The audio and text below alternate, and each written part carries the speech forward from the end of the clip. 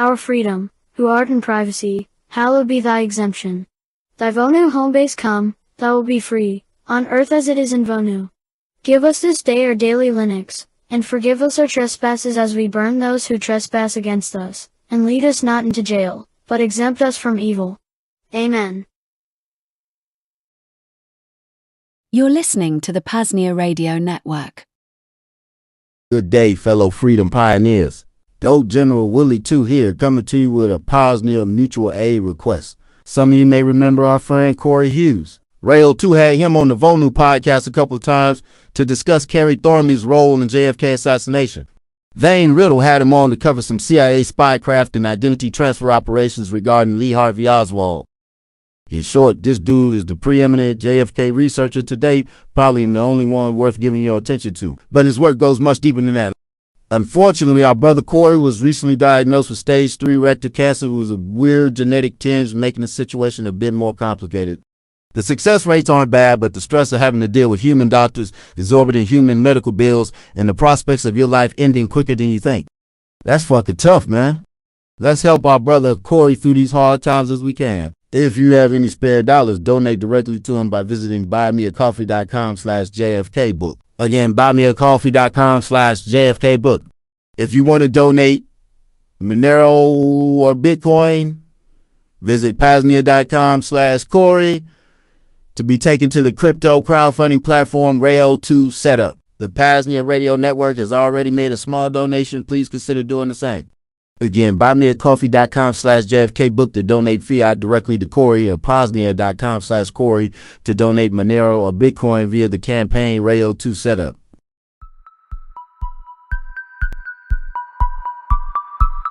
Hello, Freedom Pioneers! Billy Mays here. Are you tired of big tech tracking your every click? Are you sick of algorithms deciding what you see? Are you bored of Netflix subscriptions that cost a kidney and Spotify ads that last longer than the song? I know you are, because I'm fucking bored just thinking about it. But I have the solution: infrastructure. So powerful, so private, so decentralized, it will crack the concrete of censorship. It's the brand new PAZNIA library.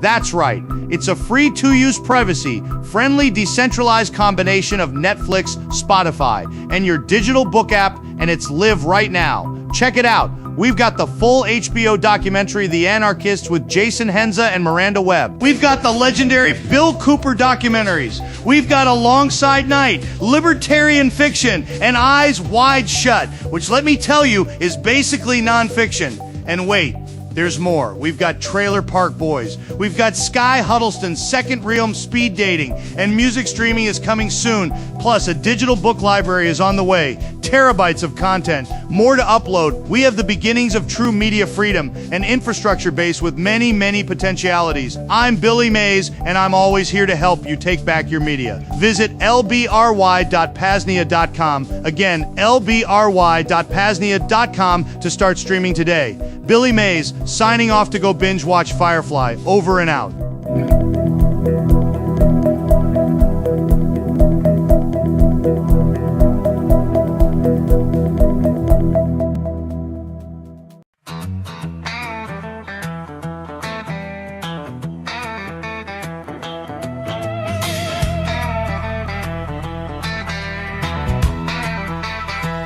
The money is broken and she wrote the book. She's a macro expert and has good looks. Her hair pulled back behind one ear. She's one of the most important voices to hear, dissecting the world with wisdom and grit. She is light years ahead of the average midwit. On a PodConf tour, she has lasers in her eyes, dismantling all of the fiat types and lies. Whether on Off or Twitter, her posts are on fire. She's the type of woman that all men desire. There's only one way to tell if you're gay. She's a smoking hot babe who is here to stay. If you want to know the future, you better will listen. Lynn Alden is hot nose macro and her black hair glistens. Whether hand-to-hand combat or just plain debating, she will kick your ass, but that goes without saying. While she has brains, she also has muscles. Never challenge her if you don't expect to tussle. Always spitting molten hot lava on Bitcoin podcast. Pleb, stop to listen to her macro forecast. If you don't think she's hot, you're definitely gay. She's not a woman to be trifled with or ever betrayed. Whether on Nostr or Twitter, her posts are all fire. She's the type of woman that all men desire. There's only one way to tell if you're gay. She's a smoking hot babe who is here to stay. If you want to know the future, you better well listen. Lynn Alden is hot, nose macro, and her black hair glistens.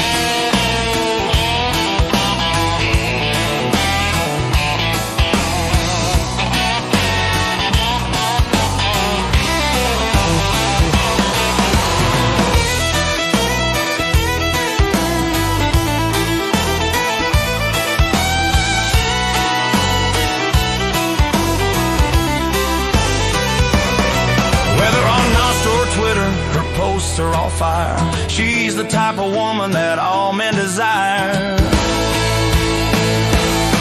There's only one way to tell if you're gay. She's a smoking hot babe who is here to stay. If you want to know the future, you better well listen. Lynn Alden is hot, nose macro, and her black hair glistens. And her black hair glistens.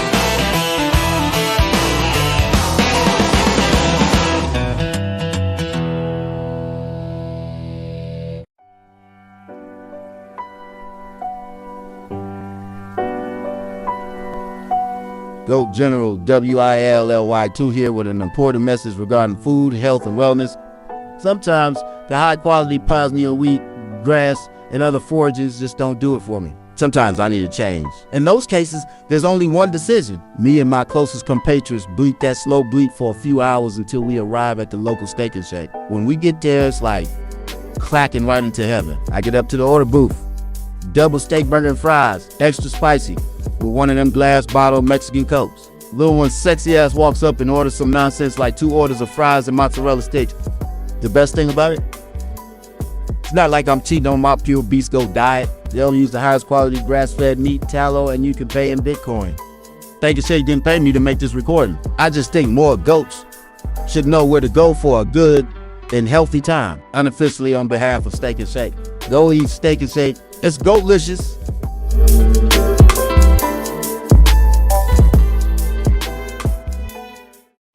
Hiding things, harming others, stopping others from harming you. I'm Thane Riddle. This is Cloak Dagger.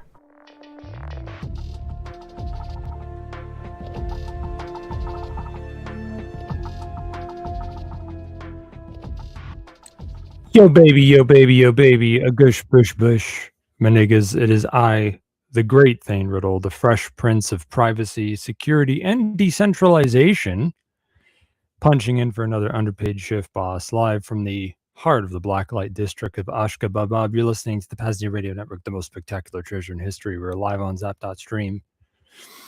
If you're a Bitcoin fag, you can zap us silly on Zap.stream or Nostr, which is how those of that lifestyle choice say send Lightning Bitcoin over Nostr.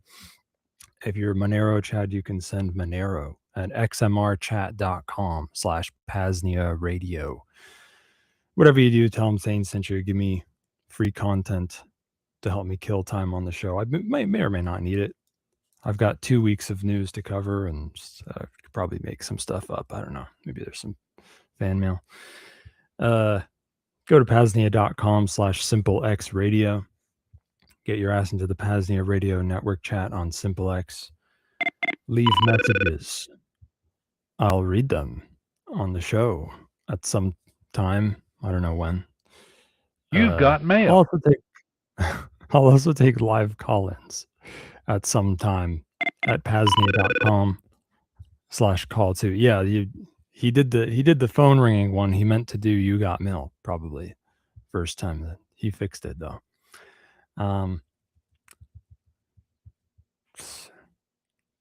there's not gonna, it's soon. I hope soon. TM, the down to earth tips will come back. The show will be restored soon. That's what I'm aiming for. I realized, Thane Riddle, the Fresh Prince of Privacy, Security, and Decentralization. I got other topics to work with. It doesn't have to only be privacy stuff. So the low hanging fruit, because you guys gave me like lists of good ideas for stuff to use for down to earth tips and stuff, and I kind of just was like, well, those are kind of hard, so I'm gonna go put them away and look at them later. But but I realized, hey, there is more low hanging fruit. All I have to do is talk about everyday carry and weapons and like prepper stuff, making a shelter, and then we can go to some other crap, some other kinds of security and I don't know, decentralization shit. I don't know. There's all sorts of crap I can talk about. I'll start getting back to down to earth tips and whatever sometime soon, but not now, because it's a miracle. It's a miracle that I wrote as much news for 2 weeks as I did, and literally the last minute before the show went on. Anyway, the guest this show is Thane, who you might be able to see on your screen. If you're watching this in video form, which is like, if you are, it's almost like, what's wrong with you? Like, what did they even put on the screen? Advertisements? Well, enjoy. Eventually Thane will speak, but he's looking for a voice transformer, just like most folks who want to speak, most folks who want to call in. Anyway, here's some news now.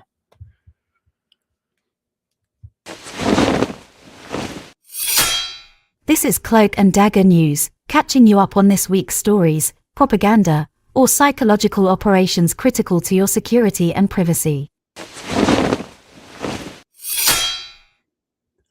There was no show last week, so I got to do last week's news first. So here's last week's news.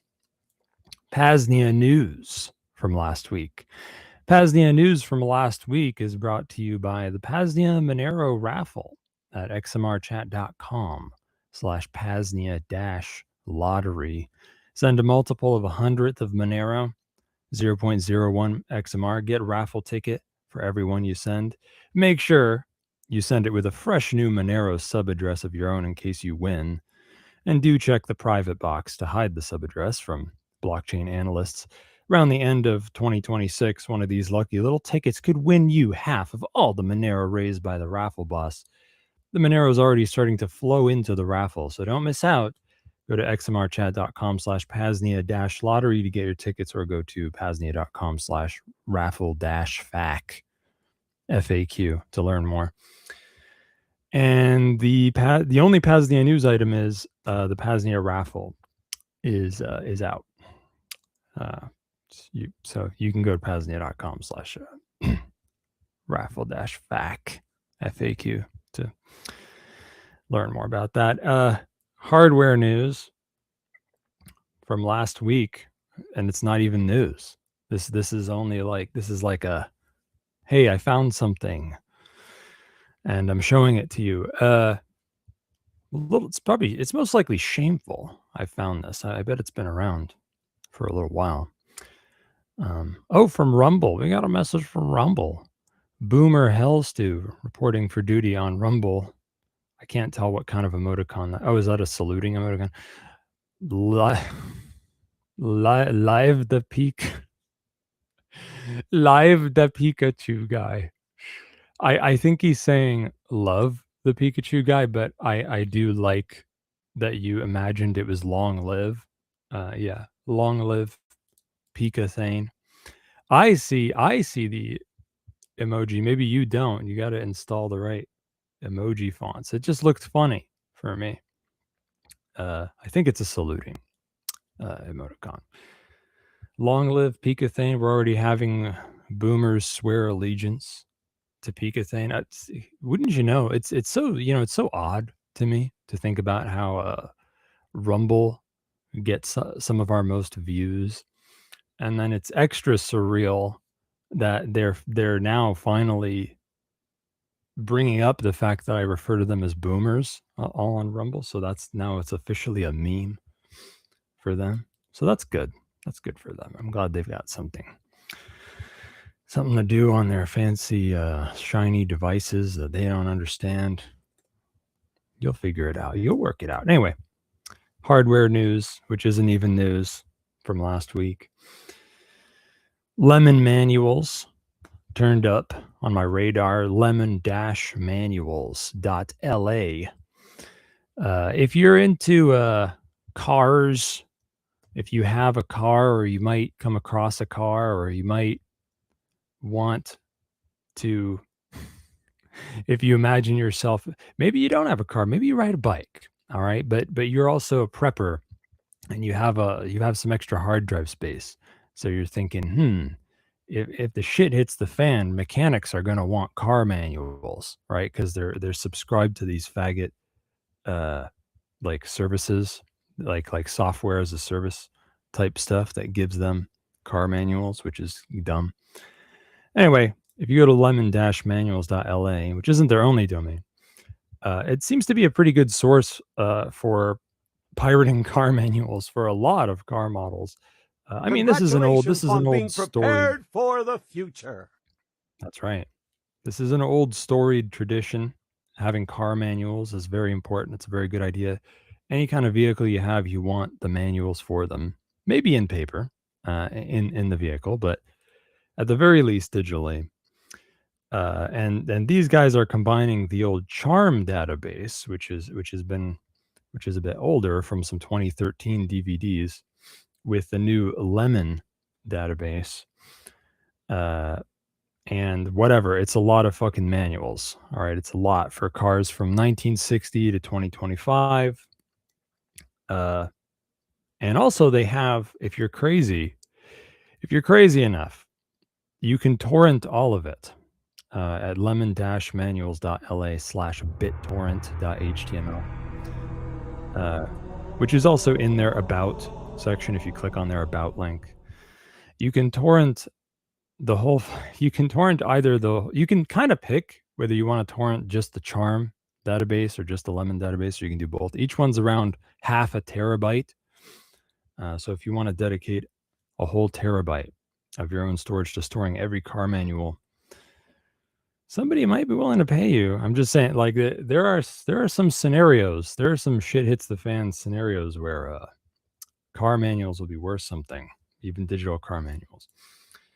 And if their domain goes down, don't fret. They've got other domains. It happens. It's like Anna's Archive or something, or fucking the Pirate Bay. You know, like, it happens. Everyone knows that. They'll be fine. But yeah, you should look at. I can't over highlight how big a deal it is. How big a deal car manuals are. They're kind of a big deal. You always want to keep the manuals for your specific models and the years of vehicles. And you also want some parts that commonly break, and supplies and oil and things like that. And some tools. Keep some tools in the car for doing all the normal things that go wrong, fixing those things. Anyway, digital news. Digital news is brought to you by Jammin' Beconic's Ghost Devices at libertyunderAttack.com/Thane. The Ghost Devices, such as the Ghost Phone or Ghost Pad laptop, among others, come with modified hardware, open source firmware, and or open source software to remove backdoors and surveillance while empowering you. If you care at all about your privacy or security, or shielding yourself from the kinds of digital threats I might touch on in the digital news, you must have digital devices like these Ghost Devices that only do what you want them to do, boss, not what anyone else wants them to do. There's no other way. You must start with the right hardware, firmware, and operating system. Go to libertyunderattack.com/Thane to get yourself some Ghost Devices. Or if you want something not listed there, email Shane at libertyunderattack.com for something more tailored to your needs. Digital news from last week. This is another story that I didn't bother to really read, which is a shame because it seems interesting. It seems like something worth reading more about. But there were some, and I think it might be somehow linked to at least tangentially linked to the fucking, I can't even remember their name anymore. That hardware wallet that had a big fat exploit that kind of looked like a backdoor, but the jury is out on whether it was or not. Some people lost Bitcoin. Well, a couple guys did a AI audits of a big fat open source stack of Bitcoin software, Bitcoin related software. A couple guys threw almost 60,000 USD at some AI and sicked it on the open source Bitcoin stack, all kinds of stuff, BTC Pay server, whatever. They claim that they found a lot wrong. They claim that they found a lot of security bugs, a lot of critical security bugs in a lot of software projects. And what they're saying is that the bottleneck is responsible disclosure, because they're going to some open source projects page and they don't have a fucking email address. They don't have any, they're not really doing things the right way to help with responsible disclosure. It's hard to reach out to them. So they're like, who the fuck do we even tell about this? How do we get this? And that's very telling. And it's a very key topical point that's going to be in your face at some point in the near future, I think. If responsible disclosure of critical security bugs for cryptocurrency software can't be done, we need to think about how to push the issue. No pun intended. Maybe maybe we need to think about less responsible disclosure or something. But because this is something has to be done about this. I think everybody in this new era of auditing stuff with AI, looking for vulnerabilities and stuff with AI. I think it's a big deal to be proactive. It's a big deal for the ones who want to fix it to do this and to get the money thrown at fixing this before the attackers do, because let me tell you something, it's worth it.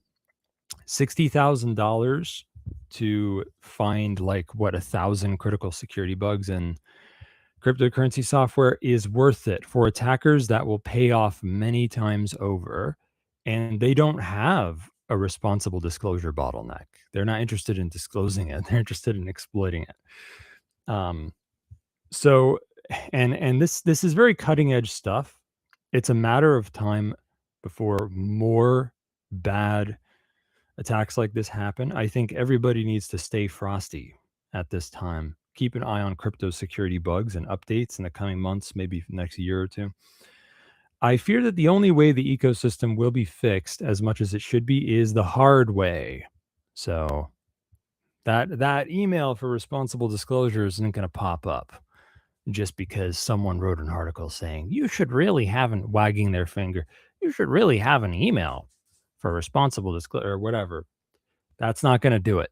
What's going to do it is millions and millions of dollars being stolen over and over again. That's what's going to do it. And you know what? That's your reward. That's your reward as the black hat hacker. It's really your reward in a way, isn't it?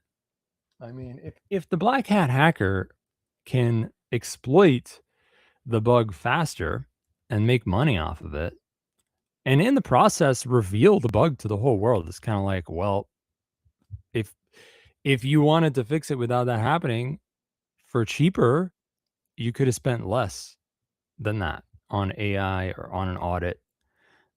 So it's kind of like, it finders keepers, right? It's kind of like the code is law. You remember how Ethereum was forked because of an exploit in a big fat smart contract, and the Ethereum Classic guys got pissed off by that. Rightfully, they got rightfully pissed off by that because that was because Vitalik was being a hypocrite. That the code's not law anymore. Fuck that. I want to make $1 billion. But I kind of agree with. I see eye to eye with that, and I think you know, is an attack really, is a successful crypto attack any more than just rightfully winning a bounty for discovering a bug? I mean, if you don't want it to happen, find another way to raise the money, right? That's on you, man. That's on you guys. What do I care? Anyway, Brea 2 says, damn, should have played the Bitcoin Red Team song by Dick Greaser pre-show. Would have fit great. Oh, maybe you can pretend that it's playing. You just like sing along to it. Anyway, Mother Earth news, Mother Earth threats news from last week. Magnitude 7.4 earthquake. West Colombia, around the city of Cali. Not California, mind you. I was warning about Cali earthquakes, but this is the other Cali. Harmed some infrastructure. I heard that at least 20 died. I'm sure it was more. And then oddly, everyone went quiet about the earthquake because I guess no one cares about West Colombia. They're just like, whatever, it's a bunch of poor people. So I didn't hear. And also it wasn't as big as like, the Venezuela one or whatever. So in terms of damage and killing people. But whatever. Elsewise in Mother Earth threats last week. Bunch of wildfires in France. As there are, wildfires are a thing. They happen a lot.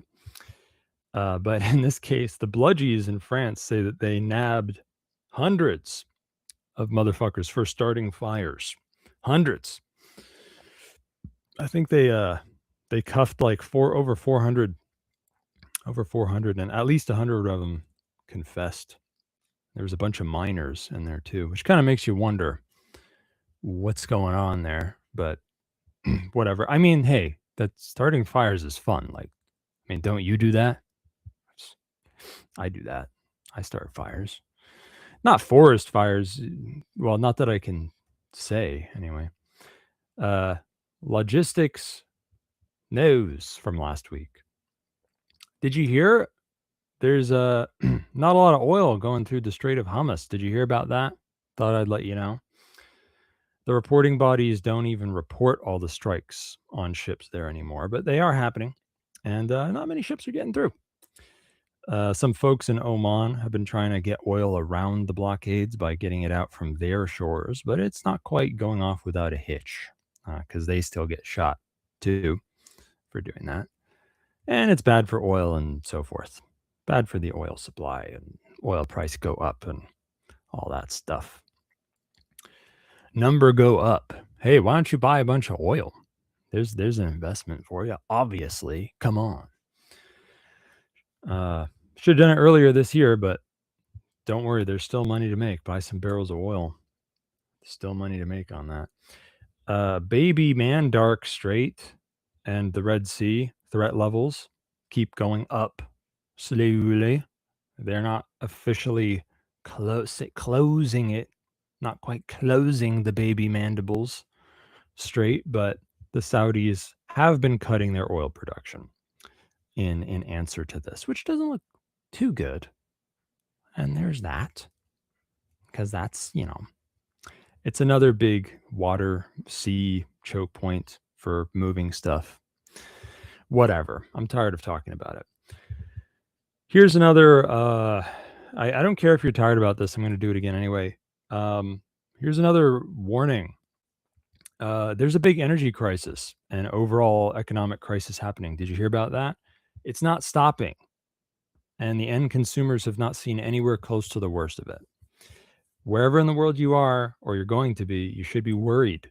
You should be getting ready for things to get worse. And you should be getting ready yesterday. Do not wait for prices of anything to go down unless you're trading stocks or some shit. That ship has sailed, literally. Whatever you have now, whatever the prices are, work with that. Don't wait on stocking up what you need. Do not be fooled by how long this economic disaster is taking to unfold and how long you've been warned about it. Your caveman brain is not built to understand things that take months or years to happen, besides the change of the seasons or whatever. And don't forget that the U.S. as well as other states have been draining their very big oil reserves, which has supplemented the worldwide oil supply and kept prices much lower than they otherwise should have been. Those chickens are coming home to roost fast, boss. This is the first time the U.S. reserve dropped below 300 million barrels since the 80s. The demand is maybe 30% higher now than it was then. So that trend has no end in sight. And guess what? The legal limit is they can drain it down to 252 million barrels. They're already almost there. They can break their own laws, of course. But which outcome is worse? I don't know. Funny thing is, they might have drained it this low a long time ago if they could have, but this is the state we're talking about. So, of course, they didn't bother to take care of their shitty old oil pumps, and now they don't even work right. So they can only pump at 61% speed. Maybe that's for the best. Furthermore, you can drain crude oil as fast as you want, but it's a whole other thing to ship it around and refine it. That's why you see diesel prices going up anyway. But the state's faggot oil reserves and the market manipulation don't mean much in the big picture. The market is much bigger than their little shell games. This month, the IEA, what does that stand for? International Energy Agency. They put out a report for this month, says the worldwide oil shortage is around 8% of the worldwide oil demand per day. Per day shortage is 8% of the worldwide demand. That's fucked. That's pretty bad, right? That means that, over 8 days, it's 80%, or of a day's demand or whatever. The plants are struggling to get, it's not just about just getting crude, any old kind of crude. There's different kinds of crude. You need different kinds of crude to make the right petroleum products in the right amounts, different kinds of plants. 20% of international diesel trade's gone. In any case, no matter how you slice it, you can rest assured what's happening is real and very bad and can't be stopped. Very bad and can't be stopped. You have been warned. This isn't the first warning. Won't be my last either, but don't tune it out. Listen. Listen well. And fucking do what you need to do, as in right now. Okay, you're listening to this in your car. I don't care. Pull over your fucking Prius with its gas tank 1/4 full because you can't afford, and its dying battery made of rare earth metals that are about to be export restricted by the Chi-Coms again. Pull over that Prius, put it in your fucking 2-digit PIN to unlock your phone. They'll never guess that one. There's literally 100 possibilities. Open your fag phone. Pay no mind to the Sailor Moon ringtone that's going off right now. That's your mom asking you to pick up more chicken tendies for her to make you in the toaster oven tonight. And I know you already bought a few boxes. So just message her on SimpleX and yell at her for the umpteenth fucking time to message you instead of calling, which she's not going to listen to. She's going to call you again. And then open up fucking Marcor or whatever open source note-taking app you like and make some notes about whatever prepping shit you need to do. Make notes, set alarms, set calendar events, start planning and acting now. If you have put off anything, do it now. I don't care if you need to dig a hole in your mom's backyard with a shovel at night and slowly wheel away one wheelbarrow of dirt at a time so the neighbors don't hear it or find out what's happening. I don't care if the only year's worth of food you have enough cheese to shell out for is bags of bird seed. I don't give a shit. Suck it up. I don't care if you need to cut your hours at Steak and Shake and you won't be able to buy as many Funko Pop figures for the next few months. I don't care if you need to sell your Funko Pop figures. Gasp. Yes, that's fucking right. Grow up, get to work, get it done. Don't let the perfect be the enemy of the good. Just pick the quickest, easiest, lowest cost way that you need to go with that works for you. Most bare bones shit you can scrape together. Be as lazy as you can be, but make it happen. Get ready. If you're cool enough to listen to this show, the world needs you alive and as geared up as you can be in like 5-10 years. So try to make sure that happens if you don't mind. Hold fast now to whoever you can trust and keep building your second realm networks. Better late than never. Crackdowns news. In Norman, Oklahoma, the city council unanimously turned down flock cameras over and over and over again. I think they did it like 9 times or something. So then the county sheriff and some faggot Karen HOAs brought them in anyway. And now it's up to the freelancers of Norman to take care of this hiccup, because no one else is going to help you. It's all on your hands to do something about this, boss. What's it going to be? The cameras are coming. Even if your faggot city council unanimously votes 9 times not to allow them, they're coming anyway. No one's going to do anything but you. It's this little thing called the use of force. You should try it sometime. It's called insurrectionary agorism. I wrote a manifesto about it. You might want to read it, because we're going to try and work out a payment. We're going to try and work out a way for you to get paid for destroying the cameras. But for now, you'll just start padding out your resume if you don't mind, and maybe sell the copper inside or something. Sell the parts. So the parts inside there are pretty expensive, I think. Elsewise in Crackdown's news, there's some hardcore facial recognition camera trial that was deployed at London subway stations by the Bludgies. That's cool. They just one day they just put up a bunch of signs that said, "Oh, by the way, your face is being scanned, and we're checking to see if you're a criminal or something." It was funny too, because I think they said something like they put out the numbers, and it was something crazy like 99.7% of the face prints they got were just innocent everyday Joes. So like it's kind of on its face, no pun intended, kind of seems like a failure, like maybe the cost of this to people and their privacy is not good, and you're not actually doing anything with it. But of course, that's silly. That's silly. That would be a naive thing to say.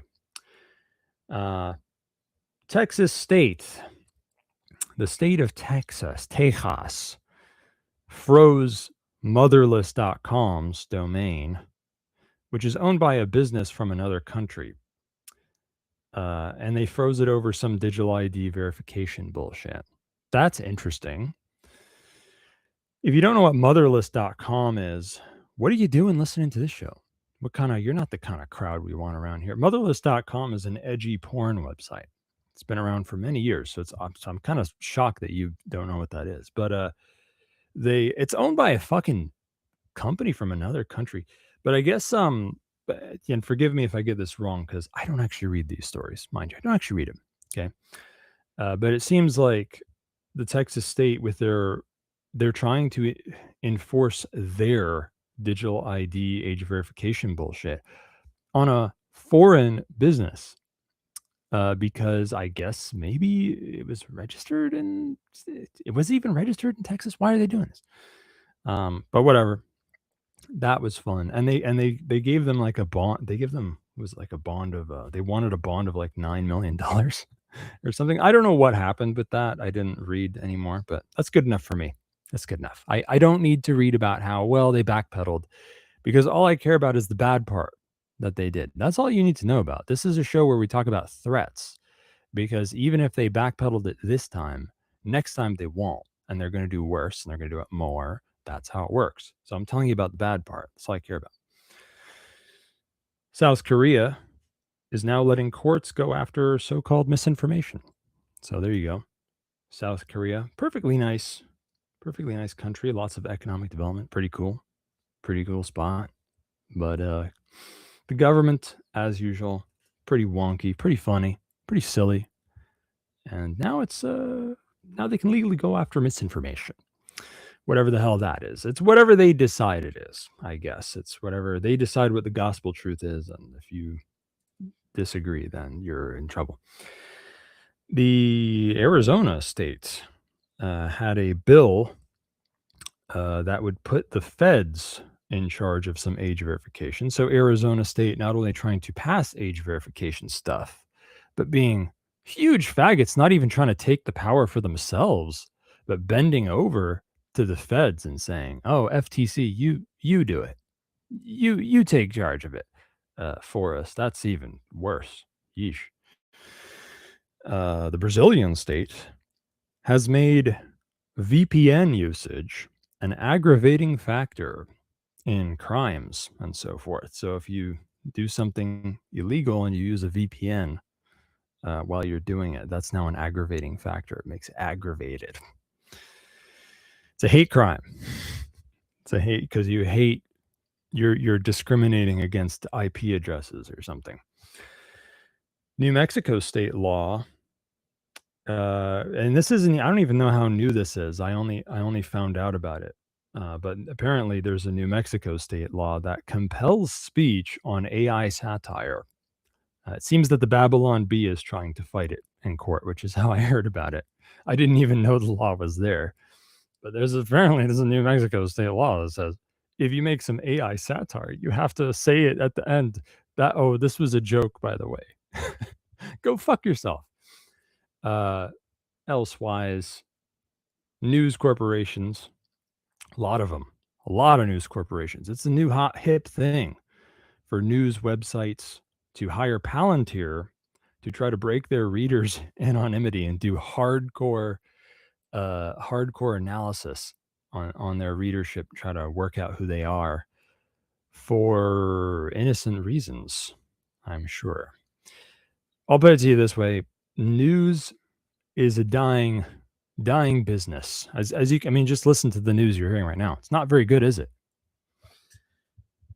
Yeah, I don't like doing it either. It doesn't make me any money. It's stupid. All right. And I guess these guys feel the same way. So they're like, we got to make some money off this somehow. And they're going to tell you to your face that, oh, they're trying to get readership data for, like, I don't know, advertisement or to sell analytics to folks.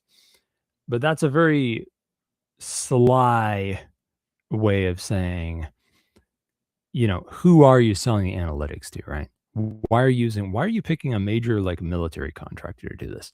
Because you're trying to sell the info to the national security surveillance complex, because the articles that someone reads on the news tells you how likely they are to be a dissident with certain opinions or whatever. Just pulling this out of my ass, just a little thought I had. Maybe that has something to do with it. It might make them a few bucks. You can't make a lot of money posting news on the internet. All the money's in propaganda. All the money's in propaganda and surveillance. People won't pay you to give them articles that they don't even believe are true because they know you're lying all the time. PSYOPs news. Disinfo peddler Colonel McGregor said that the Israeli state had a top general killed by the yogurt, by a strike they made on Tel Aviv. And Israel's top general was secretly killed, and they're covering it up. Just so you know, this Colonel McGregor guy, as is the case with most retired military officers who claim to have super secret insider information, like the guys that Alex Jones would talk to on InfoWars, most of them are full of shit. They're fucking lying. They're lying. You can tell just by listening to them talk. All right. But even if you couldn't, it's just a question of, like, can they verify what they're saying? How would you even come to know the thing that you're saying? That's not how it's done, folks. You don't just go, oh yeah, that story sounds like something that tweaks my values. It sounds like something that would be fun to believe in, matches up with the way I see the world. It's truthy. Okay. To use the old Stephen Colbert joke, it's got truthiness. It's got a truthiness to it. That's not how you do it, folks. That's not how you do it. You think critically, you see what the evidence, is there any evidence? Do you even plausibly have a way of finding out this information? Do you even claim to? Fucking retired from being a colonel years ago? Go fuck yourself. Anyway, elsewise in PSYOPs, last week, the U.S. President said that the U.S. utterly controlled the Strait of Hormuz, like it's ours. It's very beautiful. We completely control it. That not a wave crashes on the shores that we didn't okay it.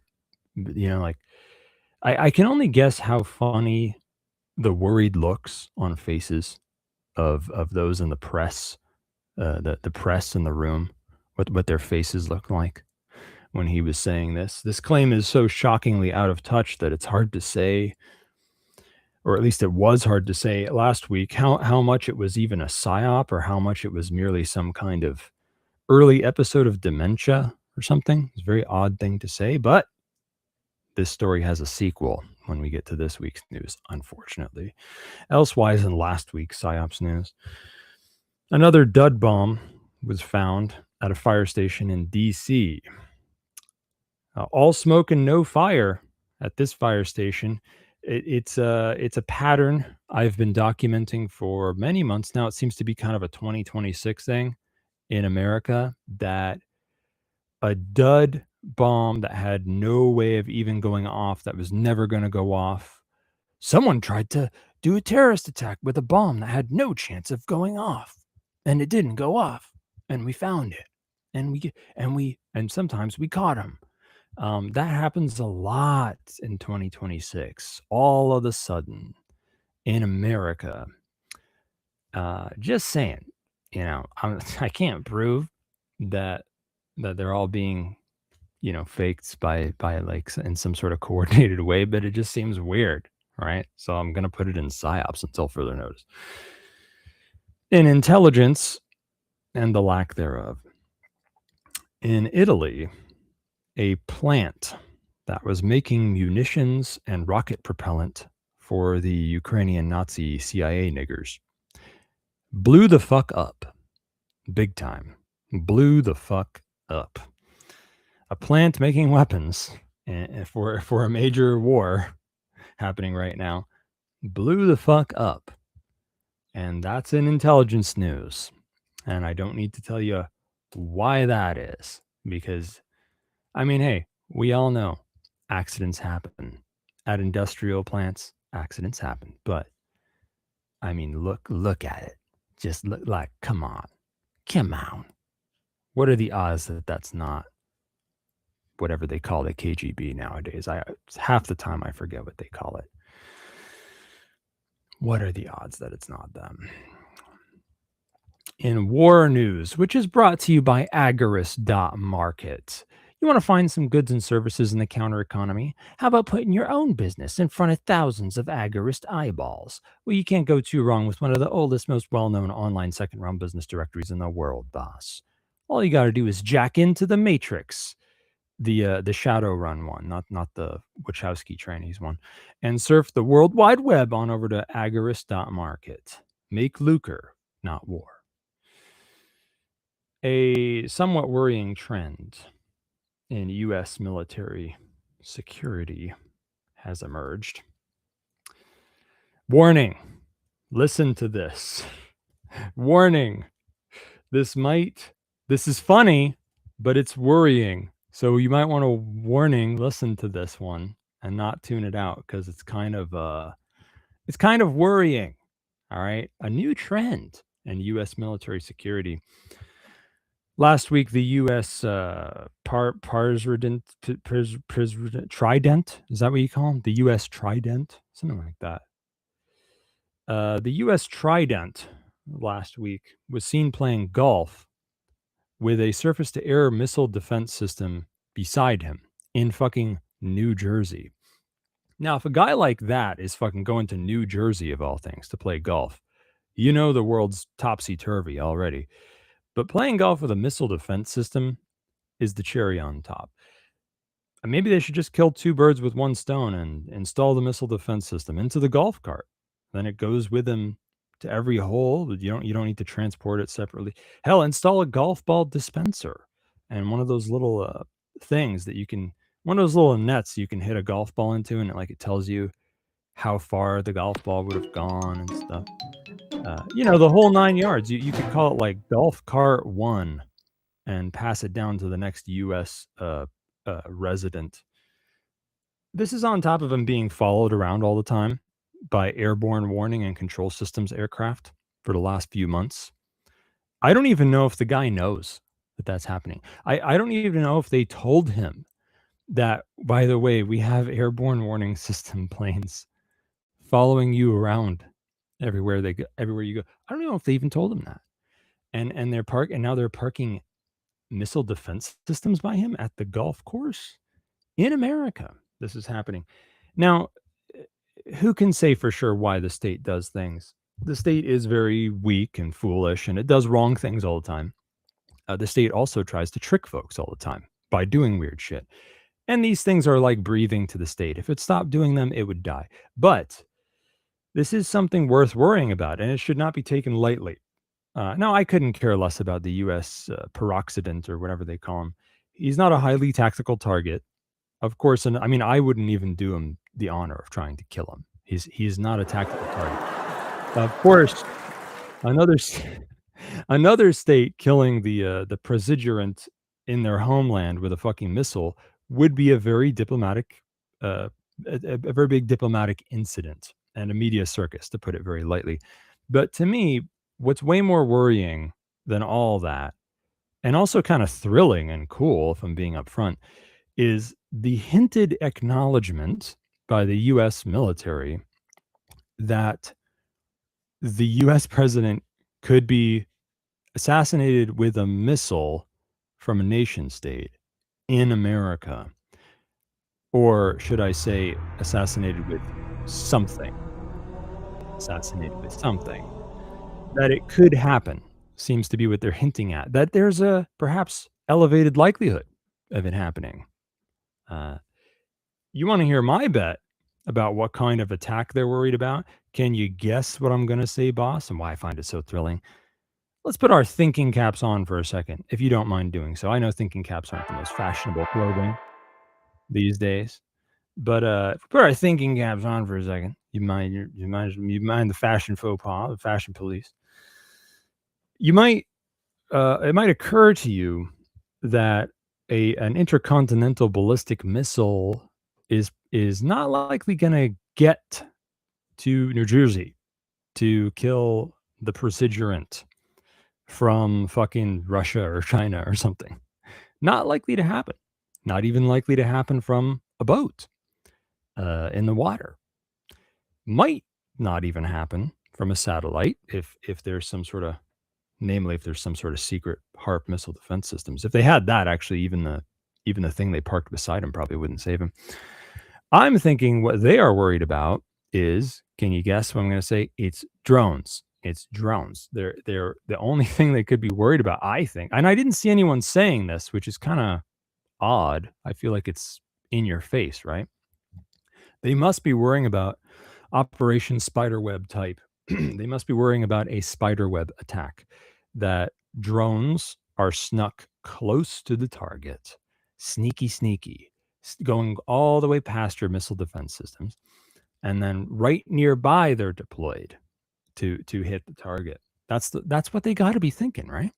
And I mean, it's a no-brainer, right? Because ever since the first spiderweb attack happened out in the open, now it was like a year and a half ago or something, that changed the world. I told you here on the show right when it happened. I'm like, this changed the world. You're going to see this happen a number of times over the 21st century. Trust me. This is war. You don't want to go down this road with me. I do want to go down this road. I like drones. I think they empower the little guy more than the big guy, and that's what's so thrilling about this. We all know the thing. Now, look, who gives a shit about the P.A.Z.NIA, okay, of the United States?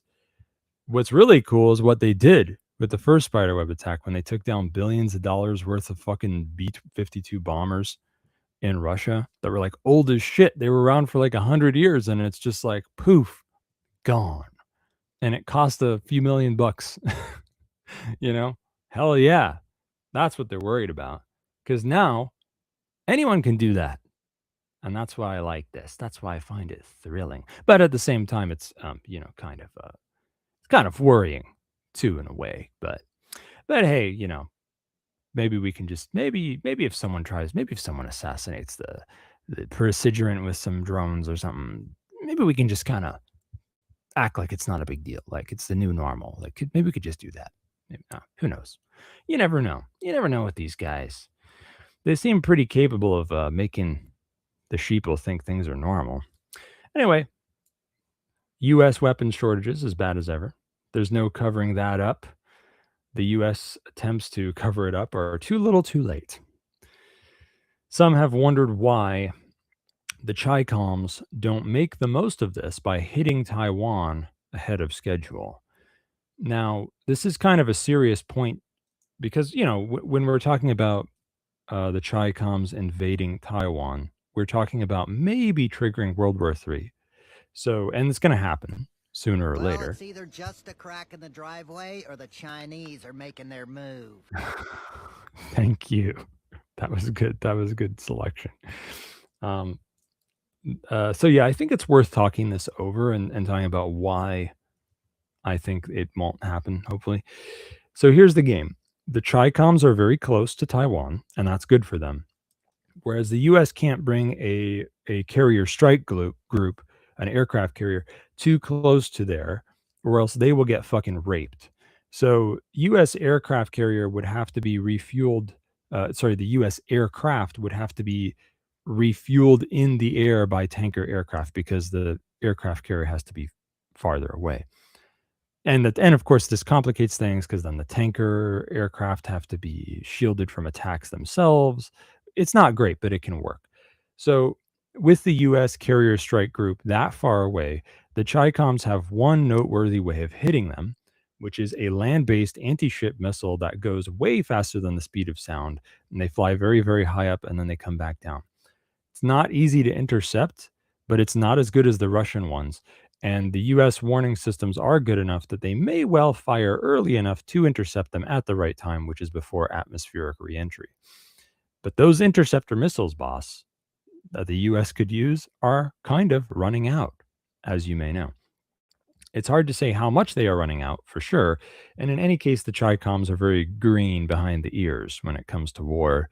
Their jarheads have not put in the reps with their new gizmos or in a fight with any true superpower military. They have no experience. That likely adds to the Chi-Coms' unsureness about what to do, and they are a careful lot already as it is, at least next to the Western globalists and the post-Soviet globalists. Of course, the Taiwanese state has its own interceptors, which may also give the Chi-Coms some pause, but it's hard to say how well those will work, namely against these shiny new missiles the Chi-Coms have, which do those Tony Hawk's high-score skateboard tricks at the last second to slip past interceptors. And the Taiwanese Patriot missiles, of course, come from the US, so no new ones are on their way anytime soon if they burn them all. Anyway, so the picture that paints so far is that it looks like it would be a good time for the Chi-Coms to invade Taiwan early, but there's this niggling little feeling that you have in your gut that it might somehow not be a good play. And then when you think a little harder, you see where that feeling comes from. Submarines, dude. It's the submarines. The US has a subfleet that can get close, and they could be very bad for Chi-Com ships.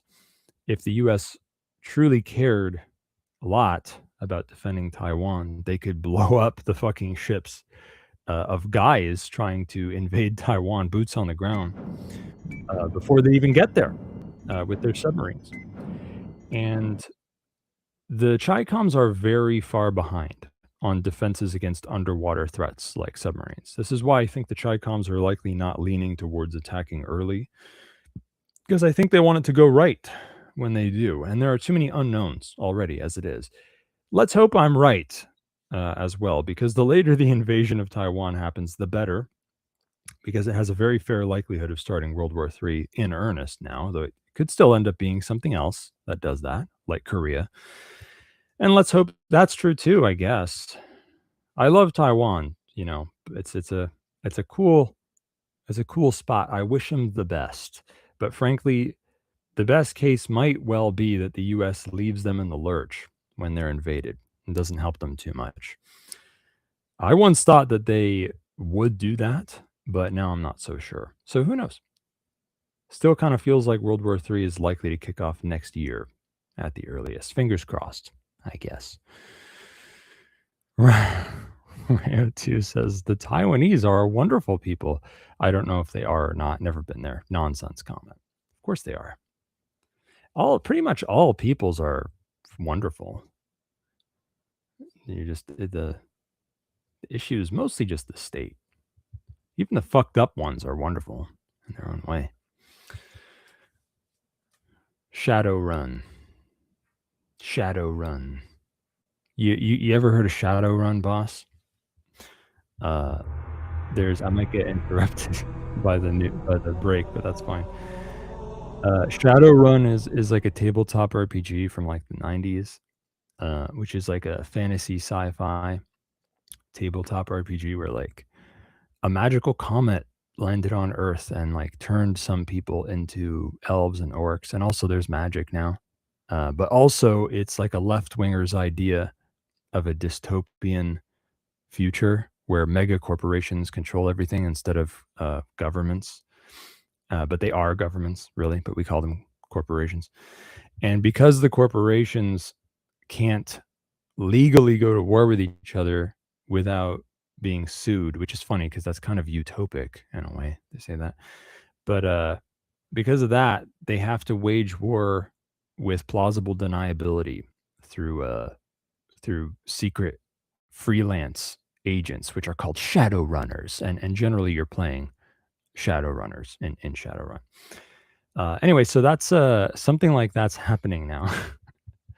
Because the US has signed an executive order privatizing cyber warfare as I speak, where like they're like, okay, cyber warfare is going to be done by corporations now and in the US, and go, you can do it whenever you want, go. And it's, I can't wait to see what happens. Because like, oh man, I can't wait until Facebook becomes a valid military target. You know, I mean, hey, to me, Facebook was already a valid military target. Okay, they were already in my crosshairs, but I can't wait till they're also in everybody else's too. So that's fun. I guess, I mean, hey, you can do the break now. This is a good moment to do it.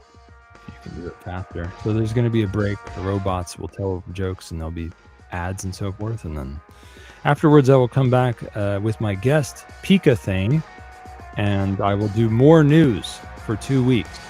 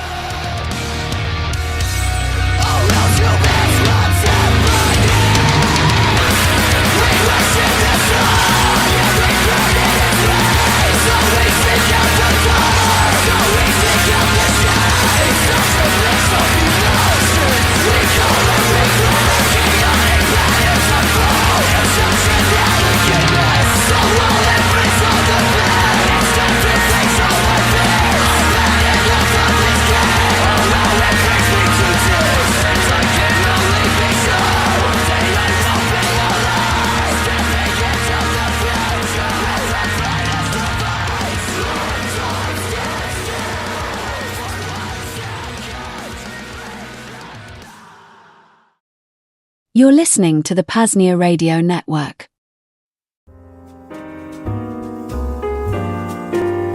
While infrastructure costs for the PAZNIA Radio Network aren't exorbitant now, there are some costs. It will also increasingly demand more time as we move towards longer transmissions and more transmissions. If you'd like to help cover current costs and even the expansion of our efforts, please visit PAZNIA.com/shop. There, you can make a one-time fiat, Bitcoin, or Monero donation. You can become a stakeholder, and you can even order some one-of-a-kind PAZNIA merch, ranging from shirts to hats to flags, all the way to beach towels. Again, that link at PAZNIA.com/shop. Cheers from the Free Republic.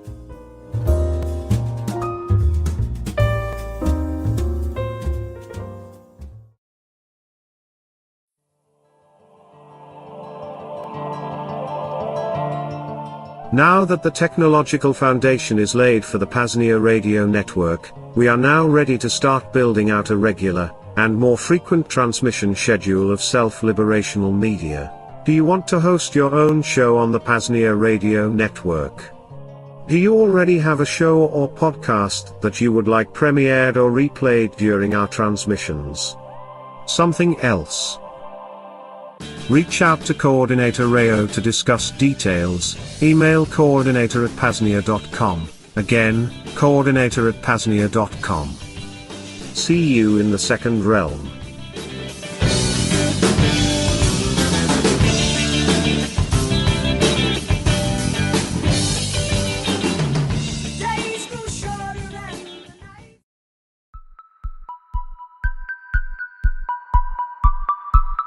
Hello, Freedom Pioneers! Billy Mays here. Are you tired of big tech tracking your every click? Are you sick of algorithms deciding what you see? Are you bored of Netflix subscriptions that cost a kidney and Spotify ads that last longer than the song? I know you are, because I'm fucking bored just thinking about it.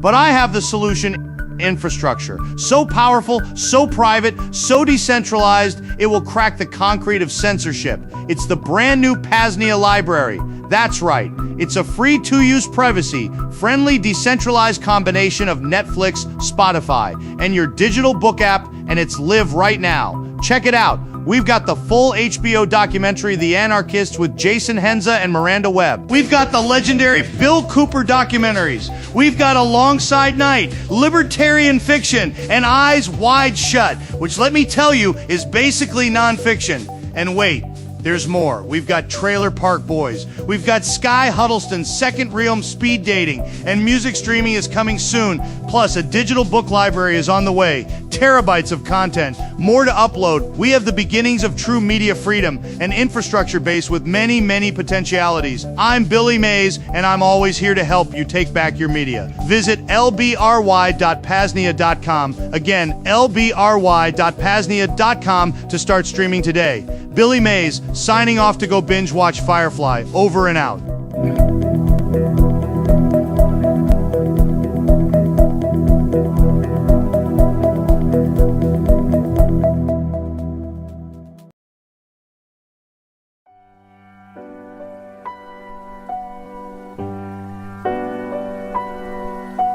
Goat General WILLY2 here with an important message regarding food, health, and wellness. Sometimes the high-quality PAZNIA wheat, grass, and other forages just don't do it for me. Sometimes I need a change. In those cases, there's only one decision. Me and my closest compatriots bleat that slow bleat for a few hours until we arrive at the local Steak and Shake. When we get there, it's like clacking right into heaven. I get up to the order booth. Double steak burger and fries, extra spicy, with one of them glass bottle Mexican Cokes. Little one sexy ass walks up and orders some nonsense like 2 orders of fries and mozzarella sticks. The best thing about it? It's not like I'm cheating on my pure Beast Goat diet. They only use the highest quality grass-fed meat, tallow, and you can pay in Bitcoin. Steak and Shake didn't pay me to make this recording. I just think more goats should know where to go for a good and healthy time. Unofficially on behalf of Steak and Shake. Go eat Steak and Shake. It's goatlicious.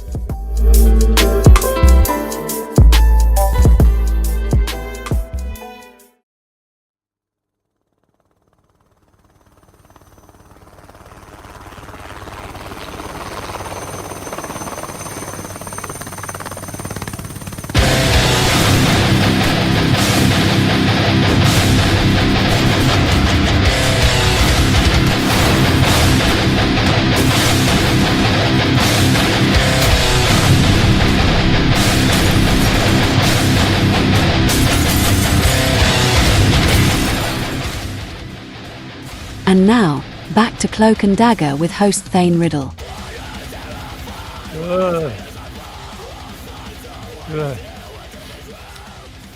Alright, this is news. I didn't even finish the first week. Alright? I finished the first hour and not the first week. It's a good thing this week's news is more rushed. So anyway, we're in fucking war news from last week. Here's your whole show is going to be news. I hope you like it. This is literally the worst part of the show is going to be the whole show. It's happened before. May happen again. And now we shall discuss upon the hamburger hegemony against the yogurt union.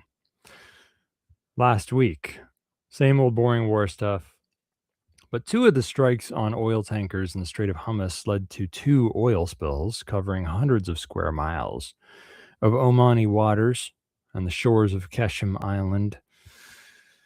Lots of, ducks were found covered in oil. No one knew there were ducks in the Strait of Hummus, but there were ducks, and there was Dawn dish soap, cleaning them and all that stuff. Airdropped. There was Dawn dish soap was airdropped from bombers from all sides, because everyone can get together behind that. It was a beautiful moment, and then the war was back on, more boring than ever. And the least boring thing that happened last week in the Strait of Hummus was it seems that the yogurt union hit a couple ships with its first claimed submarine drones, which is pretty fucking cool. We're even swapping out torpedoes for drones now. What's next? We're going to swap out bullets for drones? What are we going to do? Shoot little micro drones out of your gun or something? Anyway, the sub-drone strikes were not far from the Iranian shore, and it seems likely they don't have much more range than that, but nonetheless, it's pretty darn cool. When can we get our hands on some sub-drones? I know submarines are hard to build, but I, for one, think that we need to look way more at shallow depth submarine technology. I mean, shallow subs are way easier to build than the deep water full subs, you know? For it to be a sub, it just got to be submersed, right? It just got to be under the water. It doesn't have to be like way far under the water. It's not that hard to build one. Drug smugglers build shallow subs out of fucking duct tape, pretty much, to like move coke from Cuba or something. So can't be that hard. So yeah, maybe we should do like shallow sub drones. That could be cool. That could be pretty darn cool, actually. Hey, where's all the like amphibious drones? You know what we need? We need like a goose drone. Okay, it's like an agorist thing, right? Because there was that podcast, Unloose the Goose, which was an agorist podcast. So the goose is black and gray, so it's like an agorist symbol. The goose can go anywhere: water, land, air. So we need like a goose drone, okay? Insurrectionary agorist goose drone that can like go underwater, on the surface of the water. It can go on the ground, and it can fly. That can't be that hard to make, man. You could make that yourself. That could be like a Raspberry Pi project that you post on a website or something. It can't be that hard. It's pretty cool. Anyway, you do it. I don't want to do it. You do it. Maybe I'll do it later. Yogurt Union promoted 6 new young bucks to the rank of commander. And guess what kinds of guys they are? That's right. A flock of warhawks that want to keep fighting forever, baby, which is what all signs are pointing to, fighting forever. In other war funnies, a U.S. aircraft carrier that's been away from port for over 8 months has caught an awful case of the anheroes, as it seems a handful of jarheads aboard have been caught trying to fucking kill themselves, which the U.S. has, of course, tried to cover up. They lied about it and said that it wasn't true and it wasn't happening. Nonetheless, they also seem to freak the fuck out, and they took the hint from the jarheads trying to kill themselves, and they wasted no time in sending another carrier strike group to swap them out with, so these guys can fucking get a break or something, or at the very least kill themselves somewhere else where they don't have to mop the floors.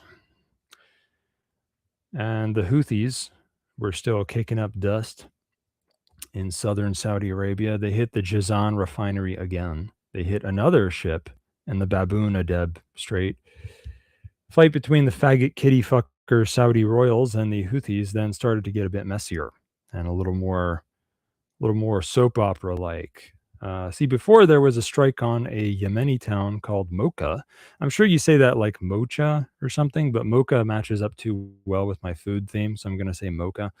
Everybody thought the strike on Mocha was the Saudi state who, struck Mocha or whatever. But it turned out that it was the Houthis themselves who struck Mocha because they were actually hitting the bit that's still under the thumb of the old Yemeni state, which is outcast from the capital region, but not, gone. And they were killing some Saudi state advisors working within the old Yemeni state. So anyway, these Game of Thrones cosplayers up in Saudi Arabia doubled down and sent a midget dressed up as Tyrion, and you got to hand it to him. Tyrion is one of the best Game of Thrones characters for sure. So they sent a Tyrion cosplayer down to Yemen to fork over some more dough and some gear to the old Yemeni state, which has been outcast, as I said, from the so-called capital region. Now, that's not a crazy new thing because the Saudi state has been backing the old Yemeni state for forever. That's kind of a big reason why people didn't like them and overthrew them. So yeah, the Western forces are ramping up the backing of the old Yemeni state. Here's hoping for their sake that the Game of Thrones cosplaying stops short when it comes to arming them, because they're going to look pretty silly wearing full plate armor and wielding two-handed swords in that weather this time of year in that climate. Oh yeah. And then the Houthis hit another Saudi refinery near some city called Najran, spurring the Saudi state to answer with more of its own strikes, blah, blah, blah, boring war stuff. Hey, next time someone starts waxing poetic about the fucking League of Nations or whatever, and how great it would be to have more interstate cooperation, don't forget that the only thing that the states all around the world could see eye to eye on was that they should all utterly fucking blow up the whole world's energy and transportation infrastructure at the same time. Well, that's the only thing they could see eye to eye on besides like the overall killing and extorting and oppressing of everybody inside their own countries and also in each other's countries, but that's a given.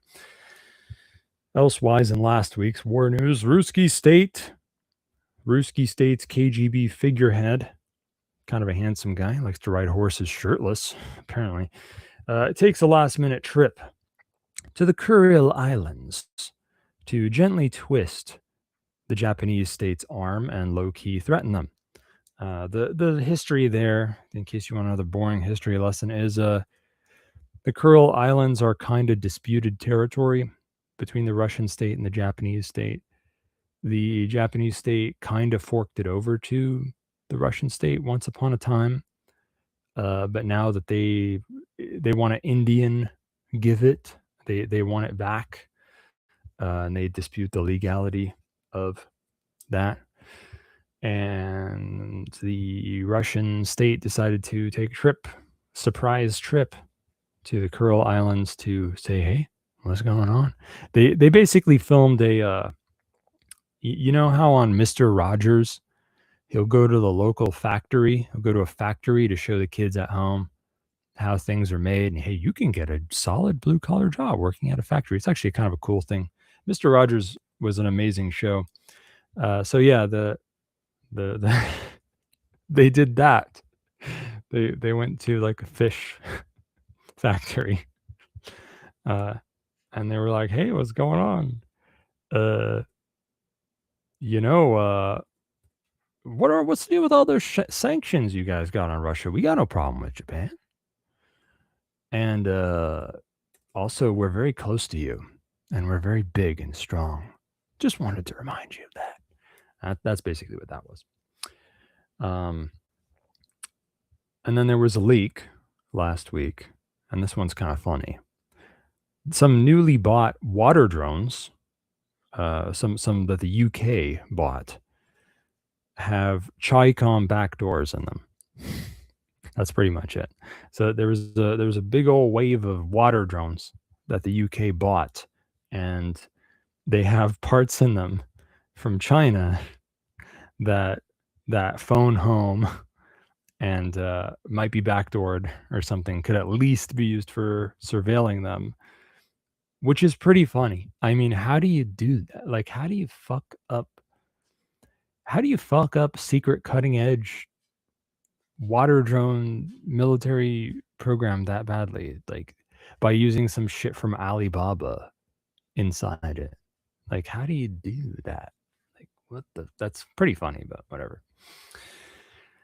And I think the UK like denied it, but also while denying it, like created an emergency audit or something. So like they're obviously lying. Next, elsewise, finally, fucking last week's fucking news. There was yet another silly little drone from the Ukraine-Russia thing that wandered off into yet another nearby country. This time it was a Ukrainian Nazi CIA nigger drone wandering off into Latvia, getting shot down. Whatever. This is such an everyday thing that happens so many times now that no one cares anymore. It used to be a juicy thing, like, whoa, a Russian drone went into another Baltic country. And, like, it used to be kind of sexy, but now it's like, now it's the new normal. So they're like, whatever. And it wasn't even Russian. So, meanwhile, elsewise on to, I guess, shit to do with the Ukraine-Russia thing. I mean, what is there to say there? There's no Patriots coming to the Ukrainian Nazi CIA niggers. The U.S. dangled the carrot of, yeah, maybe we're gonna give you more Patriot missiles. We're gonna give you more Patriot missiles later. And I mean, now they don't even have them. Now they're running out. So obviously that's not happening. Of course, that's not going to stop the U.S. poking the bear more by passing more sanctions on Russia, which I believe they did last week again.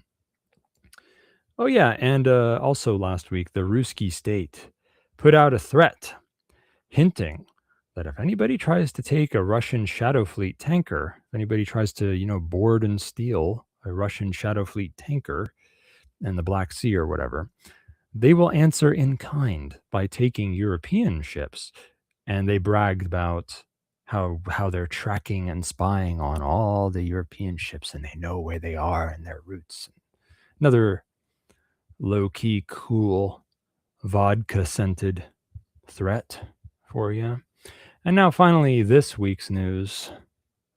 Kill me now. In this week's news, digital news, brought to you by Jam & Biconics Ghost Devices at libertyunderattack.com/Thane. Digital news. There's this shit that we found out about called XMR Pod. All right. You're going to like it. You're going to like it.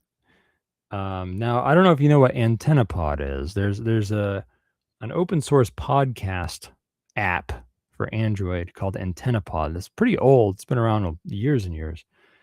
Well, the XMR chat guy forked it, and he made a slightly different version of it called XMR Pod.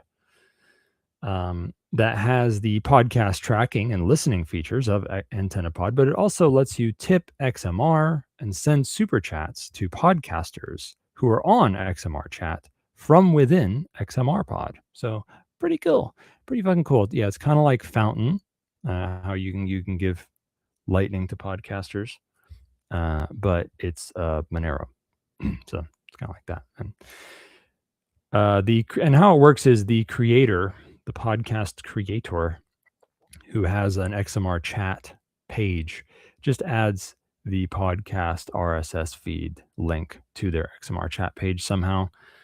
And then the XMR Pod client grabs a daily updated list of public creators from the centralized XMR chat server. XMR chat is open source software. Anyone can host an XMR chat server, but pretty sure XMR Pod just uses the one xmrchat.com server. I feel like it has potential for being a little more decentralized, which I'd like to talk to that guy about, even though he sounded like he was in a beach bathroom the last time he was on my show. But yeah, Rayo2 says, yep, stream us Monero, please. Yeah, that's right. I guess so. Yeah, I guess we have added the podcast RSS feed to our XMR chat page. So I guess XMR Pod would work for us then, right? I don't know. So fucking, yeah, your XMR Pod client downloads the list of all the public creators so that you can search it offline on your device, right? So this is for privacy reasons. And if you open the tip form, it does fetch a Monero price data from somewhere. So that's one minor privacy thing, but not a big deal. And then you can send a tip and a super chat or whatever through the XMR chat. And the only tracking data that is sent with XMR Pod is it says it came from XMR Pod. So I guess that's so xmrchat.com can see how much of the tips and stuff are coming from XMR Pod so they can clock how much it's being used and shit, which is cool, I guess, but it would kind of be nice to have a setting to turn that off. Maybe someone doesn't want to leak that they're using XMR Pod. I don't know. You can get XMR Pod on F-Droid if you're kind of gay or you just want it to be easy. But if you're cool or a little bit nerdy and you're like, and you kind of know why F-Droid sucks and how you should use like Obtainium instead, and you don't mind that you have to fuck around a little bit to just paste the GitHub link into Obtainium. It's because it's released on GitHub, so you can do that instead if you want to be cool. As for other digital news from this week, I'm sure there is some, but I didn't check. I ran out of time, so maybe you'll get it some other week if you're lucky. Logistics news from this week. American diesel prices go up more. Also, the U.S. the U.S. declares economic war on the Iranian yogurt, whatever the fuck that means. What effect does that have on logistics, if any? Aren't they already doing that? Whatever. Crackdowns news from this week. There's some more heat and more juicy stories that keep coming to do with flock cameras and Axon camera sensor suites and so forth. It just keeps coming. I can't possibly read every story to do with flock and Axon cameras and sensors. I mean, for one, the hardware that they're putting out for these things is getting better and better. They're getting more and more hardware features, more and more sensors. The AI is getting better. So they're getting worse, to put it in other words. And as you heard from last week's story, they're being pushed pretty hardcore, even being pushed illegally. And they don't care. They don't care at all how much pushback there is against them. They'll just put them there anyway. It's like a bully mentality thing of, well, you're just going to take it, right? If I do this, you're just going to roll over, right? And you will. Most of you will. I guess one little story I can give you because it's kind of funny. Bludgies are getting in shit a lot now for misusing flock cameras and shit. But this story was kind of funny. It was a Bludgie got nabbed because his drug dealer friend said, "Hey, can you check the flock database for this license plate to see if that's an elite, if that's an undercover cop that's trying to and the Bludgie friend of the drug dealer was like, sure. And he ran it, and it was an undercover cop. So he's like, oh, watch out, good instincts, but he's retarded. I mean, just so you know, if you're a Bludgie trying to tip off criminals about other Bludgies, I commend you, but you got to be careful because it's not private. The way the searches you're making on the system aren't private. They can see that you're doing it and stuff, and that might come back to you. It might not, but it might. So there you go. I'm gonna read fan mail because I'm a little bored of news. I'm gonna read fan mail and come back to this crap. Oh God, what have I done? Now I am become Crowbar, destroyer of cars. Did I read that stuff before? This is stuff I saved. Did I read about that before? Sparrow map. Reverse Uno card. Scans license plate, logs all government vehicles' locations on open map, discards private citizen vehicles. Maybe this came from last week or something. GitHub.com/sparrow map again. Yeah, that's cool. Scans license plate and logs all government vehicles' locations on open map, discards private citizen vehicles. I'm into that, man. Big time. I like that kind of stuff. Big time. It's not the only project like that. And we need more of that. We need more of that. Something I've brought up a few times is like, how hard would it be for us to triangulate like police transmissions using a few transmitters placed in various sundry spots around? Wouldn't be that hard. And you can take that and you can take this Sparrow map stuff and you can just throw it all on fucking Ridester? I'm gonna, or is it Roadster? It's Roadster. Roadster, the Noster map thing where you can put little warnings on it and stuff. A Jiraj Bednar project. Yeah, man. Let's integrate it all. You could also kind of feed information from multiple sources too. Some AI and have it sort of make some sense of it all. Stitch it together. Connect the dots for me. Trick different. This AI generated pattern hides you from surveillance cameras, including Flock, and it shows a picture of a car covered in a. I feel like I did bring that up before because I made the joke about Ricky using the or wait, did I write that? There's a joke about where Ricky from Trailer Park Boys. Yeah, I wrote that in the chat. Right, I want to see Ricky from Trailer Park Boys make these really loud, colorful patterns on a car out of garbage as a PAZNIA Storytime thing, and he thinks that it makes the car invisible. Now I am become Crowbar, the destroyer of cars. I wear burqa. That works. That's a good idea. You should wear burqa if you're a woman.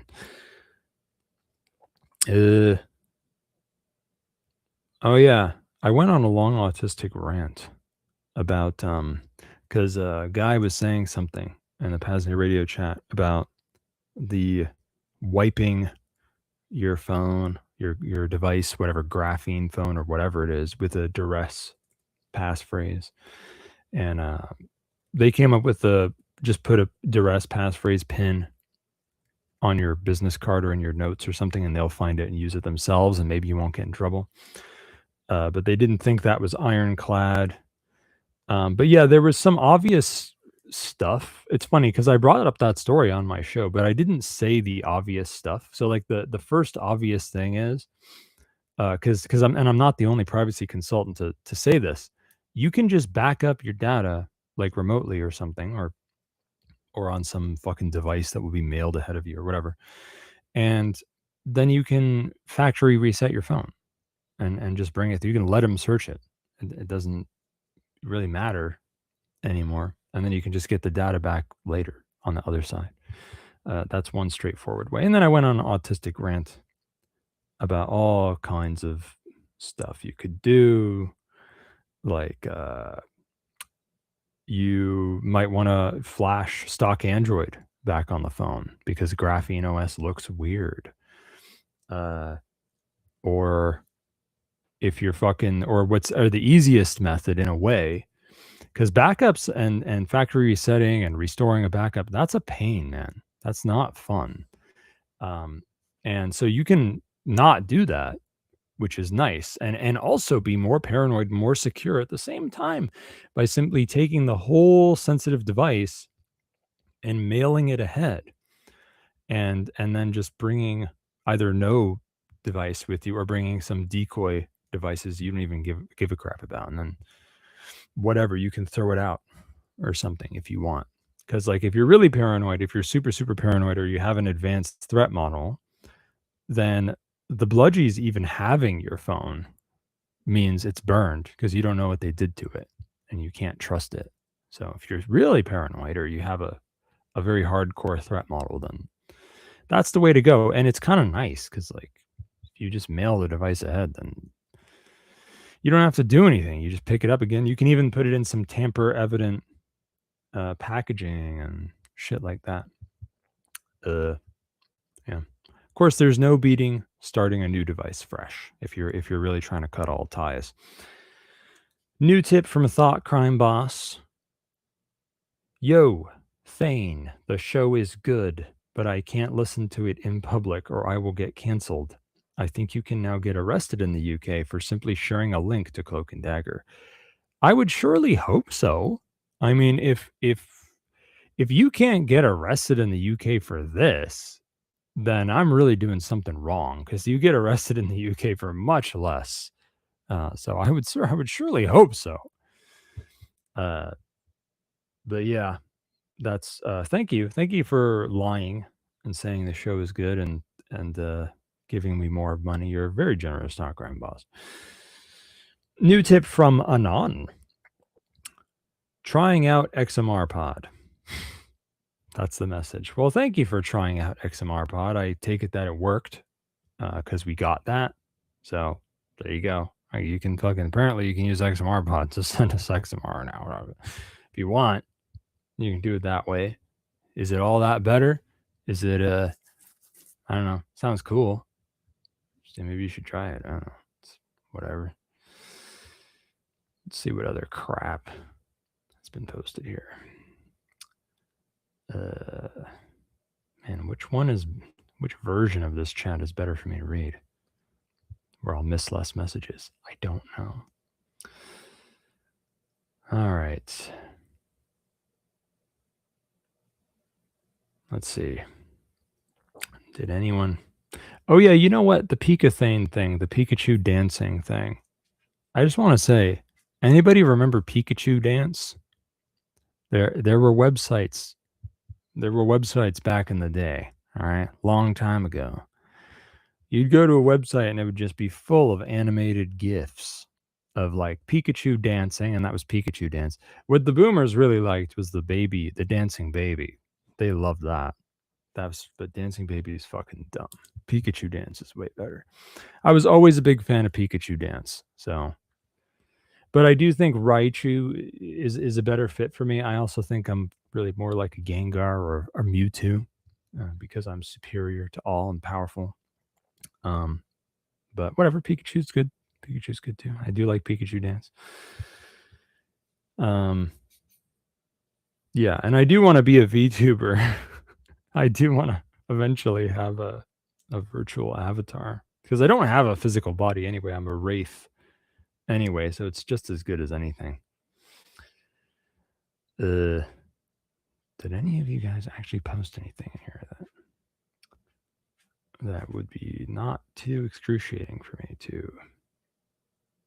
This is going to be an insane show. It's Thane-tastic. Thane.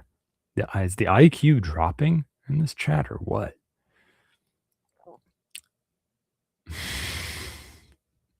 Here we go. Comment. Well, here I am playing part of the commenting audience again. Also, can somebody please also write some more comments? I like hearing Thane read stuff that is not mine. I know, hard to believe. It's like an egg. You don't know what inside until someone reads it. Well, usually it is a chicken or rotten, but you know, metaphor or so. Show specific comment. Seeing hackers as pen testers is stoic AF based. I see rape as pen testing, but that joke must be old. Yeah, I know, right? Like, I mean, hey, it's not far off from like the victim blaming thing. You know, where like because like if you like look at rape statistics, like in America or something, not like in India or something. It's maybe in India you really do get randomly raped in the streets or something, but in America it was something like most rapes are like either A, happening to a girl that's like in an abusive, and I mean, let's be real, most rapes are happening to children, right? Most rapes are actually child molestation, and that's underreported. But like most rapes of adults are like either A, someone who's in an abusive relationship or has an abusive ex that they, chose to stay with and involve themselves with. I mean, like there's a whole like mental illness and dynamic. I mean, like everyone, a lot of people have fucked up relationships. So how can you point fingers, right? But everyone's kind of fucked up. But that's a thing where like you stay with someone who hits you or whatever. Like there's a whole thing. There's something going on with you if you're like that. And then the other one is it's a unconscious rape. An unconscious rape is actually very common, and like the vast majority of unconscious rape victims are getting drunk and high around strangers and like passing out at parties and stuff. So like it's kind of hard not to victim blame in rape. And like the ones who say, oh, girls shouldn't dress in revealing clothing, that may be the case, but that doesn't actually get you raped. Statistics says that doesn't actually get you raped, but the other stuff does.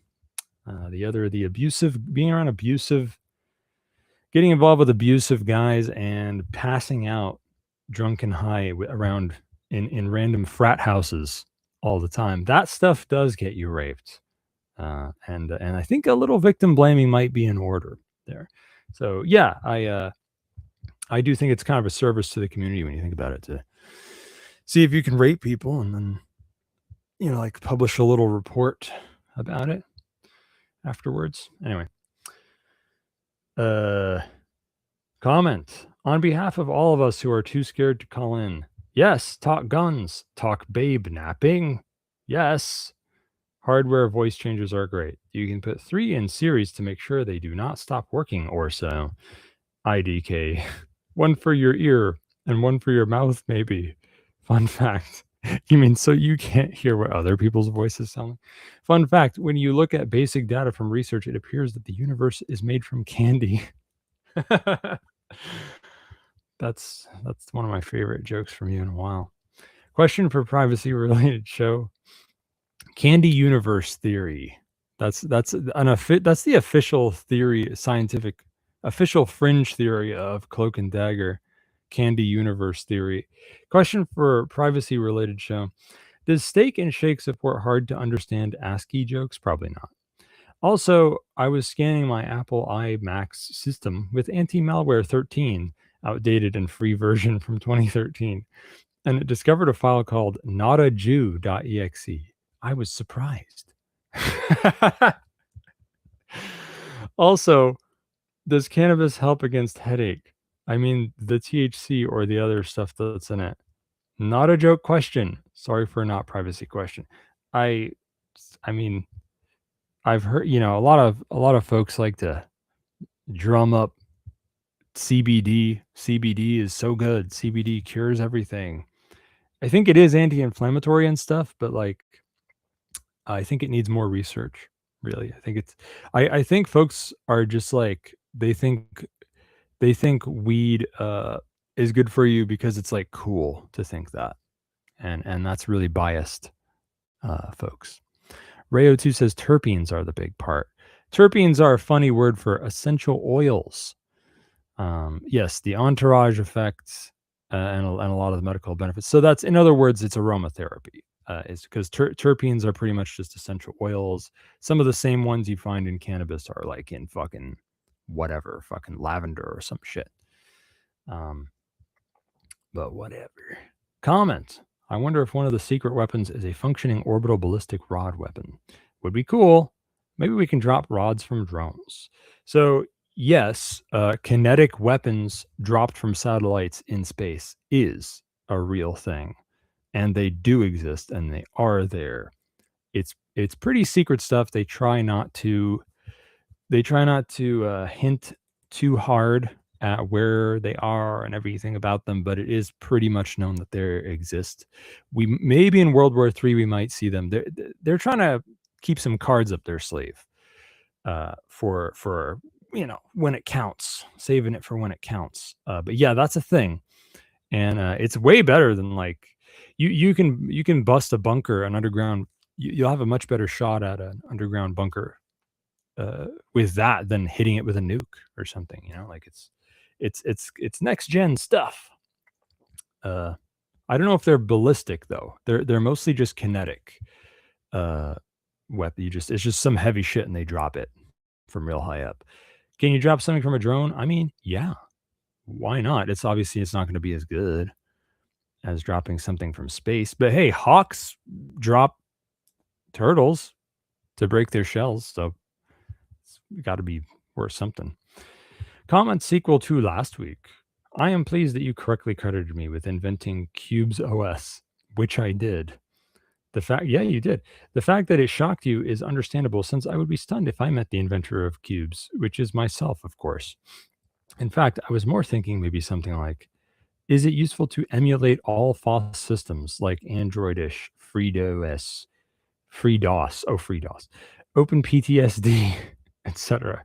in VMs for some security or fingerprinting thing for the sake of emulating those specific FOSS OSs I mentioned? This is why I asked Androidish, FreeDOS, etc. Is there a reason to do Cubes but for specific OSs in general, or do we just run a bunch of Linuxes in Cubes? Like, does it make sense to use a specific one or just be boring and run Debian's or Ubuntu? My ass Ubuntu. LOL. My ass Ubuntu. LOL. Like, I mean, running OpenPTSD may not be used by as many people as Debian. I once read that OpenBSD has almost 5 to 6 users. I hope the new clearer prompt goes through this time. Yes, for using OpenBSD for your laptop, for a workstation, that's 5 to 6. That's 5 to 6 guys, and I've met them. They're very cool and weird. But it is used a lot for like routers and shit. Like banks and shit will use, like, if you need something that's just security through simplicity, security through minimalism. Nobody has a better track record than OpenBSD, though Alpine Linux is kind of like that too. So Cubes, for the most part, the way folks use Cubes is just to use some Linux stuff on it, and mostly what you use on Cubes is Debian, Unix, and maybe Fedora. And that's like the default stuff that comes with it. And most folks just stick with that. But if you want to get weird, you can run anything at all in a cube and in a VM on Cubes. It does not have to be Linux. It could be BDSD. It could be Alpine BDS. It could be BDSM. It could be Alpine Linux. It could be Windows. The only thing you have to do is you have to make it like an HVM, and you have to manually create it yourself and everything. There is documentation on this out there. It's not crazy hard to do, but you got to fuck around. And then once you do it once, you have a template, right? So you could just copy it, and once you do it the first time, then you're good to go. So yeah, I mean, you can if you want to. I mean, I could picture somebody wanting to run Windows in a cube for some reason, but for the most part, you don't really need Windows, or like Wine could do something or whatever. But yeah, I mean, I don't know, maybe you should clarify or something, but yeah, I mean, you can run anything in cubes. Question: does the community quest with show topics still stand? I mean, kind of, yeah. Like from 3 months ago or so. It was more than 3 months ago. I can give list of how to make a long pillow for low price. Yes, the community quest with shows topics still stand. I can't promise I'll actually, make good use of it. But I feel like giving me low hanging fruit, like something that's easy to do, is likely to get you your $1, whatever it is I promised. And nobody actually wanted, because everyone just wants to give stuff to me. Comment: this is like from a month ago, but there was a dude who shot his ball off while appendix carrying / drawing. It sounded really painful. I laughed during the whole video really hard. It was also painful to my belly. I appendix carry a knife. Maybe it will accidentally circumcise me. Well, just make sure that you include a Jewish rabbi in your everyday carry as well, so that he can suck your penis if you accidentally circumcise yourself. Yeah. Actually, I'll comment on this. So when you're I've known folks who are too paranoid to appendix carry for this reason, because they don't want to shoot their dick off, because it's scary. It's scary to point a gun at your dick. Understandably so. But I mean, look, if you need to know that there is no more dangerous time than drawing your gun or putting your gun back in the holster. An accidental discharge is more likely at this time than any other time, especially with putting the gun back in the holster, because if anything catches the trigger, it pulls it because you're pushing it forward. So you need to make real fucking sure that the safety is on, and you need to be fucking careful. And also, you need to train drawing and holstering a lot. You need to train that a lot with whatever you're carrying. But I guess that's stuff I'll go over sooner or later if I actually talk about that shit on the show. Comment/suggestion. Actually, it is not very hard to make a sub sandwich for reasonable depths. I mean, you can even buy pretty cool stuff already. What is the best way to troll a statist? I like to usually start releasing gas uncontrollably, and I don't mean by exhaling. Well, hey, if you're serious about deeper subs, then point me in the right direction. Point me to the open hardware subs or the links on Craigslist. But what's the best way to troll a statist? I mean, kind of just leave them to their own devices. They kind of troll themselves pretty well. But man, what's the best way to troll a statist?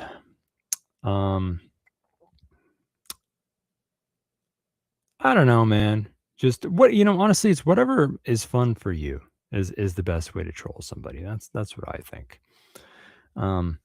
You could also just provoke them into doing something, and provoke them into threatening to call the police, and then hit them.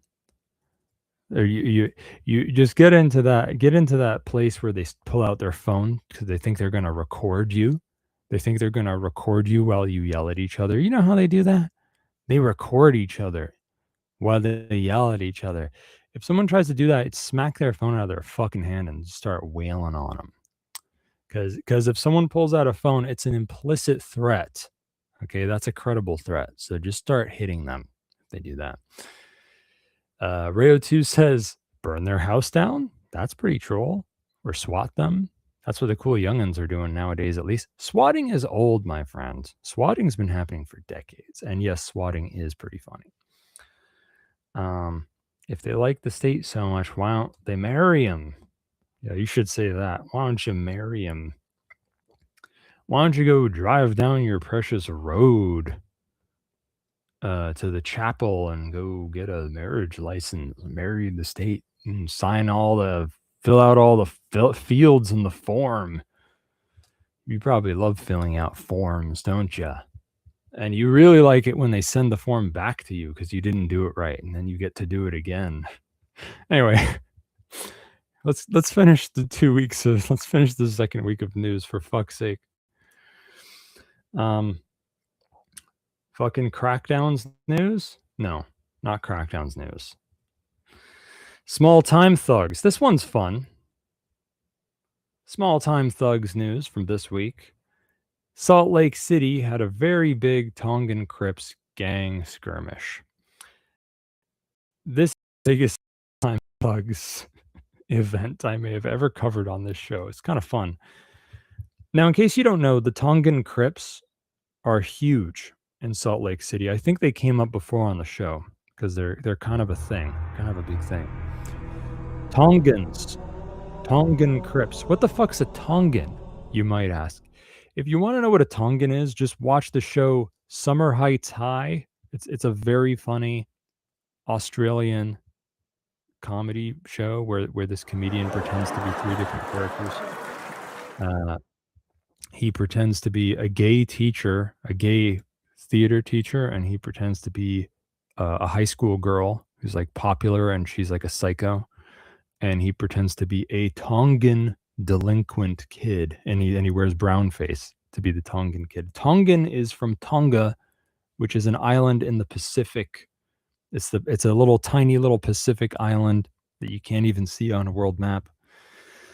And Tongans are hilarious. It's having a bunch of Tongan Crips in Salt Lake City is fucking hilarious. Yeah, don't worry, Rayo 2. I'm not going to go into that much overdrive. I'm going to do as little overdrive as possible. Fuck that. The Tongan Crips are a big thing in Salt Lake City. They basically have a quasi-state in Salt Lake City. There's so many of them. They're so insular. They're so tribal. And they have so much in-group bias, and they have such little regard for the law that they pretty much have their own enclave sub-society, second realm society inside Salt Lake City. They use the LDS for this. So the Mormons, the Church of the Latter-day Saints, Jesus Christ and the Latter-day Saints, the LDS has provided these folks with a lot of assistance, which somehow turned into them getting their own LDS wards, their own LDS churches, and they don't even speak English in these churches, and it's all Tongans and it's all Tongan Crips, and they're pretty much used as just a front to shield the Tongan Crips and to it's really interesting stuff. Actually, it's quite fascinating, and it kind of seems like the LDS has been somehow corrupted by like money from the Crips or something, or like in any case they're tangled up with it now. So and like the LDS is very mainstream, and like the establishment is very like connected to Mormons and stuff in Salt Lake City. So as a result, they cover up. They like don't talk about this stuff in the news, even though it's happening all the time.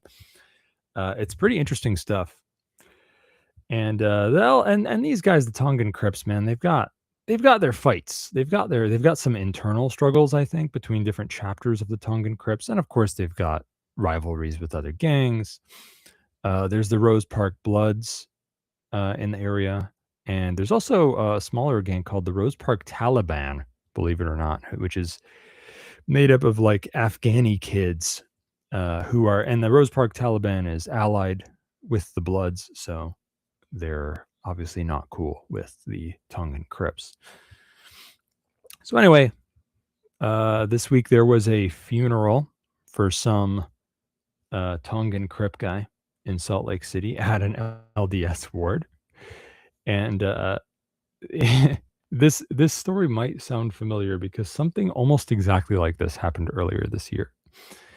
So at this guy's funeral, don't ask me how, but it's not a shocker. There's a massive skirmish between the Tongan Crips and other gangs, or maybe between different kinds of Tongan Crips. I don't know. It's hard to pick it all apart. But there's over 80 Tongan Crips and over 80 motherfuckers involved in a giant fucking shootout, giant fucking skirmish in the street. And don't get me wrong here, folks. The Bludgies knew this was going to happen. They knew, because it happens. It happened before at a funeral earlier this year. They had a dozen Bludgies there already, and still a skirmish happened with fucking 80 people. This is like, it's like a war zone or something to have a small arms skirmish between 80 people in the street. And it doesn't stop there. Of course, some motherfuckers are getting shipped off to the hospital, right? Because they have trauma. And they then proceeded to bring the war to the hospital. And like, there was a group of Tongan Crips that pretty much tried to raid the Emerge of the hospital, tried to raid them and like get in there, and they were like attacking workers at the hospital and stuff. And as a result, they sent in the SWAT teams, and they had snipers on the roofs. They sent in at least 2 Bearcats, okay, light armored vehicles. The hospital was locked down. All non-essential staff was sent home. Operations were canceled. The hospital was a war objective in Salt Lake City. Water rationing remains in effect until further notice. Showers are outlawed. Exactly. And it is just so, I cannot like, this just makes me smile so much. And maybe it's just because I watched Summer Heights High, and I watched a spinoff, which is all about the Tongan kid, Jonah from Tonga. It's a beautiful spinoff. I also recommend the Jimmy spinoff. All good. You should watch all of it. It's absolutely hilarious. But yeah, it just makes me smile. Like, you can just picture it, like, Miss, I didn't fucking shoot him. It was your dick. Your dick shot him, miss.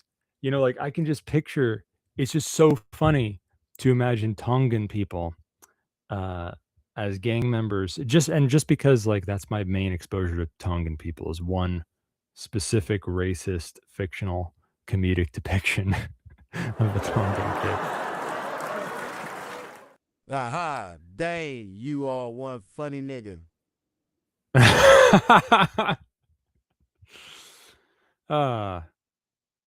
Hey, fun fact. Do you want to hear? Well, first of all, there was only one death, by the way. As far as I know, there was only one death. So either their aim is about as shit as a stormtrooper's aim, or I don't know, they're just shooting at each other for fun or something. But fun fact, the guy who died, who the funeral was for, the way that he died was he went to like buy liquor from a liquor store or something, and fuck, I can't remember what happened. He had some problem with him at the liquor store, and then he got a shotgun and came back to shoot the guy behind the counter because he was mad at him.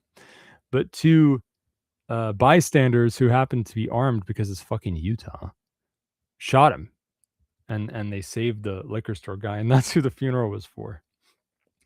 So no surprise that there's a bunch of Crips at that guy's funeral. Here's another fun one. This one's good. Out of over 100 witnesses at this skirmish, not one talked. Not one of them talked to the Bludgies. And they even had a tip line.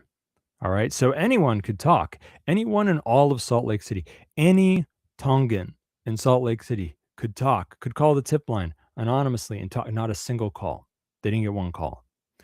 I just want to highlight this because, like, why can't we all be like Tongans? Like, these guys should be emulated. Like, what the fuck, dude? Like, these guys have absolutely zero regard for the law. The island chain of Tonga. Oh, so it's not one island. It's like an archipelago. Whatever. All right. Whatever. The archipelago of Tonga. Whatever. Yeah. It's in the Pacific. These guys have zero regard for the state's laws. They have their own little enclave society in fucking Salt Lake City, which is a nice spot. It's a good, if you're going to pick a spot, it's a good one. And they have their own customs, their own laws, their own law enforcement. They have they're using churches as a cover to protect them. And not one of them will talk to the Bludgies. Not one.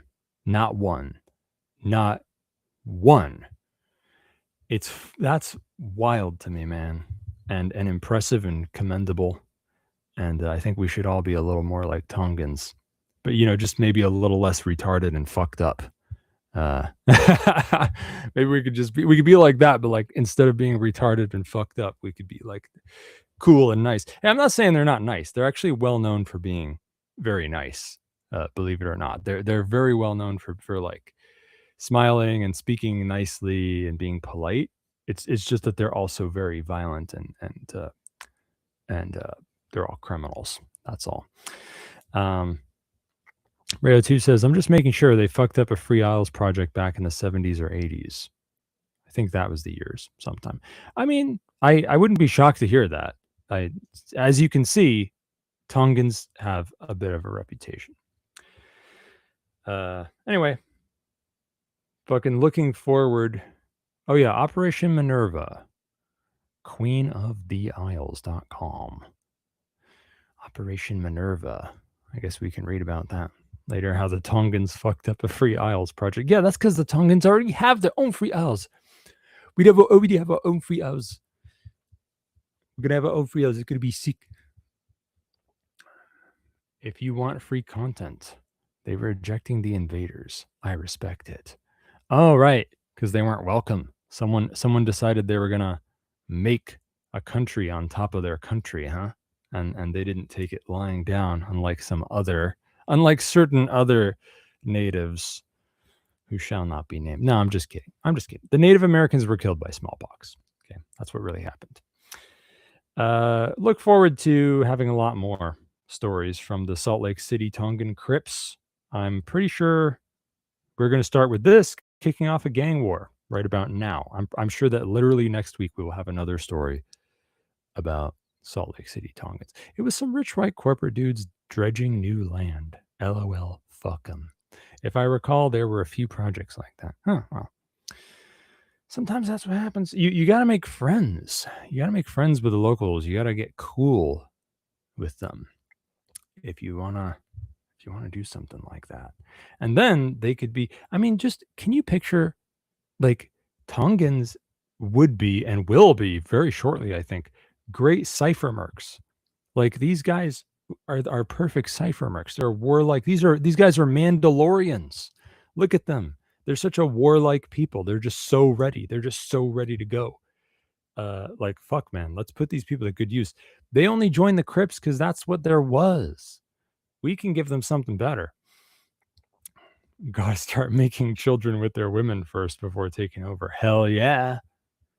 Sounds good to me. Anyway.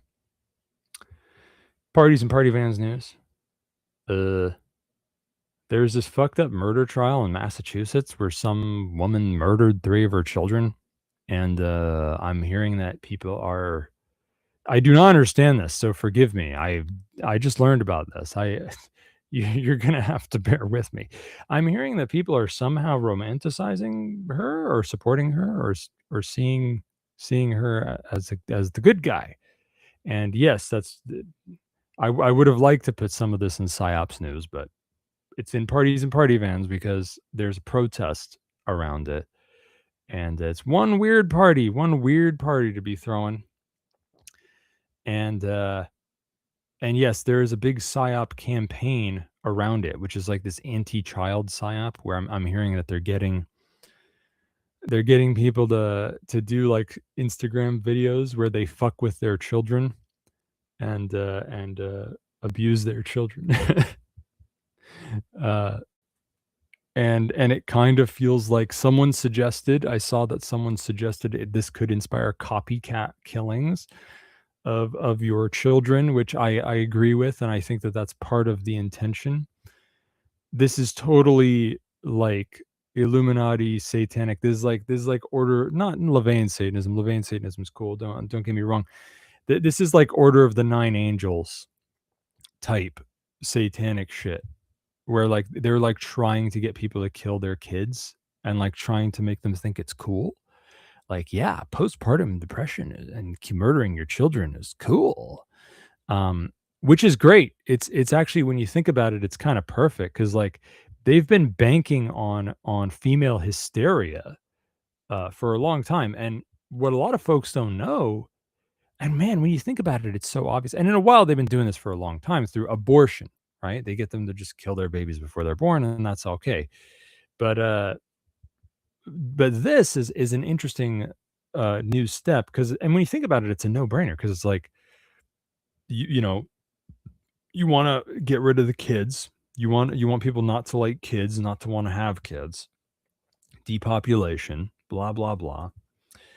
And also, you've got hysterical women and encouraging hysterics in women And a lot of folks don't know this, but most like abuse of children is done by like mothers. Most abuse of children is done by women. It's funny. It's almost like men are more violent overall, but they're not necessarily smart enough to only pick on someone smaller than them. Sometimes they'll do that too, but they get macho and they do something dumb, like they'll like pick a fight even when they shouldn't, even when they're gonna like die because they did it, or like they're just crazy. Men are just like crazy. They're just like violent all over the place. But women are the ones who hang out with the kids and get pissed off by the kids, and the kids are smaller than them and they can pick on them with minimal consequences. So yeah, women are actually more abusive to children. So this is actually kind of clever when you think about it. But yeah, hardcore psyop. This is not a bottom-up grassroots. This did not develop organically from people just doing. No way. I don't believe that for a second. Anyway, pretty interesting. I heard there's a party being thrown, a little bit of a protest. I don't know if it's going to get hot. It's going to get interesting. Ray 2 says women/wives are raising a fuck ton of money for someone that killed 3 of her children. We need like moral white hat kidnappers in the second realm, saving children from these TikTok bitches. Trust me, way ahead of you. I agree. And you know, we do have white hat kidnappers in the second realm. For the most part, it's the other parent. So you kind of got to hope that you have one parent who's less bad than the other. And for the most part, that's what happens. It's almost every time when you see an Amber Alert, when you see a child has been kidnapped, most of the time it's a parent or something saving the child who's kidnapping them. That's why they always have the same last name as their abductor. Because it's just legally an abduction. Just like statutory rape is only legally rape. It's not actually rape. This is statutory kidnapping when one of your parents kidnaps you to save you from the other parent without going through the court system. Or maybe they did go through the court system for 10 years and decided that was enough of the child being beaten up or traumatized or something. But yeah, it happens. It happens, folks. And it happens a lot. And let me tell you, if you need to kidnap a kid to save them and you need to go missing, there's always guys like me, Thane Riddle, the fresh prince of privacy, security, and decentralization. You can get my SimpleX address or session ID, vonupodcast.com/CD, and a privacy consultant such as myself can help you go missing. All right, for a good cause, as always. Hey, if someone can vouch for you so that I know you're not lying, I'll probably do it I'll give you a special discount or do it for free to help the kid. Anyway, PSYOPs news. Suddenly the U.S. President is again talking about the U.S. running the Strait of Hormuz, and it's getting a little less funny because somebody let him use the Photoshop guy to make a graphic where the Strait of Hormuz is a U.S. territory, which is just weird. It's just weird, man. I don't know what to think about this. I mean, first of all, water is not typically claimed as part of state's territory, but hey, they can do that. Why not? They can make up something new. I mean, do I even need to say anything about this? Like, I'm speechless. I don't know what to say about that. But hey, look forward to more funny stuff like this in the next 10 years, because this World War III thing, man, let me tell you, if you think that's funny, just wait till you just wait till you get a load of what's coming in the next 10 years. UK put out a migrant pamphlet. Elsewise in PSYOPs news, the UK has put out a pamphlet for migrants that tells them that they're not allowed to rape people or enslave people, and they could go to jail if they did. So, in case you can't tell, they're doing this to fuck with you. So this isn't really for the migrants. It's for everyone who's pissed off about the immigrants that they are deliberately shipping in and they are deliberately causing problems with, and they're trying to get you to be all racist and anti-immigrant. They're trying to get you all to fight and be upset. And they keep trying. They're trying to make you pissed off about how the cops won't do anything about that, but they'll come after you for saying something on social media. They're doing that on purpose. They're trying to fuck with you. They're trying to make you mad. So that because they're controlling your movements, they're controlling your right-wing movements. And this is another thing. Can you go fuck yourself? This is another thing.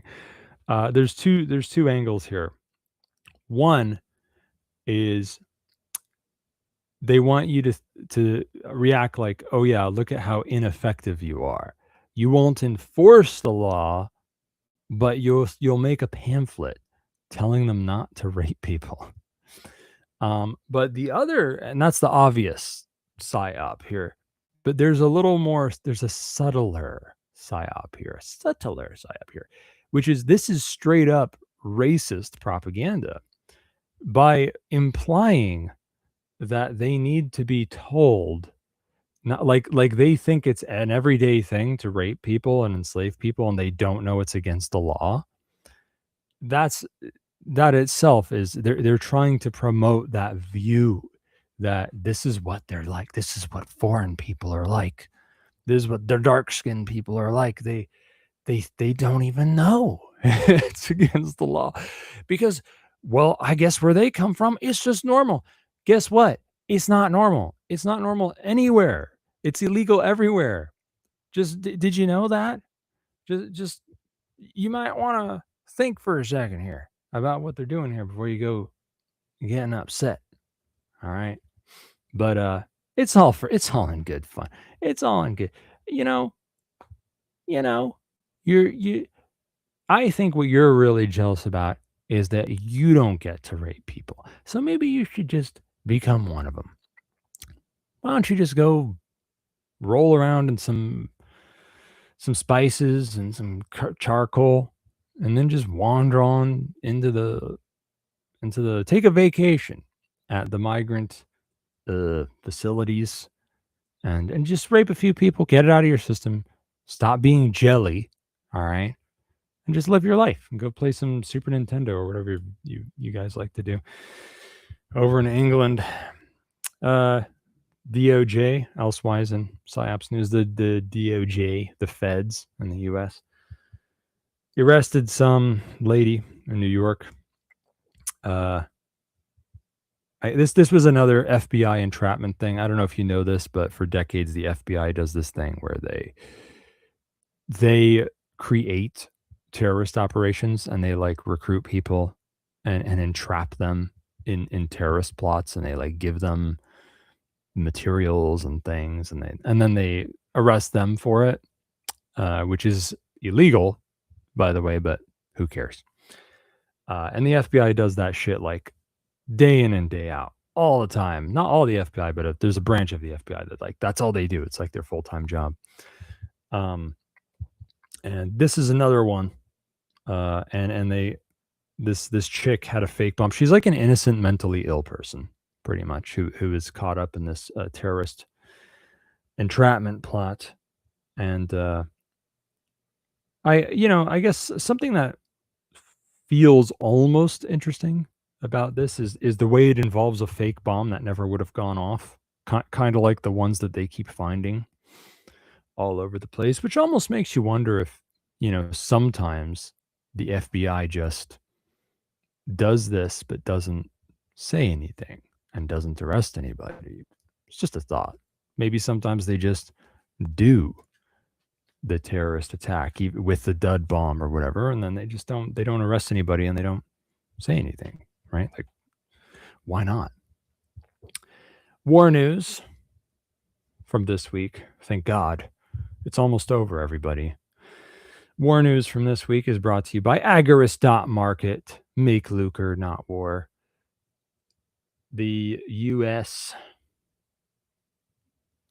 lowering priority of South Korean defense further, lessening joint military exercises between the U.S. and the South Korean military. I put this as the headline of War News because all that yogurt stuff is so boring and not that big of a deal. But I thought this was meaningful because I think South Korea is something you kind of want to watch when because it's a South Korea, Taiwan.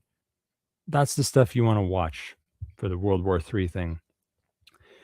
And so the U.S. acting like they're getting less militarily involved with South Korea is good news in theory, but it's way too little, way too late. Korea remains a likely World War III trigger point. Doesn't do much good in the long run to do a few less military exercises with them. It would do a lot better if they pulled the U.S. military out of South Korea so that if South Korea ever gets hit by North Korea, you don't have U.S. casualties, which is the whole thing that triggers escalation between the U.S. and North Korea, and then the U.S. and China and Russia, and then blah, blah, blah. But that's not happening. So U.S. soldiers, the U.S. jarheads shall remain forevermore in South Korea so that they can get blown up by a bomb and justify some sort of retaliation. In Hamburger Helper against the yogurts of Yog Sothoth, more boring crap happened, blah, blah, blah. Don't care. Everybody thought the Houthis tried to hit the UAE and missed. And it's kind of like, hey, too bad you didn't bribe them, huh? Maybe the yogurt should have a word with the Houthis. Hey, we're not supposed to hit them. They bribed us. But psych, it was the yogurt after all. So I guess the bribe was more like a monthly subscription. Huh? I guess their subscription must have lapsed. But wait, twist number 2. The UAE says it was only a whoopsie. The Iranian state didn't mean to shoot missiles at UAE, but they were meant for the Strait of Hormuz. Nonetheless, even though it's the UAE themselves saying this, they still crossed their arms and gave the cold shoulder to the Iranian state and said, I'm not talking to you until you say sorry. And they stopped dealings with the Iranian state, financial stuff, blah, blah, blah, which is nasty. It's kind of a low blow because like the Iranian state, I think that's how they like trade stocks and shit is like through the UAE banks and stuff. So like it's not a nice thing to do, but whatever. I'm sure it won't last. They're just like throwing a tantrum. UAE is acting like a woman, which makes sense because guys that party all the time, and they drink on yachts and they snort coke all the time. They're kind of like women, right? They're just seeking immediate gratification all the time. So it makes sense that they would act like that. The U.S. boasts a new wave of economic war against the yogurt, against third parties, against those who trade with the yogurt. Okay, whatever. We'll see what that means, if anything. Are you going to sanction China or something? I mean, that's easier said than done. I don't know. This kind of just sounds like low-key owning up to we're not winning, the war is not working. And also, this is going to happen. This is going to last for a long time. That's another, in case you needed another sign that it's going to last for a long time. Economic wars aren't short. Put it to you that way. But so I guess I don't know what does the U.S. and the yogurt have to do? It's like a race to fuck over the whole world. Guess who wins that contest? Nobody. But that's what states are good for. So they're probably going to do it. The Israeli state hit an airstrip in Syria that was being rebuilt. And I kind of have a feeling this was mostly only because the Turkish state was there and getting too cozy there. The Turkish state was helping rebuild the airstrip, and they were going to use the airstrip. I think that's why the Israeli state hit it. Because let's be real, the Syrian state is now ISIS, pretty much. And ISIS is pretty much Mossad, which is to say the Israeli state. So, you know, forgive me for if that's a bit flippant for your liking, but I have a feeling they wouldn't have minded as much if it was just their own puppet state rebuilding the strip. I think they just didn't like it because the Turkish state was involved. But who knows? Maybe they don't want it anyway.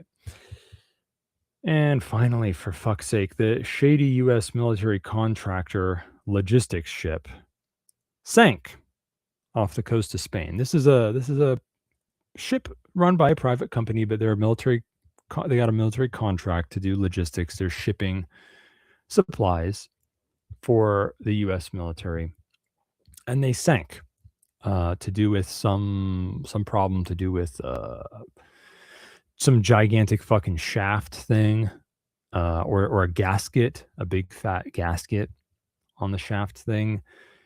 I know what you're thinking, but what I've heard is that based on the nature of the issue, it likely wasn't sabotage. So it's just bad timing. But hey, who knows? Maybe it's some sort of new sneaky sabotage. If so, I would like to learn how to do it. Finally, it's over. It's over. It was a whole show of nothing but news. I think that happened once before. Let's hope it happens never again. Let's hope that I die instead. That's going to work. Oh, right. That's what you were talking about. Anyway, fucking, what do I do at the end of the show? Okay. I'm supposed to plug the guest. Okay, so P.A.Z.NIA Thane, everyone follow P.A.Z.NIA Thane on X, and go to P.A.Z.NIA Thane's website on NomadNet. It's not really a website, but go to P.A.Z.NIA Thane's NomadNet on Reticulum, and subscribe to him on YouTube. Go to PAZNIA.com/SimpleX to peruse the various SimpleX chats and join some of them if you want. I don't care. I'm not going to tell you how to live your life. If you know any scrappy young men aged 3 to 25 who seem like they could end up being a cop, soldier, gang member, a Tongan Crip, a terrorist, a school shooter, please make sure to let them know that we're on TikTok and Instagram at PAZNIA Radio. I'm a super serious, good privacy and security consultant, and I will help you kidnap your child, save them from a bad situation. Go to vonupodcast.com/CD. That's Victor Oscar November Uniform podcast.com/Charlie Delta, and you can find my session ID or SimpleX address on there. I leave you. Oh yeah, plug next show. Next show next week. I don't have a guest yet. And maybe a Down to Earth Tips will come back, and I'll talk about everyday carry, maybe. And fucking also, there's going to be Tinker Tribe with Greg Dode, and there's going to be fucking a monthly PAZNIA news show, with Rayo 2 and Shadrach. I leave you with a quote from Franz Kafka: "Better to have it and not need it than to need it and not have it." Self-Liberation Saturday will keep going for some hours still, maybe with a little sundry P.R.N. deprogramming, such as the beloved PAZNIA Folklore Storytime, and ending with a Vonu podcast Primetime.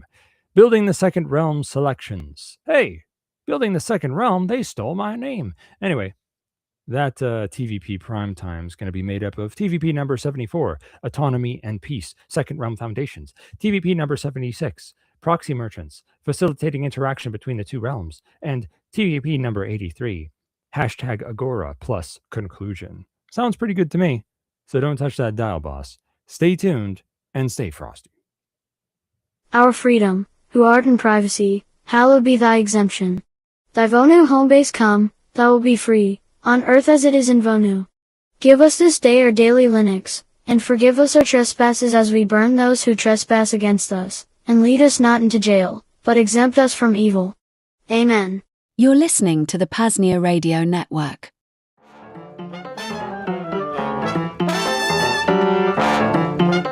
Billy Mays here for the Pain Liberator Miracle Muscle Pain Relief Spray. Ever have one of those deep and dirty pains or strains that just won't go away? Annoying migraines? Maybe you got into an altercation with Goat General Willie II and are only alive because of his mercy. Regardless, you've tried everything, but have you tried Pain Liberator? With the power of DMSO, aspirin, and magnesium, this Miracle Muscle Pain Relief Spray is taken directly and deeply into the tissues, providing instant pain relief. Wow. Commonly used in sports and physical training independently, DMSO has its own benefits, but combined with anything, in this case, aspirin and magnesium, those compounds are taken directly to your pain point with 90% absorption rate. Double. Wow. That means lower doses needed, rapid relief, and a provably safe way to live pain-free. Just visit libertyunderattack.com/pain to place your order today. Again, libertyunderattack.com/pain.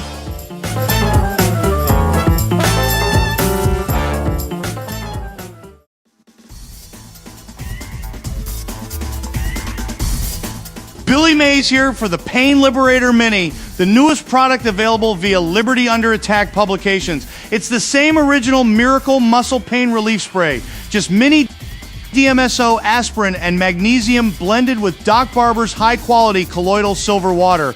Ready for your hiking backpack, the unfortunate circumstance of having to fly, or if you'd just like to try it out before buying the bigger jar. Visit libertyunderattack.com/mini. Again, libertyunderattack.com/mini and find the pain relief you're seeking today. Again, libertyunderattack.com/mini.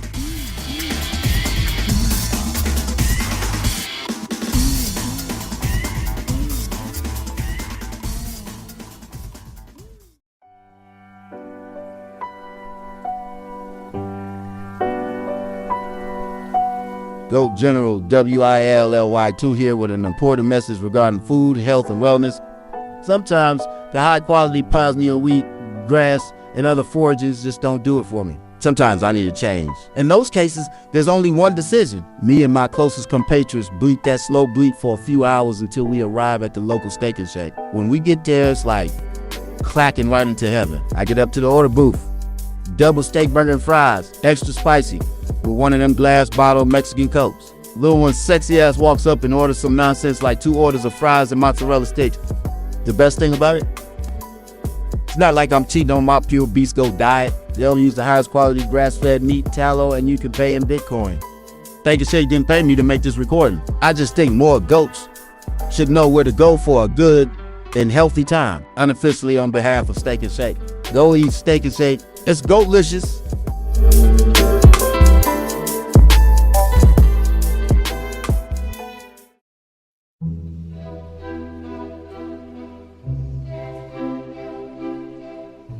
The warm weather is here, at least at Veritas, which means the springing forth of life in all its forms, as well as contending with those creatures of natural coercion.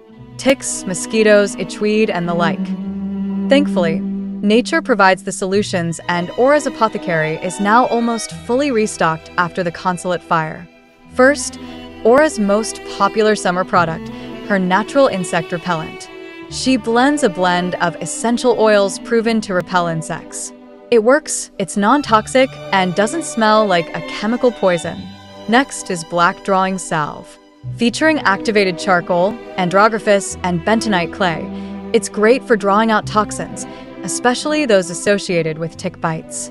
After you're bitten, whether by ticks or mosquitoes, or if you wander through a patch of poison ivy, you're going to need something to help heal and resolve the potential itching and burning.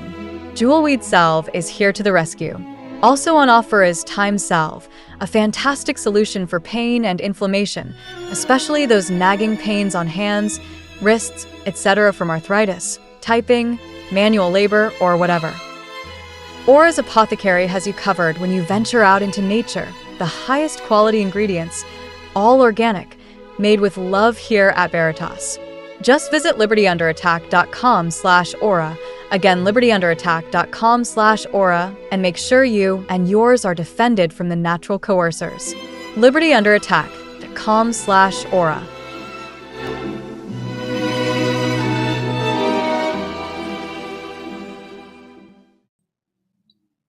A primer on state citizenship, originally published on the Last Bastille blog on July 25th of 2014, read to you by the author. One of the nasty side effects of a sensationalistic news cycle is subtly encouraging the victim mentality, whereby absent the rationality necessary to analyze tyranny and brainstorm how to defeat it, the misinformation spouted by some individuals who claim to know the spirit of the law tends to lend a superficial credence to the myth of the great loophole. As such, applying the scientific method to politics is, well, easier said than done. Taking responsibility for your future means coming to terms with your present, and in order to do that, you must first accept the mistakes of your past. As I've written about before, the consent of the governed is an idea of weighty significance in the field of political philosophy. Scholars have debated the matter, politicians have scoffed at it, and comrades have waged revolutions over their own interpretations of it. So it is of no small importance. Although it has been argued that such consent of the governed is strictly collective in nature, what if such consent were also individual as well? John Locke wrote, quote, "That every man that hath any possessions or enjoyment of any part of the dominions of any government doth thereby give his tacit consent, and is as far forth obliged to obedience the laws of that government during such enjoyment as any one under it, whether it be his possession be of land to him and his heirs forever, or a lodging only for a week, or whether it be barely travelling freely on the highway, and in effect it reaches as far as the very being of anyone within the territories of that government, so that whenever the owner, who has given nothing but such a tacit consent to the government, will by donation, sale, or otherwise quit the said possession, he is at liberty to go and incorporate himself into any other commonwealth, or to agree with others to begin a new one, and vacuous locus, and any part of the world that they can find free and unpossessed." So notice here the phrasing Locke uses. Every man, his tacit consent, and he is at liberty. I'm having a hard time seeing anything other than third-person singular words being used here, don't you? Of course, it is equally arguable that the consent of the governed is strictly individualistic. Yet if it were, then that would suggest that each and every one of us who has acquiesced to despotism is individually responsible for sanctioning tyranny. Regardless, if there exists an aspect of the consent of the governed that is in any way individualistic, whether that be strictly by itself or in conjunction with the citizenry in common, then it falls upon each man to determine to what extent he has tolerated the habitually oppressive actions of tyrants.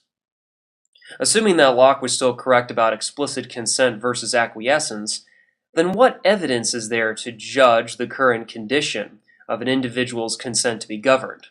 Might I suggest that, perhaps, it is the status of citizenship that tells us whether or not an individual has consented to be governed. If you think about it, if a native-born American expatriates to Brazil, then he is no longer obligated to obey any American laws, although to be sure, he would now be expected to abide by Brazilian law. What I am proposing here is, what if the social contract is foundationally rooted in citizenship? Consider for a moment your legal identification documents. Everything from your birth certificate to your social security card and your driver's license to your passport was issued by a government agency of some kind. Whom specifically was it issued by? And more importantly, what are the laws or rules governing the nature of your legal relationship with these governmental entities? Believe it or not, there are currently 51 American constitutions, namely the United States Constitution and the 50 state constitutions. Each constitution has its own proper sphere of applicability, whether it be in criminal or civil law. If you are charged with violating federal law, you would not use the Bill of Rights from the Iowa Constitution as part of your legal defense. Similarly, you should not use the Bill of Rights from the U.S. Constitution if you were charged with violating Kansas law, for example. Relying solely on the federal Constitution for every legal contrivance is a recipe for disaster. Before the ratification of the 14th Amendment, there was no such thing as a so-called United States citizen. Benjamin Franklin was not a United States citizen. He was a citizen of Pennsylvania. George Washington and Thomas Jefferson were not citizens of the United States. They were citizens of Virginia. The whole body politic of the early American republics were entirely composed of state citizens, not 14th Amendment citizens. The takeaway here is that now there are two classes of American citizenship, namely citizens of the United States, that is, United States citizens, and citizens of a state, that is, the state citizens. So evidence of these two classes are found in a series of United States Supreme Court decisions, as well as within the U.S. Constitution itself. The Comity Clause, located at Article 4, Section 2, Clause 1, says, quote, "The citizens of each state shall be entitled to all privileges and immunities of citizens in the several states."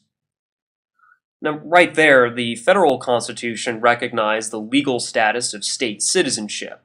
Ironically, the 14th Amendment, which created the class of United States citizens, also continues to recognize the original class of state citizens by way of its own citizenship clause, located within the 14th Amendment at Section 1, Clause 1. "All persons born or naturalized in the United States and subject to the jurisdiction thereof are citizens of the United States and of the state wherein they reside." So naturally, the phrase, "and subject to the jurisdiction thereof," is, well, open to interpretation, especially as to whom is subject to the jurisdiction thereof, but I digress. Constitutionally speaking, I think the evidence is pretty clear here about the legal standing of state citizenship, well, at least from the federal government's perspective. With regards to judicial opinions made by the U.S. Supreme Court, I would like to direct your attention to what Chief Justice Waite said in the 1874 Minor v. Happersett case. "The very idea of a political community, such as a nation is, implies an association of persons for the promotion of their general welfare. Each one of the persons associated becomes a member of the nation formed by the association. He owes it allegiance and is entitled to its protection. Allegiance and protection are, in this connection, reciprocal obligations. The one is a compensation for the other. Allegiance for protection and protection for allegiance." The court pointed out here that not only was there a duty of protection to be given by the government, but in exchange, a duty of allegiance to be given by the citizenry in kind. Interestingly, this is also the same court that has ruled that state, county, and municipal police have no constitutional duty to protect you or your property. So putting these two facts together, it does beg the very uncomfortable question of whether citizens still owe a duty of allegiance to their governments at all. If you would like to examine in more detail the case law that proves the recognition of state citizens both before and after the ratification of the 14th Amendment, then please be sure to read my State Citizenship Casebook. Unfortunately, it would seem to be the case that state citizens and their respective constitutions have been incrementally usurped by the federal government. Consider, for instance, the 10th Amendment. "The powers not delegated in the United States by the Constitution, nor prohibited by it to the states, are reserved to the states respectively, or to the people."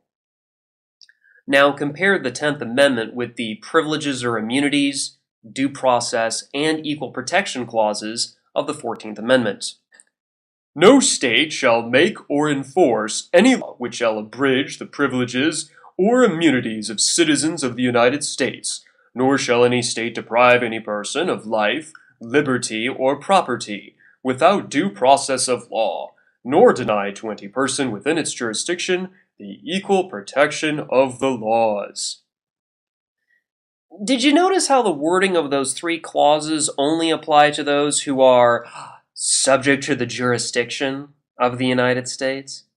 In fact, over the course of a century, both before and after the ratification of the 14th Amendment, the court has consistently ruled against the so-called incorporation of the Federal Bill of Rights against the various state governments.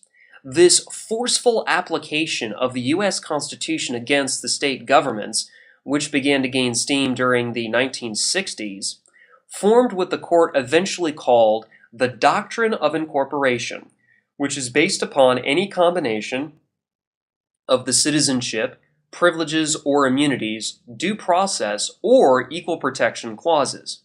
This incorporation doctrine intrinsically violates the Comity Clause and the 10th Amendment, not to say anything about stare decisis, of course.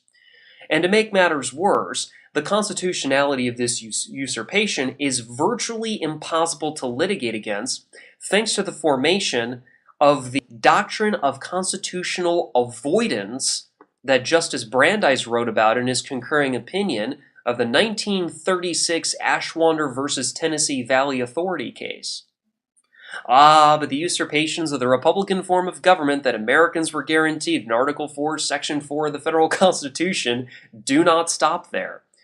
After the conclusion of the war between the states, the American Bar Association was formed, ostensibly for the reason of increasing the quality of legal education in America, as well as advocating on behalf of allegedly social justice-type political issues on the national stage.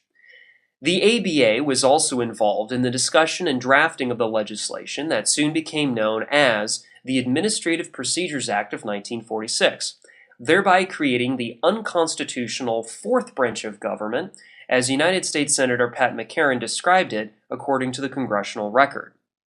Not long after, the ABA was able to secure their monopoly on the practice of law by way of licensure. Through co-opting the state governments into changing their statutory codes and judicial rules to narrowly define acceptable law schools as only those who were suck-ups to the ABA itself. Resulting from all this was a gradual diminution of the old common law practice of reading law, whereby an individual became a lawyer by appearing under a judge for a period of time, thereby gaining not only knowledge, but also valuable work experience, the latter of which are typically unavailable to your average law school student. Not only that, but the increasing virulence of legalese was used by the ABA licensed bar attorneys to deceive, inveigle, and obfuscate their tyrannical designs. As if that wasn't horrid enough, these bar attorneys also advocated to further criminalize and outlaw previously lawful behavior, describing them collectively as so-called victimless crimes, despite the fact that this oxymoronic concept had already been thoroughly debunked. If any despotic special interest is more responsible for the tyrannical situation we find ourselves suffering under than even the central bankers, it would be, without a doubt, the bar attorneys. They're the ones who launched the unconstitutional military adventures abroad. They're the ones who have tempted the worst appetites of the human condition by systematically bribing the citizenry with stolen wealth, and they're the ones who give cover to the central bankers who inflate, debase, and ruin the currency with impunity. And worse yet, the bar attorneys are the ones responsible for turning America into a police state. They gave rise to a bureaucracy that is impoverishing the citizenry by a million cuts. They issue orders to the standing army to beat us into submission to their arbitrary dictates. They have taxed, banned, or regulated nearly every vice imaginable at the point of the sword. They have infringed upon our right to travel upon the public highways. And should any of us run afoul of their nearly limitless rules and regulations, we are all too easily convicted and sent to rot in a government dungeon, which are profitable for them, yet overcrowded for us. Contemporary bar attorneys, for all intents and purposes, appear to imagine themselves to be our rulers, under the guise of, "It's the law." You might be wondering at this point as to what are the implications of state citizenship. First and most importantly, it presents a potential opportunity for greater freedom in your own life, and quite possibly a unique way to escape government tyranny absolutely and completely peacefully without resorting to embarrassingly prostrate yourself before the lawyers or their bureaucrats. It means you don't have any excuses anymore with regards to waiting around for everyone else to want to win their freedoms back, because you now have an endeavor that you can do all by yourself. Your consent to be governed is brought under your personal control and is not subjected to the vested interests of other people who do not care about you. I would also like to stress here what state citizenship is not. It is not the same as the oxymoronic sovereign citizens that I have previously debunked at length, or any of its variants. State citizenship is also not about what the founders referred to as the peculiar institution of race slavery, which they inherited from the British Empire. Although it is true that the original state citizens were of a broad European ancestry, it is also consistent within the American tradition to welcome the assimilation of those who were willing to share in the common heritage, culture, and language of the nation. This can be observed from the assimilation of the Tahanos and the Irish, especially those of the latter who were foreign-born and then later naturalized. What state citizenship is about mainly centers around a more polycentric view of the law through a separation of powers within any government. By providing for checks and balances, not just between the different branches within a government, but also between the federal and several state governments, the framers were able to codify, for perhaps the first time in written history, a form of polycentric law that struck at the root of statism, namely monopoly courts and police. Sadly, too many people overlook the simple truth whenever they tend to demonize the ancestry of the original state citizens, instead of recognizing the sheer genius of their efforts in deliberately handicapping the capability of government to become despotic in the future. Just how useful, though, is state citizenship to you? Unfortunately, in terms of it being a legal status on par with United States citizenship, it has been seldom litigated, at least to my knowledge. Another part of the problem lays in the fact that the court case precedent I'm familiar with has been mostly limited to the federal government, which does recognize state citizenship. This is nothing to say of the legal precedent within a particular state government's case law. To determine that would certainly require further research into the legal precedent archived in any state judiciary's law library. Furthermore, I'd say that you could file a revocation of power of attorney with a county clerk, like Gary Hunt did back in 1992. But even he did not think it was useful as evidence of his standing in court, which is also why he believes that state citizenship is most useful as a tool to move people along the other not-so-thin line towards a Lockean state of nature. Sure, I guess you could file a revocation and litigate it in court if you were willing to take the risk, should the government come after you about something. Or you could join the Federalist Society and read their suggested books and attend their lectures, for whatever good that'll do you. Hell, you could simply mouth off to a judge in court about state citizenship just to watch him squirm. Although the only value I can see for this would be strictly entertainment, and perhaps not even worthy of a contempt of court charge. All I can see that your best bet is to learn some basic skills, at least initially. Pray tell, what skills am I suggesting you learn to cultivate? Well, the very first piece of advice I'll offer is that you need to get at least one law dictionary, preferably 3, and 19th century or older if at all possible. The idea here is that you need to be able to cross-reference the definitions from these dictionaries, analyze the assumptions those definitions rest upon, and deduce the implications behind those definitions. Next, I would suggest that you learn how to conduct basic legal research by locating sources of law, and once you've got that down pat, Then you will need to learn how to deconstruct legislative statutes as well as administrative regulations. Rounding out your basic training, as it were, you will also need to learn how to write case briefs on judicial decisions. Obviously, what I am advising you to do at first is to learn the law in an autodidactic manner. A mentor who knows what he's doing would be even better if you can find one. For the next phase, you will actually have to come into contact with the government employees, limited at first, and then finally in person while under pressure. You will need to learn how to make inquiries and write polite requests by mailing letters to bureaucrats. The idea here is not to pontificate about your interpretation of whatever, but rather to acquire necessary information or persuade the bureaucrat in question to act on your behalf, even if only indirectly. Also, you will need to learn how to draft and file formal legal instruments, such as petitions, notices, affidavits, revocations, and so forth. Finally, the biggest and most stressful type of skill you need to eventually master is how to competently litigate in court. Learning the rules of court intimately and practicing cross-examination in a mock trial are invaluable to increasing the probability that you will prevail, or at least mitigate the harm the government is causing you. Speaking of court, an almost untouched upon topic within the alternative media is that of court transparency. Almost everybody and their uncle who consider themselves citizen journalists are more happy to go cop blocking, but seldom are they willing to turn those same cameras against the bar attorneys. Probably because it is less sensationalistic, I would guess. Granted, although there has been a very slow move to try and get cameras into the courtroom for public trials, what concerns me most is the sheer lack of documentation being made publicly available. Although Ian Bernard, to his credit, does release his court documents through Free Keen, almost nobody else I've noticed goes to that extent, not even Mark Stintz, at least not consistently anyway. The only reason any of us know about Larry Myers is because Gary Hunt kept studious documentation of each step along the way, and made it available for free download off of the internet.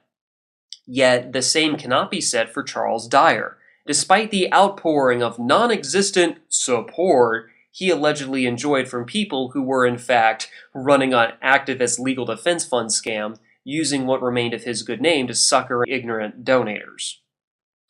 Again, you may be pondering just how useful is the aforementioned skill set as developed by modern state citizens to you.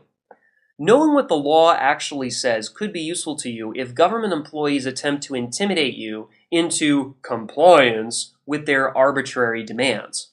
Mitigation of false arrests, property seizures, and maybe even wrongful injury could make the difference as to whether the government is able to cripple your ability to function or not. A potential recruit to your local committee of safety could be adequately vetted if he were asked about his knowledge of state citizenship on a participation form, just like the Central Florida Committee of Safety did back in the 1990s.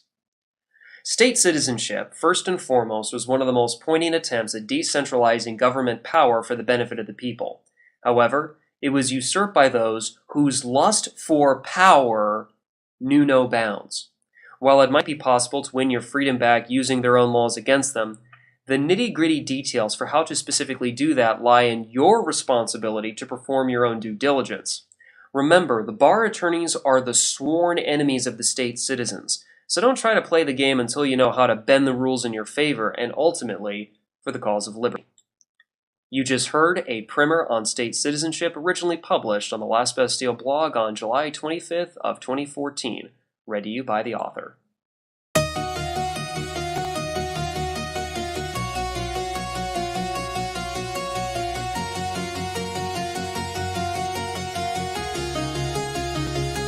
There are those who blaze trails, whose actions tip history's scales. They endure pain and frustration to prepare for the coming devastation. Weak men have made times hard, the plebs are being retards, but the pioneer is in charge. The pioneers are in charge.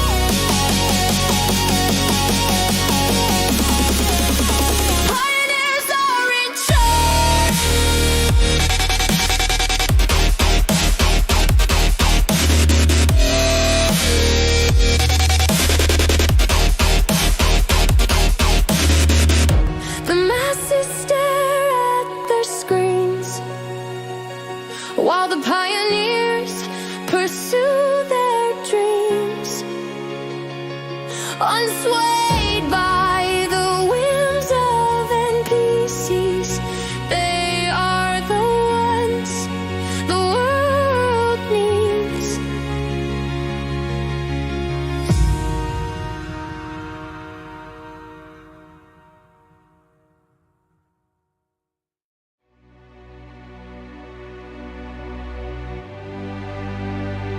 In this day and age, any facilitation or interaction with the First Realm, the Servile Society, requires the revealing of some sort of personally identifiable information.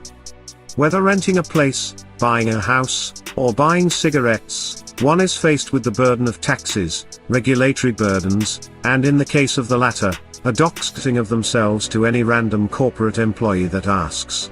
Though, it's awfully hard or nearly impossible to get by without any sort of interaction. In Vonu terminology, Rayo describes this as a one-directional isolationism, wherein the self-liberator has access to their open but not free trading centers, but denies them access to his home base or bases. More expansively, a solution is found in Second Realm, book on strategy with the proxy merchant. The proxy merchant is a specialized individual who helps to facilitate said interactions with the coercers and haters of privacy, usually at a fee or premium.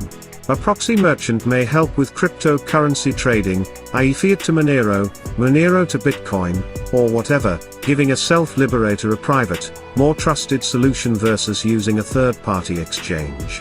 They might be in real estate and own apartment complexes, renting home bases out to self-liberators in Monero, off the books, and via a pseudonym. This real estate mogul might operate mail forwarding and residency services. Perhaps, this proxy merchant is also in contact with Thane Riddle's insurrectionary agorists, and they somehow got into possession of a pallet of non-KYC cigarettes. Now, they are able to pass on the benefits to those in the Second Realm, without paying the ridiculous extortion fees on such products. 20+ years back, every American committed at least 3 felonies a day. Today, it's surely far higher. The options for assisting freedom pioneers becomes ever expansive as each day passes by. Support the expansion of the Second Realm, the parallel, but still, circular economy, and keep our hard-earned money away from the baby bombers and coercers. Become a proxy merchant today. But this role isn't necessarily for everyone. It requires someone with a mind towards privacy, someone who exemplifies security culture principles, a self-liberator who thrives off exploiting loopholes and finding the glitches in this coercive matrix. If this sounds like you and you'd like to make a bit of coin, digital or otherwise, become a proxy merchant today. There's no website. Just start doing it. Tell the PAZNIA network about it. And profit.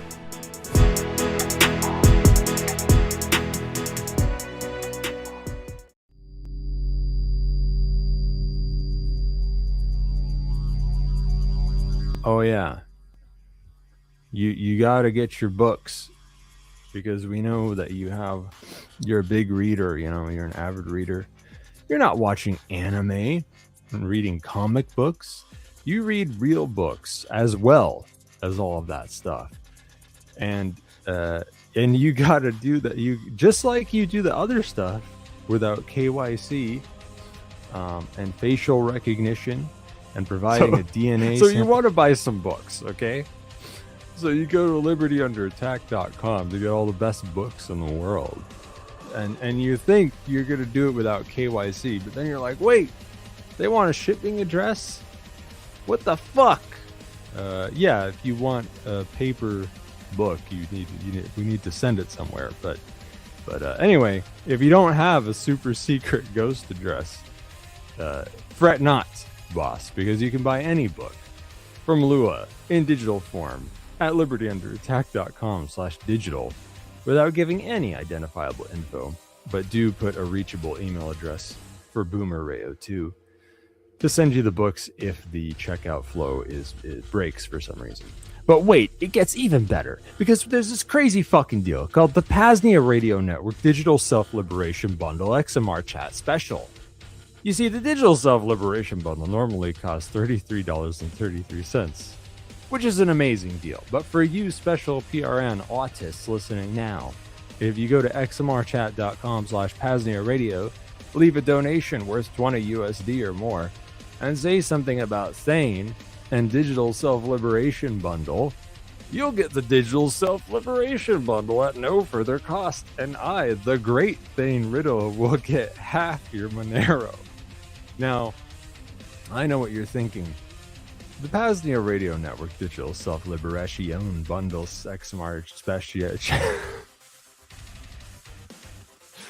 It's 27 syllables long. Is that because there are 27 books in the bundle and 27 hours in the audiobook bundle? Nope.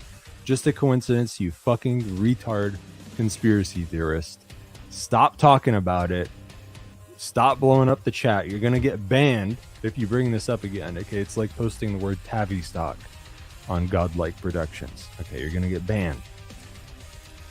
And anyway, it makes no sense because the XMR chat special gives you another 10 books on top of the other stupid fucking bundle. So it's not even true. It's a crazy deal, folks. Rayo 2 has gone crazy. His house burned down. He's I don't know if they ever found that last cat. He's crazy with grief. He doesn't know what he's doing. He's going insane.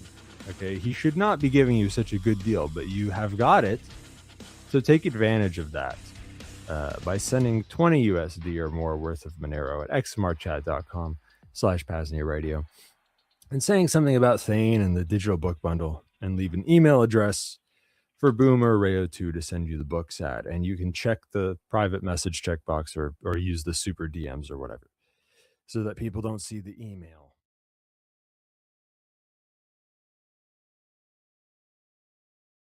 You're listening to the PAZNIA Radio Network. No matter what country you're in or what language you speak, welcome around the world to the Hour of the Time. I'm your host, William Cooper. Tonight, folks, I come to you with a heavy heart. For another one, actually two of my predictions, one has come true, one is about to come true. The one that has come true involved the loss of life and the injury of over 500 people. And of course I'm talking about the bombing of the World Trade Center in New York City. As far back as 1989 and ever since, I've been predicting major terrorist attacks upon the United States. The primary number one target, New York City. I've said it so many times, and so many people attending my lectures, listening to my broadcast, and who have read my book are familiar with it.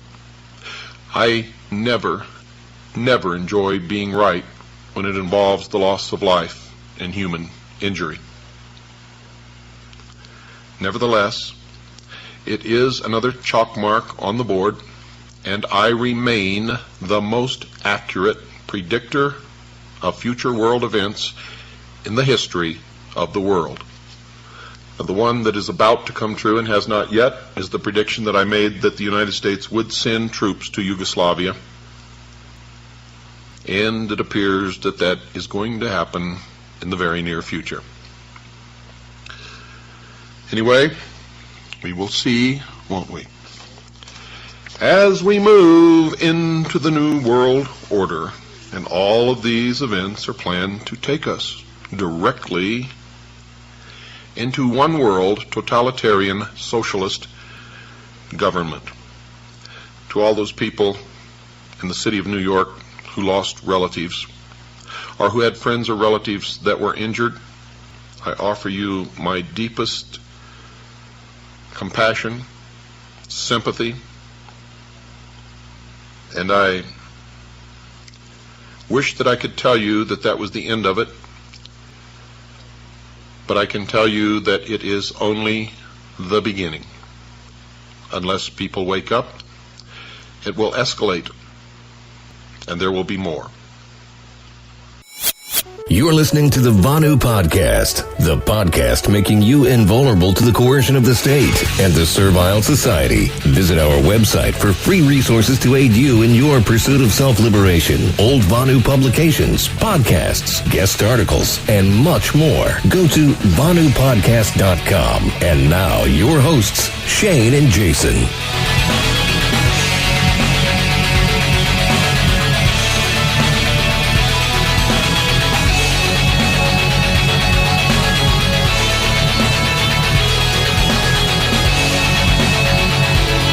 All right, and welcome to the Vonu Podcast, the podcast making you invulnerable to coercion. I'm your host, Shane, coming to you live, as always, from the homestead here in southern Illinois. So today I've got the newest installment of the Building the Second Realm series, and I know I just released one yesterday, but this one is a short one. The next two episodes of our Building the Second Realm series on Libertarian Attack Radio were actually parts 1 and 2 of our temporary / permanent autonomous zones discussions, which was released on this podcast feed as episode number 70, vonupodcast.com/70. Today's episode, then, originally released on March 12th, 2018, and it'll be the fourth one in this, this reissuing of the series. This episode today was originally released on March 12th, 2018. It's the spoken discourse I did for an article by Smuggler or XYZ titled Autonomy and Peace, Second Realm Foundations. It is a short one, but it still quite clearly answers the question, why is building the Second Realm necessary? And if I had to guess, I think it was Smuggler that wrote it. Because the philosophical conversation within this article, and just a short, it's a like I said, short episode. It's a short article, but I think he covers a lot of philosophical ground, and that's is definitely the realm of Smuggler, at least from some of his other writings that I've read. All of that said, if you are interested in picking up a copy of the Second Realm Book on Strategy audiobook, which is just recently released, you can pick it up for free on Audible or ACX by visiting libertyunderattack.com/SR-audio, and that is an affiliate link. Again, libertyunderattack.com/SR-audio. And the other way you can get it is purchase it off of the LUA site, libertyunderattack.com/SR-audio2. Lastly, you can find links to #Agora, Second Realm Book on Strategy, and all of these episodes at libertyunderattack.com/Second Realm, all totally for free. I don't put anything behind a paywall. I obviously do appreciate purchases from LUA Publications, because that does help fund my work in the alternative media. But I also appreciate if you sign up for a free trial through Audible or ACX, doesn't cost you anything, and that certainly does help us out with the affiliate program. So thank you so much in advance. I think that's all I have for you. Please enjoy this short episode, Autonomy and Peace, Second Realm Foundations. Until next time. Autonomy and Peace, Second Realm Foundations. With the first post on this blog, I would like to set the stage for what we are trying to accomplish. About everyone agrees that there is something wrong with how the world operates today, and we chime it into the choir. But our analysis and solutions are radically different. What is it that goes wrong? What should be done instead? And most of all, who should do it? What is our reasoning? In my opinion, there is a single basic error at work that leads to the destruction of everything that is worth living for, at least for some of us. It is the erosion of the foundations of human interaction, human society, the whole human space itself. Big words, but they are not unfounded. Instead of whining about the precise details of what is going down the hill and what path it takes in the decline, let's have a little refreshing air from what the foundations should be, in my opinion. What should be the foundation of human society, and what do we choose as the foundation of our work on the Second Realm? It starts out with a simple statement. Humans are not just animals like all others. No. We have that little unnerving feature of being able to reason, abstract think, choosing responsibility. We are moral actors. That is what sets us apart and constitutes the cornerstone of where the animal kingdom ends and the human world begins. Contrary to what some ideologies try to teach us, or at least assume, is the simple statement that all, with very few extreme examples that I actually cannot think of right now, humans are moral actors, and no matter what some say, we remain in that position and cannot get rid of it. We cannot delegate it, we cannot deny it. We are stuck in what we are, and what makes us so special, even though some people spend countless words trying to escape this minute fact. For most readers of this blog, the above probably is a trivial truism, nothing to talk about again. However, it is not that simple. From that cornerstone comes the key to how people should live together, since they cannot realistically escape it, nor should they, and thus the basics for what governs the second realm. In short, it is the argument for autonomy. Autonomy refers to the legitimacy and ability of single individuals making decisions for themselves and giving themselves a moral law by which to operate.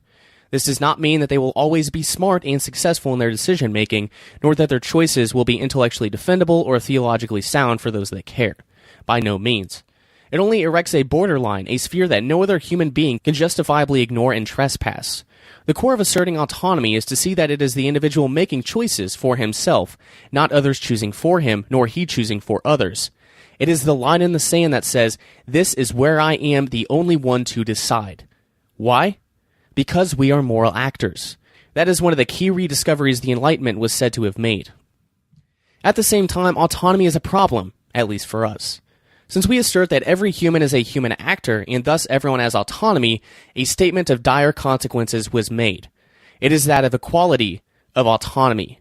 There is no human underclass that lacks the legitimacy of making their own decisions, nor is there a nature-given scheme in which the authority of making decisions for oneself is subdivided, increased, or decreased between groups of humans and others.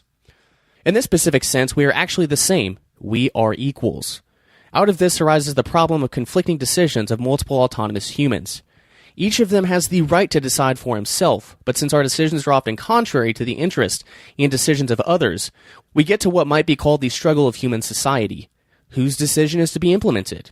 Who has the right to decide now? The strongest? The oldest? The wisest? Equality of autonomy forbids us from preferring the one over the other. It even forbids us to ask the masses for a vote. It puts us into the dire situation of either fighting and dropping our asserted autonomy, or to find a solution. Surely many solutions have been proposed. Actually, most of recorded history concerns itself with these kinds of conflict. All those big political theories are about exactly the same question. Who decides in case of conflict? There are some that claim that no solution is necessary, that might makes right, and that we should simply solve this issue by means of social Darwinism. In all honesty, I have never met someone who still holds to that position when his opponent is the one to put it into practice first and strongest. It is an animal way of solving conflict, at least at first sight. In the end, even animals are more human in that regard than many men are. It is the don't think but kill mentality, the easiest shortcut for people to take if they are either morally damaged, too lazy to search for other solutions, or simply too full of themselves. Yea, one might say, you are arguing in circles and without enough reason to argue at all. Maybe, but do not most healthy people prefer peace over war? Not risking to be killed in a duel about who eats the steak? Who proposes might makes right has given up the foundation of reason itself. There is no means of any reasoning anymore. Is not reason itself not about killing those of different opinion, but rather finding out what is true, or at least probable? If it is, might there be not a similar measure to what makes human conflict reasonable? I suggest so, as much as reasoning is about finding truth. Conflict resolution is about peace. Do not get me wrong, I am not speaking about peace by all means. Rather, I only say that it is what we long for. As much as truth is not about people necessarily ending their line of argument, peace is not about people simply starting to love each other under all circumstances. Rather, it is keep the peace as long as it is up to you.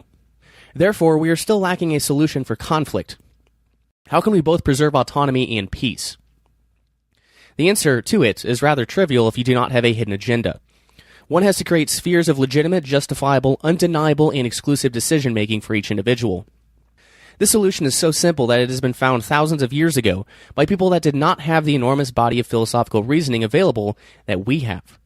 To the contrary, much of our political philosophy and the excrements of today's intellectual class is just about denying this solution. It is the core of most of our political battles and interpersonal animosities. Nevertheless, it is just a small word, a simple concept, something that does not hurt anyone by itself. Not magical, complicated, or requiring years of public education. Every child knows it before it has been taught all about it. Property. One can spend countless hours on questions of what can be property, how one comes about to own something as property, and myriad of other questions. Most of these, however, are just smoke and fog, because it is actually simple. At least if one is aware that it is just the solution to the conflict problem of equal autonomy of moral actors called humans. As long as we are willing to remember its purpose, the ability to act on or with things that exclude conflicting decisions, it remains simple. Surely details can be discussed and different schools of thought on property acquisition and abandonment came into existence. Those specifics are often moot points to discuss in reality. It matters little to me how those questions are answered by someone 5,000 miles away from me, because it is rarely the case I am in conflict with someone not present. As long as property acquisition leads to exclusivity of control over it and gives the owner space for autonomous decision-making, the problem can be considered solved in most cases. It does, however, require that autonomy of each individual is actually respected, and this is where the rubber hits the road and the frogs the fan. When one looks at the battle of ideologies today and the ruffling of feathers of the political class, one can see that no matter what they say, in the end it comes down to one thing. No, we do not respect the autonomy of individuals, nor do we think that peace is a goal to strive for. That is all what politics and social struggle is about. It is the focus of political philosophy from almost all ends, finding excuses to deny autonomy, and therefore moral act or being, to the one or the other group of people. Excuses for conflict, war, theft. That's contemporary politics in 2 to 5 sentences, nothing else worth knowing about it. Thus we have come to the reason why the second realm is so important to me, and also what its foundations are.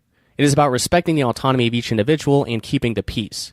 That given, we can finally focus on making progress, winning the survival struggle, being fully human. I am simply tired of being treated as a dumb animal. I am alive and I am human. I guess I made that clear now. Of course, it does not really stop there. As much as the second realm is something I am longing for, it is also something many others want, something many others need from the depths of their hearts. But I cannot speak for them. They are autonomous beings as well, and have not made me their speaker or master. It is just me having the same hurting longing for liberty. It's now up to us to cooperate in making progress along that road. There are some final words missing from this article so far, and I intend to at least touch one open question without doing it full service.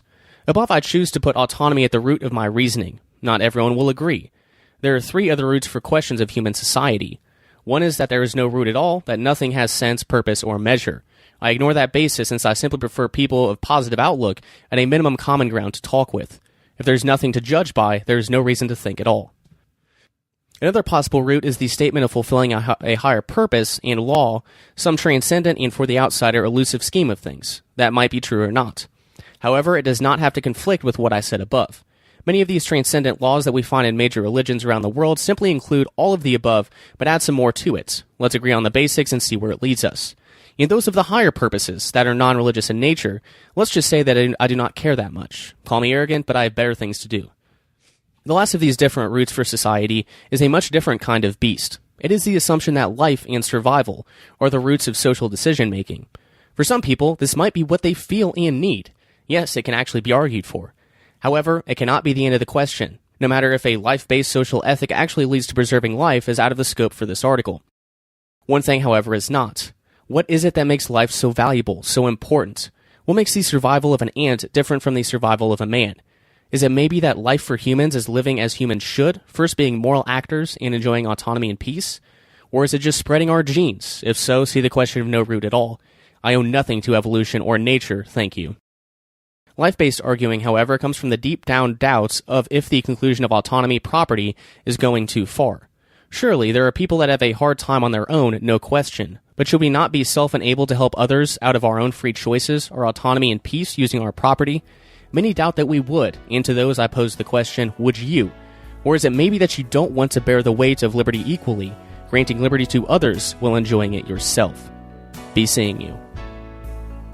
You've just heard Autonomy and Peace, Second Realm Foundations by Smuggler, or XYZ, which actually introduces their book, Second Realm Book on Strategy, which I highly recommend, and we'll put into the show notes.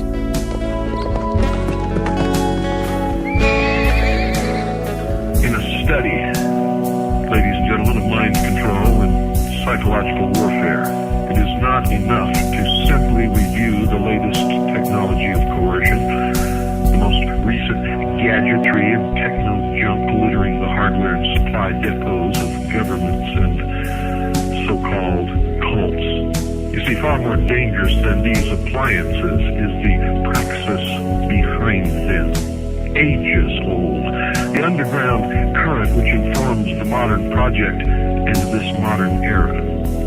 You see, for life in our modern era is little more than life in an open-air mind control laboratory.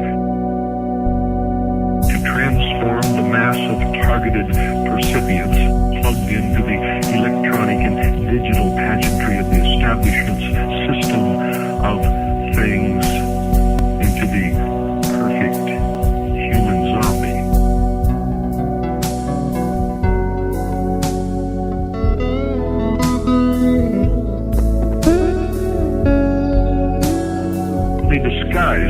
true intent and their true teachings, the esoteric, with a system of exoteric descriptions.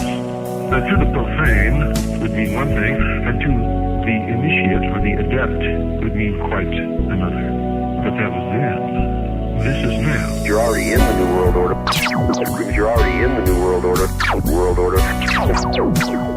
What sort of creature inhabits the modern domain? Who is the modern man? He is the smartest, most advanced individual to ever strut the planet, the most relatively liberated being in history. He scoffs with great derision at the idea of the existence and operation of a technology of mass mind control emanating from the media and government. Modern man believes that he is much too smart to believe anything as superstitious as that. But the truth is, modern man, ladies and gentlemen, is the ideal hypnotic subject.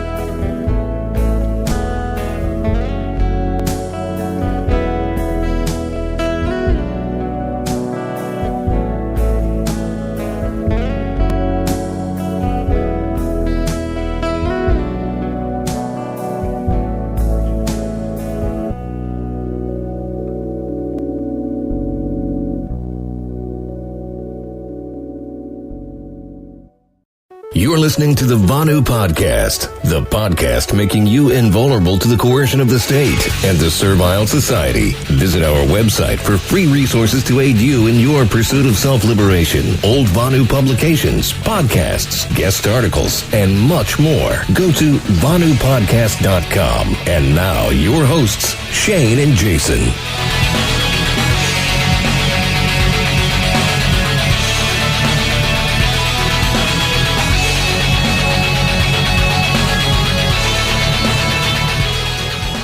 Back in the 1960s, Rao came up with the concept of import-export, a form of one-directional isolation wherein a Vonuan can maintain access to the servile society's open but not free trading centers while denying them access to a Vonuan's home base. Reason being, an alternative economy did not yet exist, and therefore a lot of necessary products and services were not available in the ethical enclave, in the Vonuan ethical enclave. Or, in our terms for this episode, the Second Realm. Proponents of Second Realms also saw this as being an issue and came up with a similar solution in how to facilitate said interaction with the First Realm, a proxy merchant or an individual entrepreneur specialized in trade and interaction between the realms. So what sort of occupations for proxy merchants exist now and in the future? Why is the role of a proxy merchant necessary? And also, what are the significant differences between proxy merchants and Rao's concept of import-export? I'll cover all this and more in today's episode of the Vonu Podcast. Last thing, real quick, I want to let you know that the Second Realm Book on Strategy audiobook, what this series is based off of, is now available on the LUA site, as well as on Audible and ACX. If you want to get it for free from Audible, ACX, if you sign up for a free trial, just go to libertyunderattack.com/SRaudio. And if you want to purchase it off the LUA site, just visit libertyunderattack.com/SRaudio2. All of those links will be in the show notes. And lastly, as I mentioned in every episode, if you want to read #Agora, the incredible piece of crypto Agorist fiction that contains Second Realms, Second Realm Book on Strategy, and all of these episodes, you can get all those for free at libertyunderattack.com/Second Realm. So, I think that's all. Please enjoy this episode, and until next time. Today's installment is titled Proxy Merchants, Facilitating Interaction Between the Two Realms. So as we've discussed, it is absolutely necessary that the two realms remain separate, but to rely upon the Second Realm's economy to start would lead to a subsistence economy. Therefore, some interaction with the First Realm will be necessary, at least in the short term. That said, the First Realm is quite dangerous, right? The bludgies and the state and all that. And it'd be wise to have individuals who specialize in import-export, that's a Vonuan notion. They are called proxy merchants in Second Realm terminology, and expand far beyond the Vonuan notion. As has been the trend, I'll be reading excerpts from Smuggler and XYZ's book, Second Realm Book on Strategy. If you're digging the series thus far and are interested in the idea of the Second Realm and building them, it is a must-read, along with the rest of the content available at anarplex.net. These guys are serious. They have been for 10 plus years. I mean, these are some really hardcore crypto anarchists, and I would, if I had to guess, some of the fictional content in hashtag Agora is actually some of that probably happens in real life, I would say. So these guys are hardcore. Go read the material available at anarplex.net. You will not be disappointed. Rather, I think you'll be quite impressed with what they're doing over there. It's all deep web crypto anarchist shit. It's fantastic. Definitely fantastic. So let's go ahead and get into the definitions here. Proxy merchants are individuals or entrepreneurs specialized in facilitating trade and interaction with the First Realm, also known as the State of Servile Society. So the idea here, as I said, it would be difficult. It'd be difficult, not preferable, to rely upon the Second Realm infrastructure early on. Reason being, not everything you need will be provided as a service or a product, and also subsistence economy, as I said. So there will be some interaction in trade with the First Realm, just as with Rayo's notion of import-export. He laid the foundation for this, I guess, probably 30 years before the Second Realm folks came around. So proxy merchants would be the one to facilitate that trade and interaction, and it would also make it a lot more safe. People could specialize in the interaction between the First and the Second Realm, rather than everyone having to be specialized in that sort of skill, division of labor and all, right? All right, and the next definition is import-export. And again, this is a Vonuan notion. This is something that Rayo came up with back in the 1960s, or at least he put a name to it. So this is a longer definition, actually a quote rather, and I will read sections of it, and then or I'll read the entire thing, and then we'll unpack it step by step. So, quote, an optimally liberated lifestyle must involve a sort of one-directional isolation. The liberator maintains his access to their open but not free trading centers while denying them access to his home. This requires a skillful blend of concealment and deception, plus perhaps elements of mobility and deterrence. A free man obtains information, techniques, key equipment, and supplies out of the servile society, exporting labor or products in return. And during import-export activities, he practices deception, perhaps carries a driver's license, genuine or faked, perhaps pays some sales taxes he cannot conveniently avoid, but the free man's home base is physically concealed. There he spends most of his time. There he may sleep, imbibe, love, design, build, trade with fellow freemen, and raise children in relative safety from the savages of state.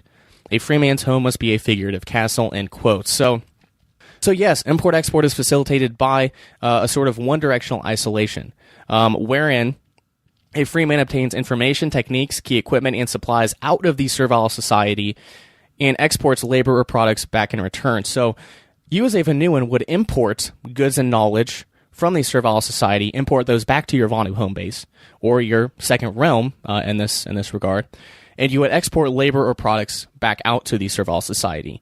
And you would go out to their open but not free trading centers, but they would not come to your Vonu home base. That is a place where you're most invulnerable to coercion.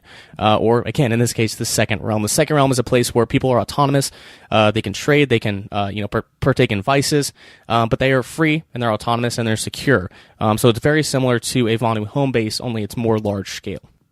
So hopefully you can see the similarities between the two ideas. So the proxy merchant, again, individuals or entrepreneurs specialized in facilitating trade and interaction with the First Realm. The point here is that they're very similar ideas, but the proxy merchant, there's an individual or entrepreneur specialized in this, whereas with import-export, the liberator is doing it himself.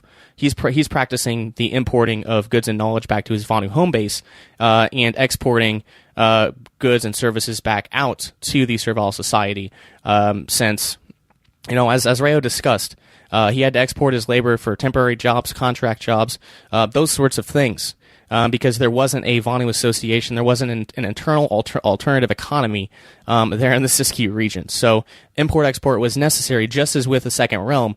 Proxy merchants will be necessary, since the alternative economy won't exist yet. I mean, it'll take a little time. People have to join the Second Realm. People have to interact with the Second Realm before that alternative economy can come into fruition. So import-export, the use of proxy merchants is absolutely necessary in both the pursuit of Vonu, and also in building second realms.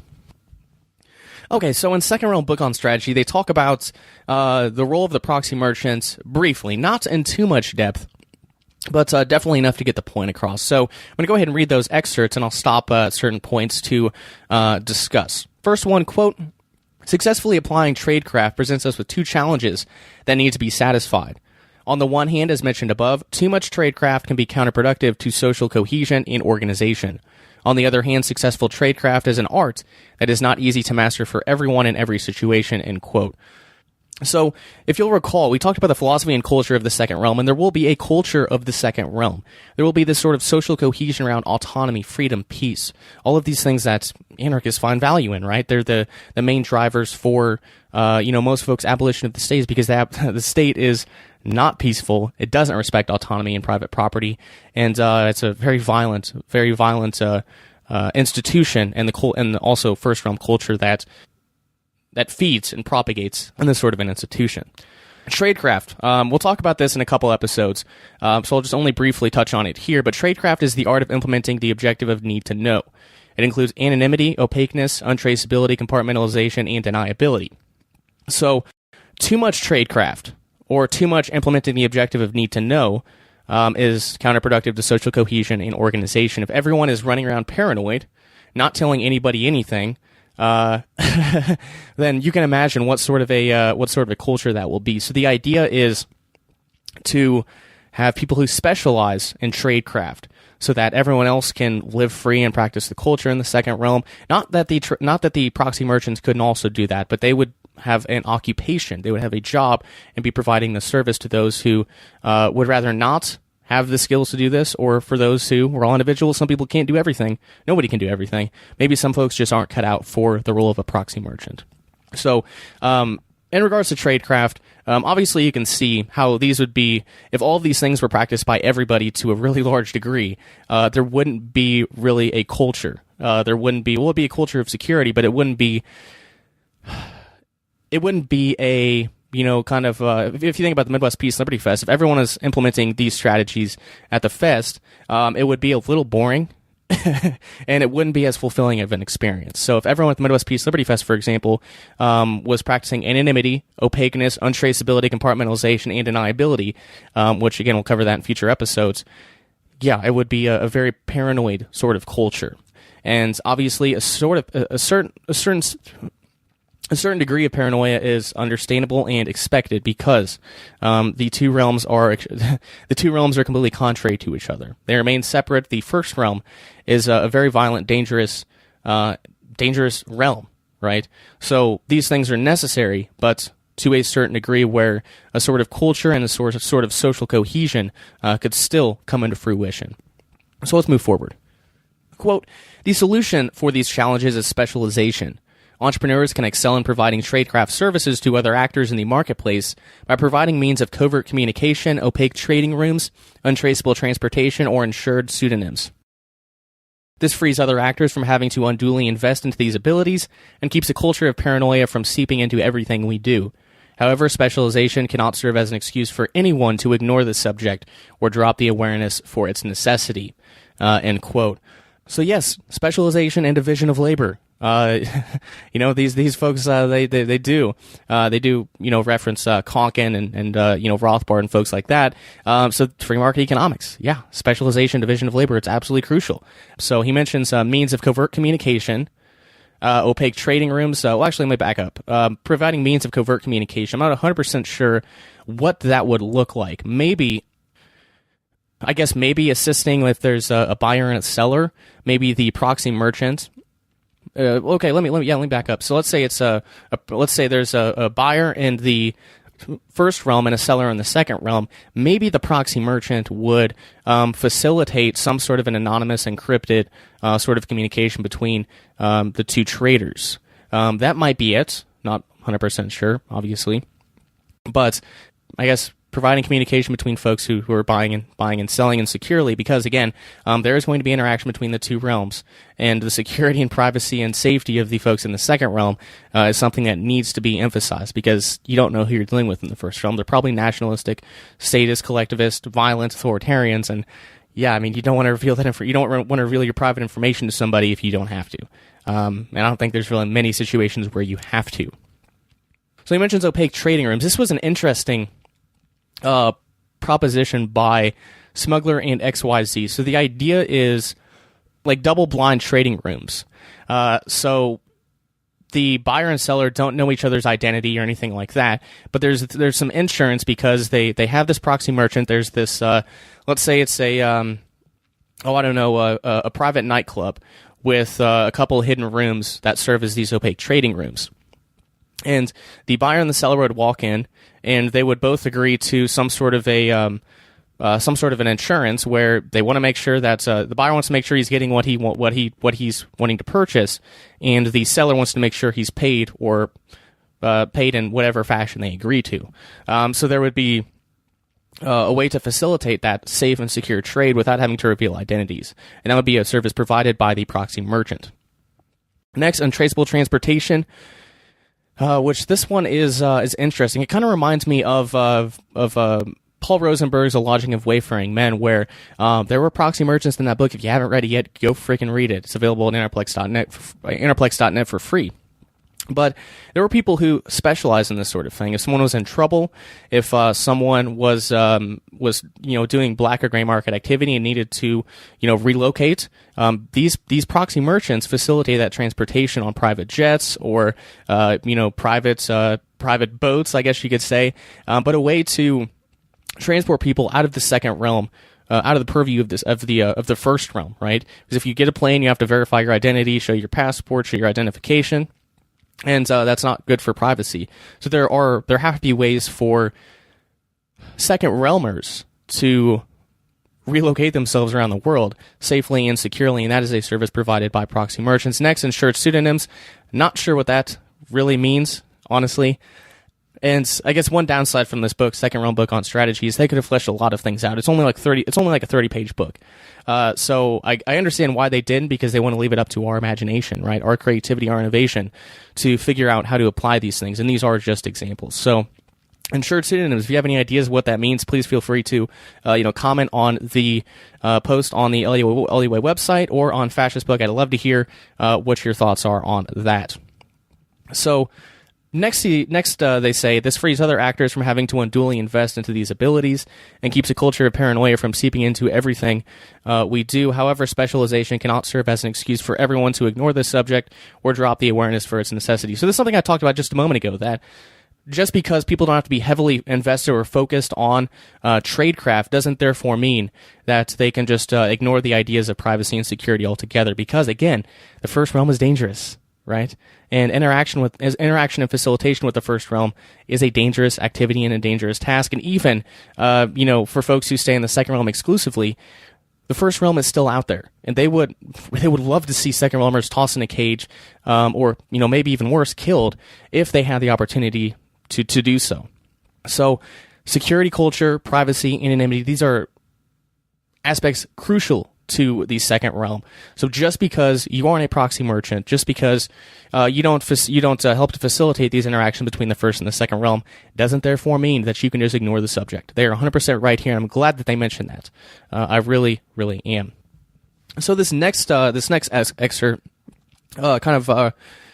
something I've already covered, but it's important, so I'm going to cover it again. Quote, another area unique to our situation is the integration into the larger economy. Since a sufficient market size and diversity can only be hoped for in the long run, we are required to interact and integrate with other markets unless we want to find ourselves in a subsistence economy. However, this integration comes with great risk. These facts call for a special career that is especially interesting to people that have not yet found their vocation or who have left their previous vocation and are looking for low capital opportunities. The proxy merchant, end quote. So I want to talk about that first part a little bit more here. So Rayo was 100% correct back in the 1960s. He said that self-sufficiency, they're seeking Vonu, not self-sufficiency per se, because 100% self-sufficiency is it's a good thing to aspire to, but it's not the most time and money efficient things, right?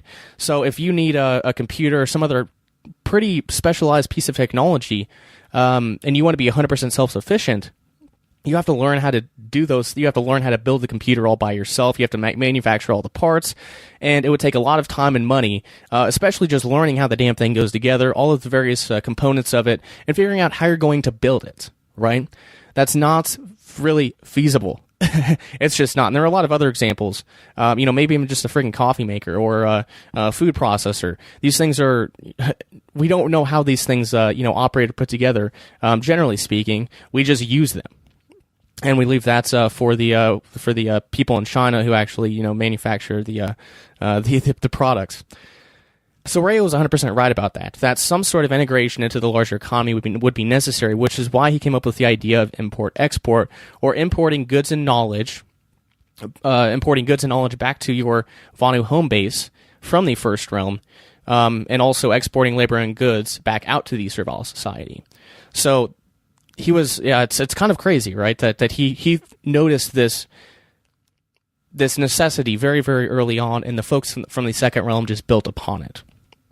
So the last thing, yes, this integration comes with great risk. This is something Rayo talked about too. It's why he chose the Wilderness Vonu lifestyle, and that's why they had 6 months of storable foods and had everything they could possibly need for 6 months, because the more you interact with the First Realm, the more risk you were put in. So the way that he kind of avoided this was making infrequent trips to the Servile Society, to the First Realm, and it worked for him. It worked for him, as far as we know.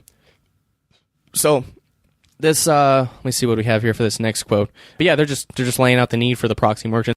So let's read this last excerpt, and then we'll continue forward. Quote, "A proxy merchant is a bridge connecting the Second Realm to the First Realm while keeping risks at bay. Many ways of bridge building are conceivable, from people who handle exchanges between Second Realm money and official currencies to shopping and trading agents. We leave it to the reader to invent his own niche." End quote. So let's talk about some examples of modern-day proxy merchants, and also some examples of things that could come into fruition in the future. So the first one, and this is a really interesting example. I think Kyle and I discussed this in an episode of LUA, maybe back at the end of the Direct Action series 2 years ago almost. Damn. But so industrial parks, right? These things are massive. These industrial parks.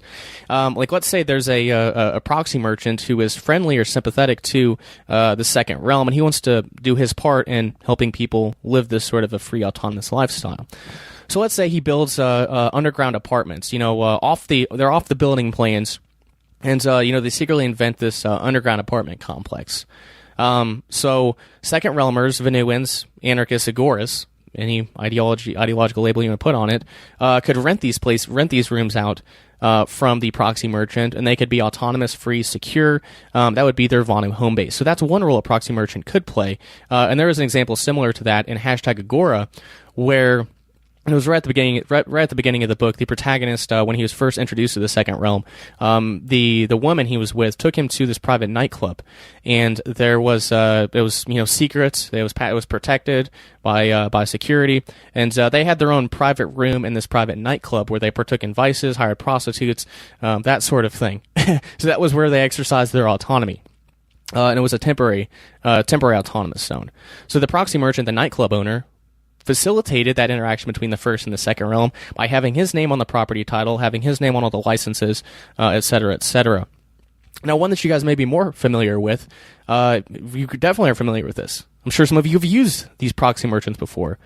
But have you ever heard of people who don't like using the centralized, mainstream exchanges because of KYC and regulations and reporting to the IRS and all those sorts of things?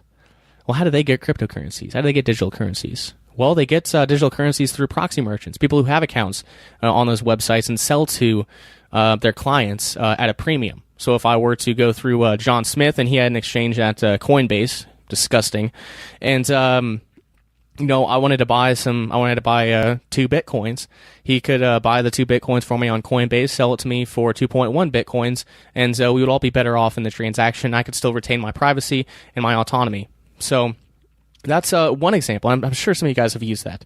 I'm positive, or even just reaching out to somebody on Facebook, one of your colleagues or friends, and saying, "Hey, can I buy some Bitcoin from you? I'll send you some money via PayPal." And you send him the money via PayPal, and he sends you the Bitcoin to your wallet, and boom, You've just interact with a proxy merchant. So there's definitely a need for these sorts of roles. And I'm going to do and I wish I had Kyle here for this so we could really flesh out some of these examples of other potential occupations for proxy merchants. But this is something I'll be thinking about, because these are occupations that need to be filled. There are people who need to buy digital currencies from exchanges, from privacy-destroying exchanges, to supply it to us folks that would rather not deal with those really shitty, awful exchanges. So there's definitely a necessity for it. There's definitely money in it. And I'd obviously love to hear your thoughts. What do you think are some roles that proxy merchants could play in facilitating trade and interaction with the First Realm?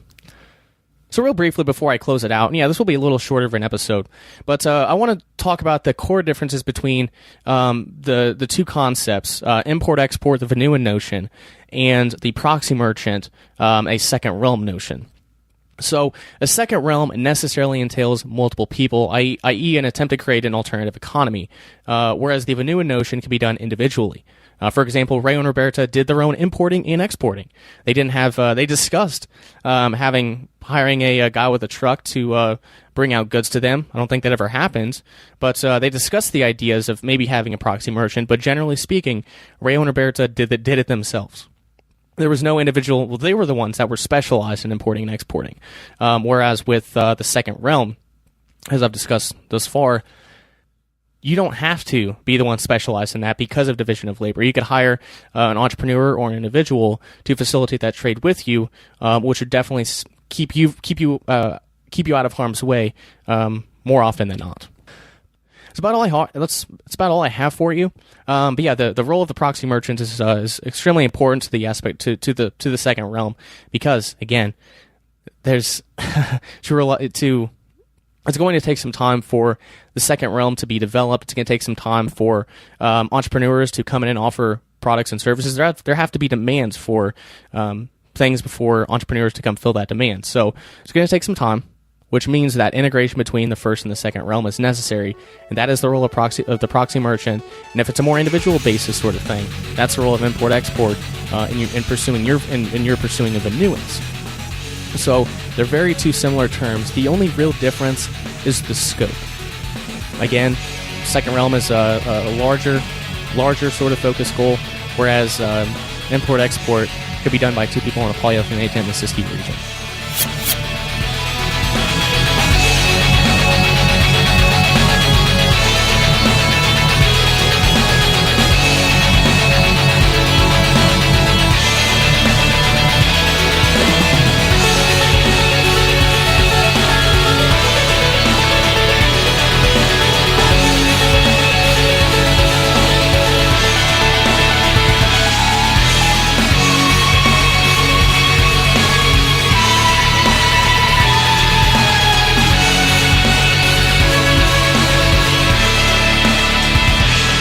You're listening to the PAZNIA Radio Network.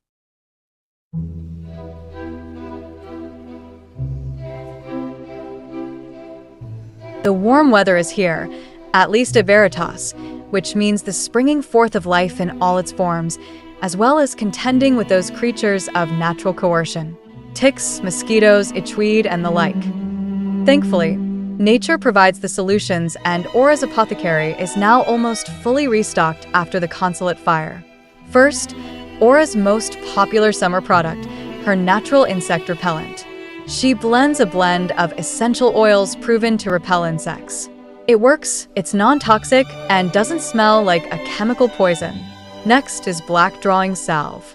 Featuring activated charcoal, andrographis, and bentonite clay, it's great for drawing out toxins, especially those associated with tick bites. After you're bitten, whether by ticks or mosquitoes, or if you wander through a patch of poison ivy, you're going to need something to help heal and resolve the potential itching and burning. Jewelweed Salve is here to the rescue.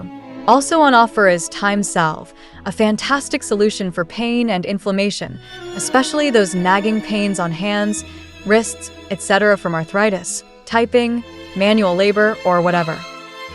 Aura's apothecary has you covered when you venture out into nature. The highest quality ingredients, all organic, made with love here at Veritas. Just visit libertyunderattack.com/aura Again, libertyunderattack.com/aura, and make sure you and yours are defended from the natural coercers. libertyunderattack.com/aura.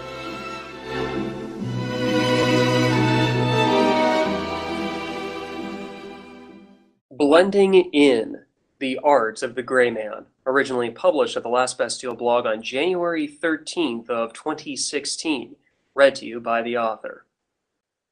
The art of psychological disguise, on the other hand, lies in making oneself invisible in a particular situation. The disguise artist develops the chameleon-like ability to blend into his surroundings so well that he cannot be seen as a separate entity. Just as a chameleon is perceived as being part of a pattern of leaves and twigs, so the disguise artist is perceived as being part of the pattern of a busy city street. The best disguise, as we shall see, does not always require a costume. Edmund McGonig. Given the fact that American dissidents are unjustly profiled by the government, it stands to reason that direct action must be taken to stymie the creation of political prisoners. Whether these injustices are due to malice or stupidity, the fact of the matter is that the answer to security theater is security culture, and the foundational basis for security culture is the practice of being a gray man. A gray man is defined as a man, quote, a man who can blend into any scene or situation without standing out, hiding his skills and qualities, end quote. Self-evidently, acting as a gray man naturally includes women, although to be sure, there are noticeable differences when it comes to physical appearances, especially fashion.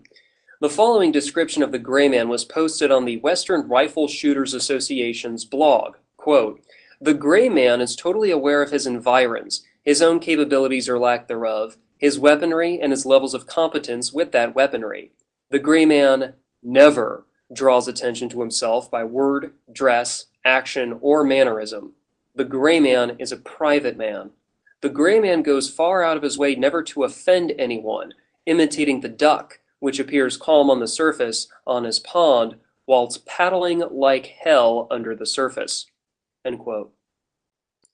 This imagery of what could arguably be the gray duck is quite a useful analogy in teaching others about this unique practice. Pat Henry has written that he thought the gray man was originally developed as a conceptual tool for concealed carry practitioners, despite the fact that getting a license or permit for carrying concealed actually violates information security, InfoSec, because such government lists also operate as a de facto registry of these gun owners, but I digress. The result has been the development of a method for practicing an evasive skill set. The characteristics of the gray man are fundamental towards understanding how to pick it up and use it, just like any other tool. These four elements are, number 1, appearance, number 2, behavior, number 3, situational awareness, and number 4, everyday carry. Obviously, each one deserves its own cursory examination. The briefest yet comprehensive overview I can provide of these elements is that how other humans perceive you greatly depends upon your ability to become nothing more than a stereotype. In this sense, the gray man runs counter to any notion of individuality. However, the goal of the gray man is not to make friends or seek personal authenticity, but rather to lower the existential risk of being targeted by the state and other assorted criminals. Adversaries who perceive you as a soft target, due chiefly to your appearance, suggest you committed a mistake somewhere. Wearing clothing with logos is, generally speaking, a no-no. For example, decorative t-shirts worn by sheepdogs and 3%ers, such as the infamous tap-out shirts, serve as little more than target identifiers. Tattoos are much like the bumper stickers on your car in that the temptation of vanity directly interferes with going gray. Suffice it to say, neglecting the tips presented by John Sample with regards to making fashion choices is to invite failure to blend into the cultural environment. Distinguishing the line between appearance and behavior is not as sharp and defined as you would initially assume. Back in 1995, James Bovard was evicted from the press section of the United States Supreme Court's courtroom during oral arguments for the Bennis versus Michigan, which is found at 516 U.S. 442, civil asset forfeiture case, simply because he laughed too loudly, although the official reason was that he was inadvertently violating the dress code. Whether it be due to appearance or behavior or both, Bovard's experience is invaluable for demonstrating that when you go visit the government, discretion really is the better part of valor. Undoubtedly, behavior is more significant to being a gray man than appearance. Quick movements naturally draws the attention of the eye, so even if you feel indescribable pressure to walk quicker, try hard not to. This may sound rather counterintuitive, but if you truly want to be the gray man, then slower is better. Political field trips are excellent opportunities to practice going gray, as are other public locales such as gyms and shopping malls. Dense congregations are the ideal training environment, given the sheer complexity of all the variables at play. For some people, it may be best to begin objectively evaluating their behavior by recording themselves on camera at home, and then later watching the footage for clues as to what their body language might be, perhaps inadvertently, communicating to others, especially through their facial expressions. Knowing that you are being indiscriminately surveillanced in public by officers and cameras, the challenge of the gray man is to maintain a rather drab persona, all the while resisting the enticement to alter his behavior under pressure. Avoid establishing patterns. Sometimes it is best to just wait patiently rather than go somewhere right away, especially if doing so would get you noticed, or worse if it's a trap. Don't be afraid to choose different routes while traveling, and also consider the frequency of appearing in certain locations or within the eyesight of particular individuals. Swiveling one's head in order to look around might as well be the human equivalent to when a white-tailed deer flips his tail up, for the latter serves as an instinctive warning to other nearby deer.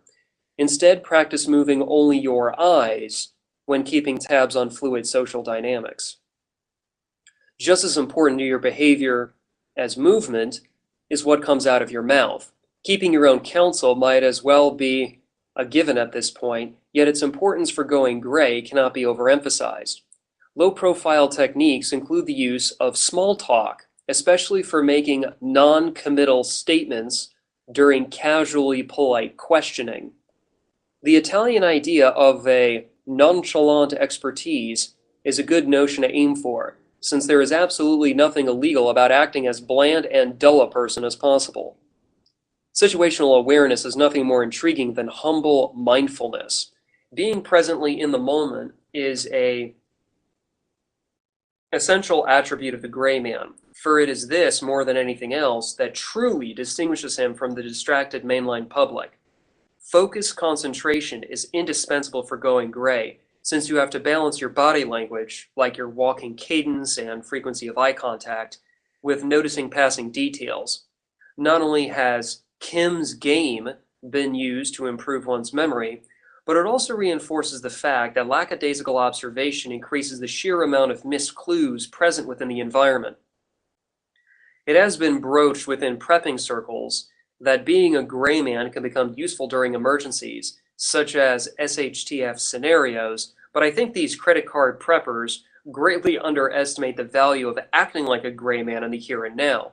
Sure, the value of subtlety could make the difference between getting hurt or killed, yet I would argue that the gray man's best utility is before there are infrastructure breakdowns, and this is further supported by the phases mentioned in the Gray Man Directive.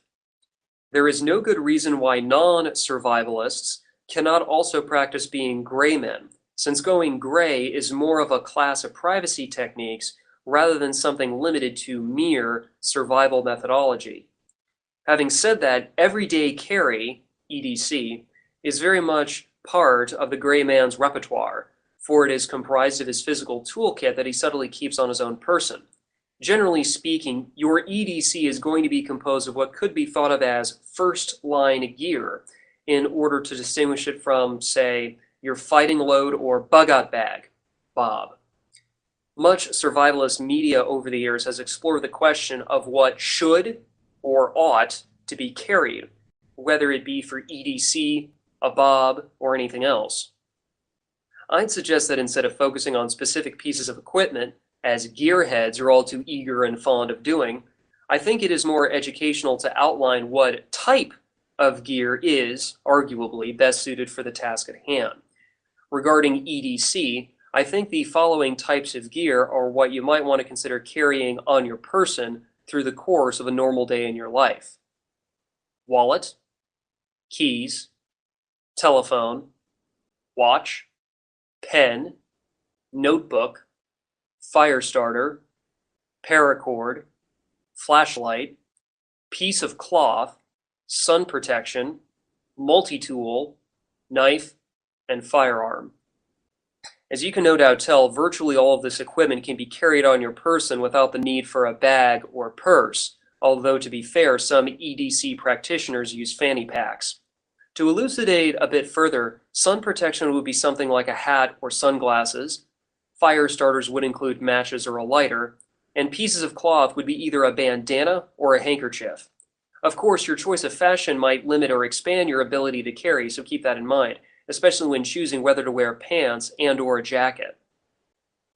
Gray man as an idea has become confused with dissimilar approaches as of late.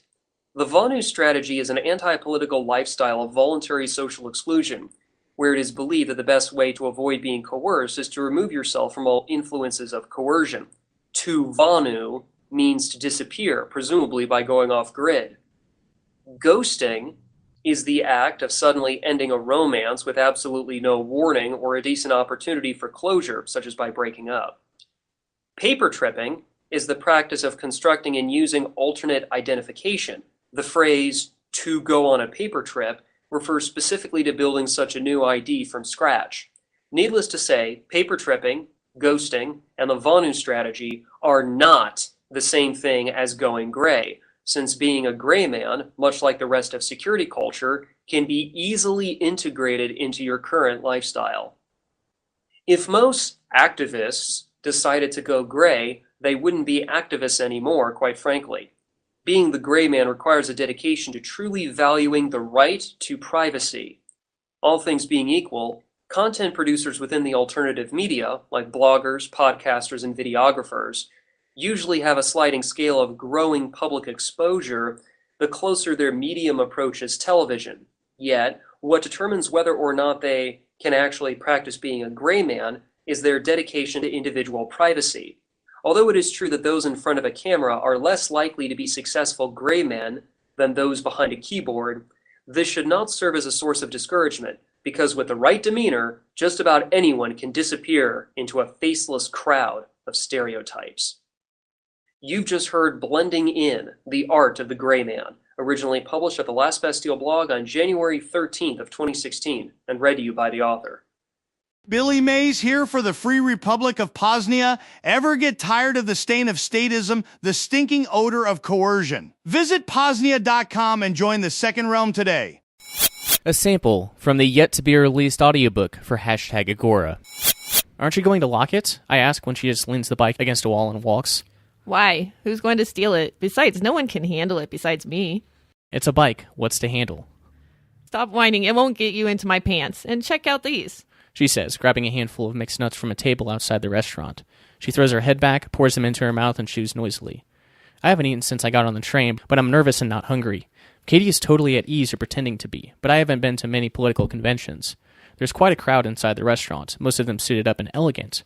We're here in t-shirts and jeans, and Katie hasn't even rolled down her right pant leg. Katie pushes the glass door open, and I am drowned in the noise of hundreds of talking voices. Someone's doing checks on the microphone. A few heads turn when we enter, but nobody seems to be interested in us much. Hey! Katie screams in my ear. I turn to hear her better. What? I scream back. I'm gonna do some coke in the bathroom. You wanna come? I'm certain somebody must have heard that, but nobody reacts. No, I'm good. You go ahead, and I'll pick us some seats, I scream. Okay, you sure you don't want any cocaine? She screams. I give her the finger, and she laughs. I can't hear her laugh, of course, it's too loud.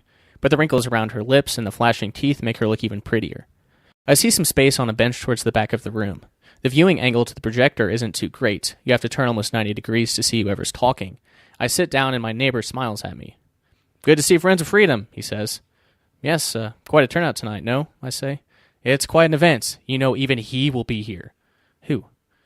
You know, burned. Sorry, he's burned. The guy looks at me like I'm from Mars. He's chubby and unshaven in a programmer sort of way. He wears a dress shirt that seems like an office uniform on him. Burns Bach, haven't you read his book? No, I haven't. What's it about? It's called The Socialist Conspiracy. Is it about socialism?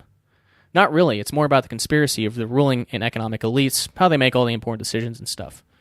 I see, I lie. You should really read it. I came just to see him speak. He's a great speaker. Okay, I say, not really knowing how to reply. Katie, where are you? Are you in the truth movement? He asks. I'm not sure what you mean. I like truth, yes. I mean, who wants to be lied to, right? No, I mean the truth movement. Do you know about that? I don't think so.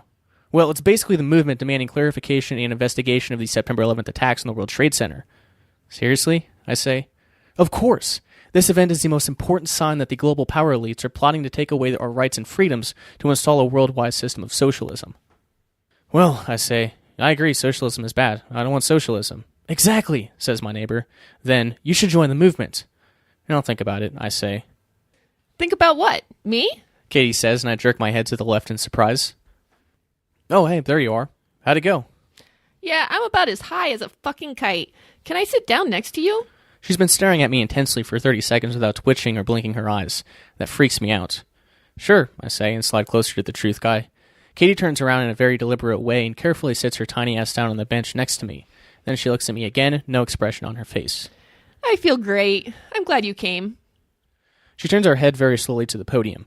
Thanks, I say, but it's probably just the drugs. Truth guy leans over. You shouldn't do drugs. The global power elites use them to control our minds and distract us from the truth. Katie keeps looking at the podium. I think I forgot my tinfoil hat, she says very loudly. Truth guy leans back and refrains from further communication with us. You're listening to the Vonu Podcast, the podcast making you invulnerable to the coercion of the state and the servile society. Visit our website for free resources to aid you in your pursuit of self-liberation, old Vonu publications, podcasts, guest articles, and much more. Go to VonuPodcast.com. And now, your hosts, Shane and Jason. Hey guys, Shane here with the conclusionary episode to this Building the Second Realm re-release here on the Vonu Podcast. As always, I'm your host Shane, coming to you from the Free Republic of PAZNIA. For more information, please visit PAZNIA.com. So this episode was originally released on April 29th, 2018, and is titled #Agora and Conclusion. We began by discussing the terrific Crypto Agorist novella, #Agora. In addition to an overview, we cover a few portions each that we found to be important. And at the end of the episode, Kyle and I talk about the past, present, and future more generally as it pertains to Second Realms or the Building of Freedom. Definitely not one of those nuts and bolts type episodes. I guess you could say it was a lighthearted, fun, and extremely positive way to conclude this series. But again, we're definitely not done with the subject of Second Realms. I don't think I have anything else to say. My conclusionary thoughts remain much the same as they were, around 2 years ago. So I'll leave you to that. But I can personally attest to the fact that Second Realms are popping up everywhere, and that the future looks extremely bright for those in pursuit of self-liberation. So keep your eyes and mind open to opportunities. And without further ado, let's get building. Well, things have been kind of very exciting in my personal life, which I would prefer not to go into detail at this time, at least until some things kind of shake over. But yes, I will say, Shane, I think this episode in particular, correct me if I'm wrong, might very well be the very first LUA episode where we've actually had to have it mention it that it's NSFW. Correct me if I'm wrong.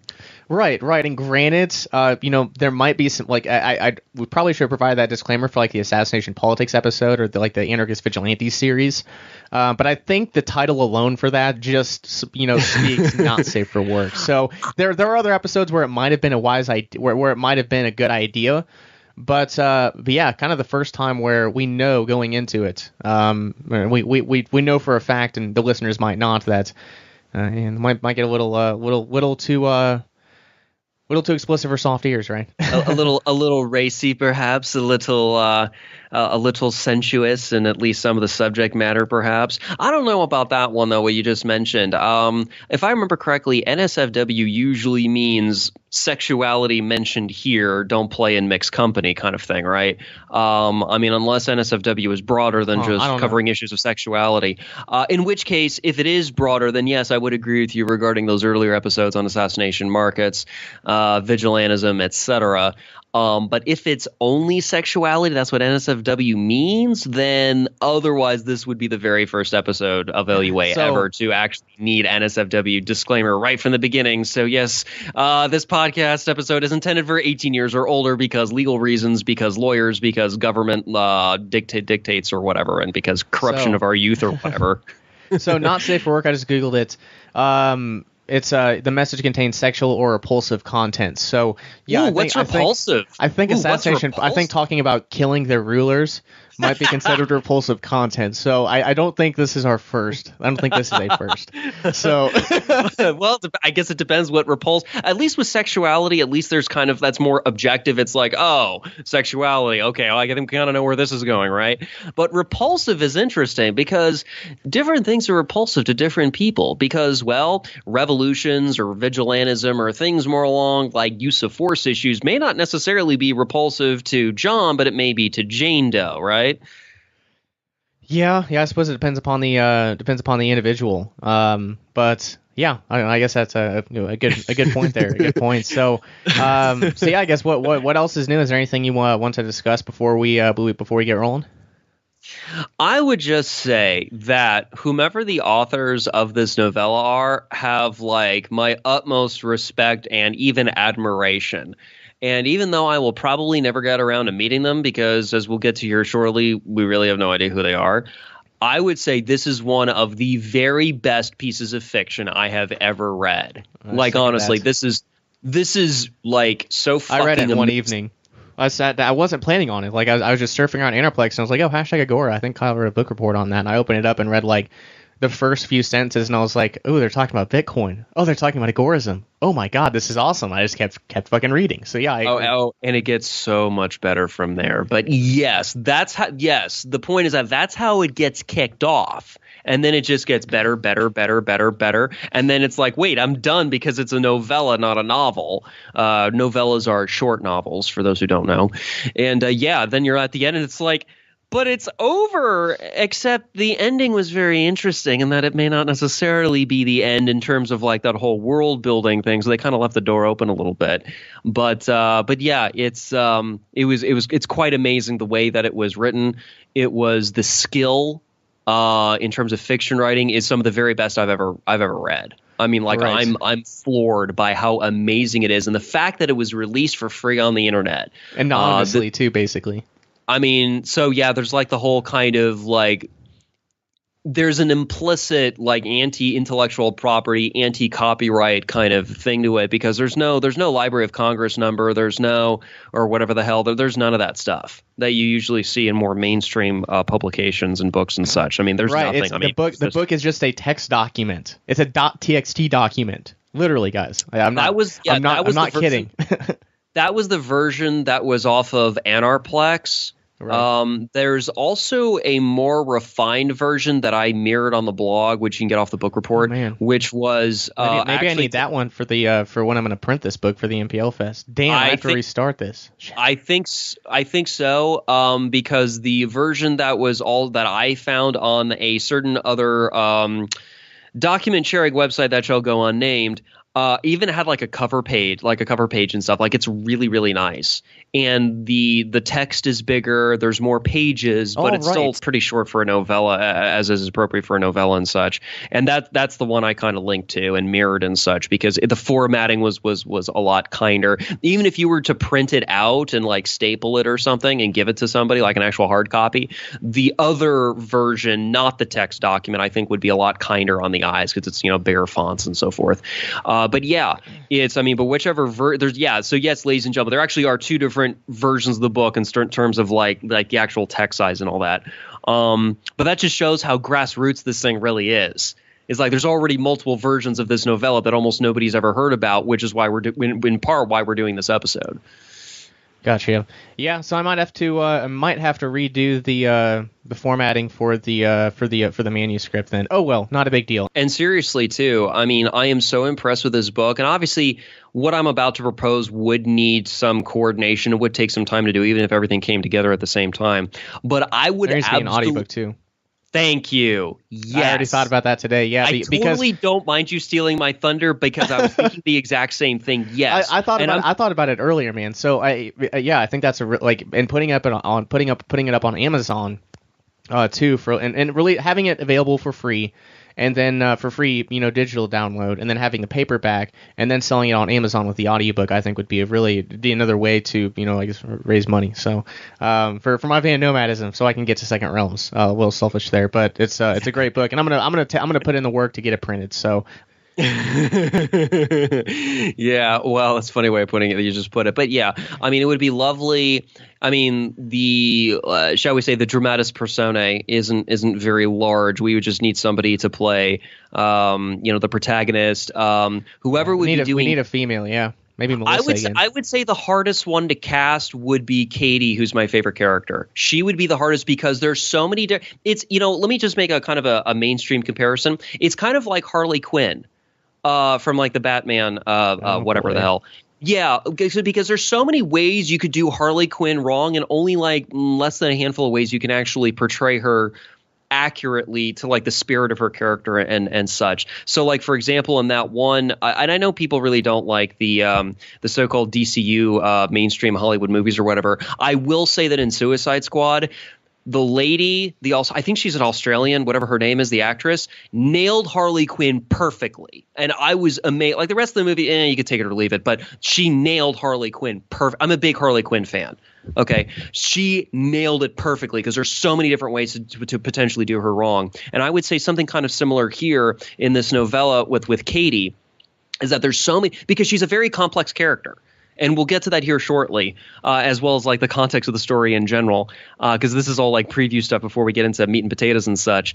But yeah, I mean, Katie's very complex, and it's also very easy to misunderstand her, as was even pointed out during the course of the story, where a lot of usually the male characters misunderstand her because, shall we say, they have ulterior motives when it comes to the bedroom and such. Their desire is not hers, and so forth, and then it gets kind of complicated from there. So yeah, never misunderstand lady characters, especially well-written ones, especially complex ones, because they'll always take you for a ride, and not necessarily in the sexual sense. Interesting. So. Yeah, I mean, I don't. We've already kind of moved into it, so I think we'll just blow past small talk. Because I think we'll just blow past it. So, I guess the first thing we should do is, an overview of the book before we really start to dive into it. So, Kyle, would you mind providing the listeners with an overview, kind of a brief introduction of #Agora?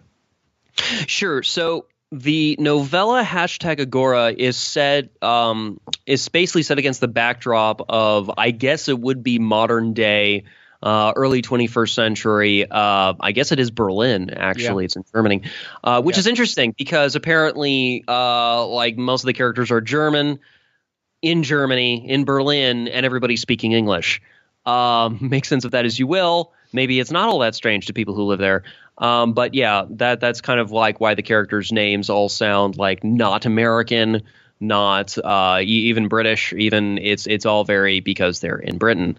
Or excuse me, they're in Germany. So by the way, there is a really big, there is a really great crypto anarchist community in Germany. So found that out from Paul Rosenberg. So this is that definitely makes sense that they're all German.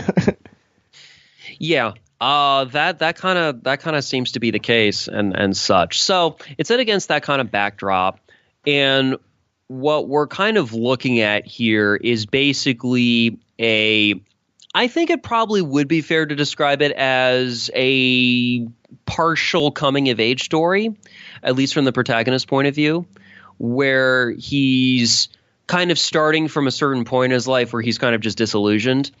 And then you see him kind of develop, at least in some sense, where he already has predilections and leanings towards certain things rather than others. And then you basically see him kind of evolve to where he pretty much comes out the other side fully immersed in what he was kind of leaning towards anyway. So he now has, so in other words, he has the courage of his convictions now because he's now certain, whereas before he was kind of trepidatious. And that seems to kind of be the main driver for this. The narrative style for the novella is very much from his perspective.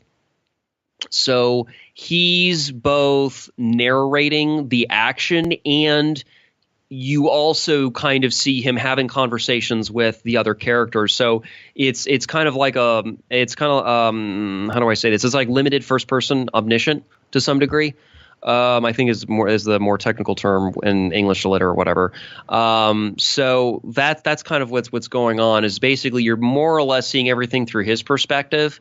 And either he's directly interacting with the other characters in the story, or he's describing other things that are going on that he happens to have knowledge of. Yeah, I definitely agree. And I think it's real. I mentioned them at the beginning of the book a moment ago, and it was interesting, kind of the way the characters were. I guess the characters and the plot worked out, because it was actually this guy's friend. And what was the main character's name? I read your. Daniel LaRusso, which, if I remember correctly, was ripped straightly from The Karate Kid, right? I don't know. I have no idea. But so it was actually Daniel's friend who said, "Oh my gosh, dude, look at this website." And it was the Bitcoin.com. Like he was introduced to Bitcoin by his friend, who was kind of into it and was going to start practicing agorism. And then Daniel, who was he definitely was not an anarchist at the beginning of the book, and he really didn't understand a whole lot. He definitely didn't understand the monetary system and why agorism and second realms are necessary. But he went to Bitcoin, learned more about it, found the Deep Web IRC chat, met up with Katie, the another main character, and then he eventually became completely immersed in the second realm. So, and his friend was kind of lagging behind, the one that introduced him to it. The student became the teacher, right?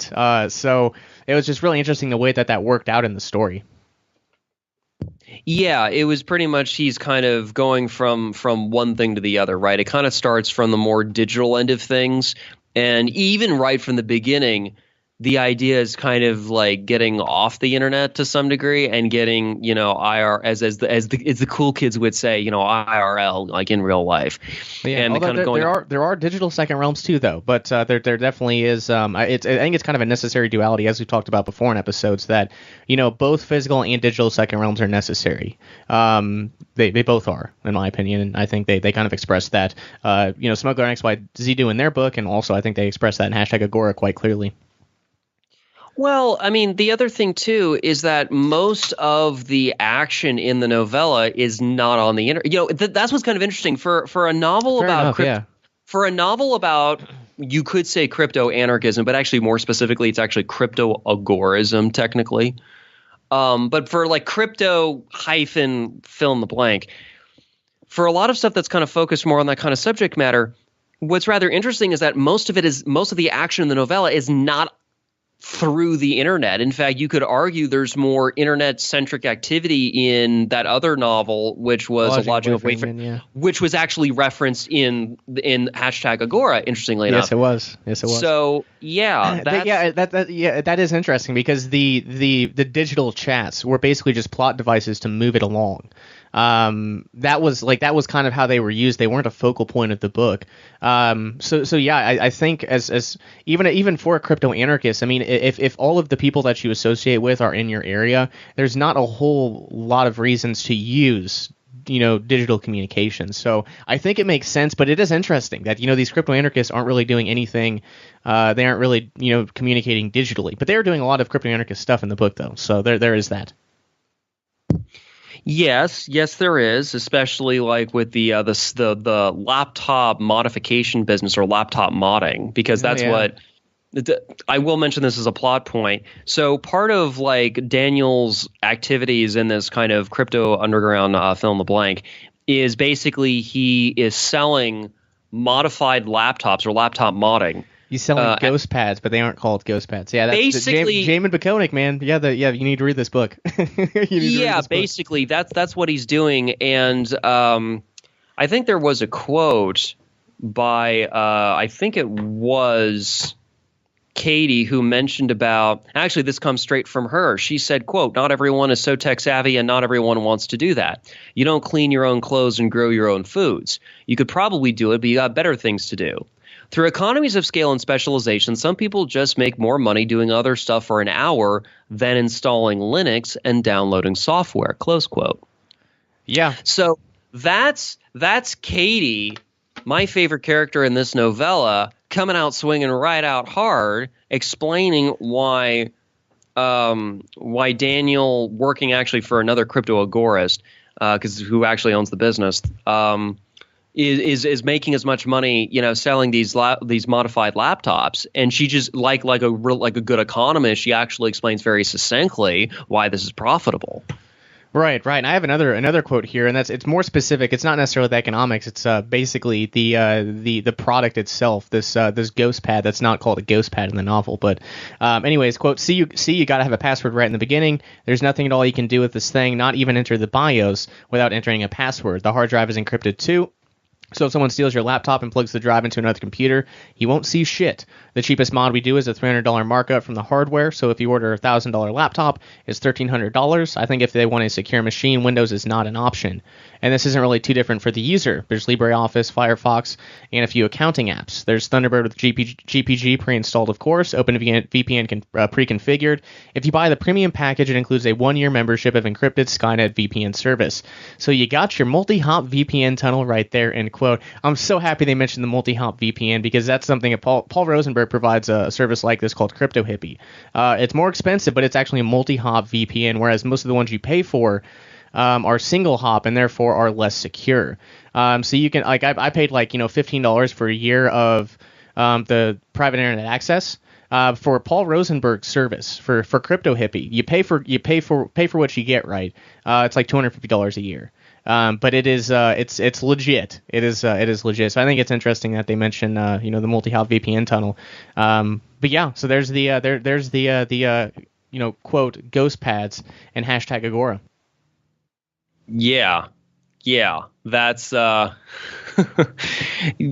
really glad they kind of mentioned that too, because at least it gets people thinking. I think there was also help me out here. I think there was also a scene elsewhere in the novella where they were trying to pay for a room off a cell phone or something, opening a door. The Taz.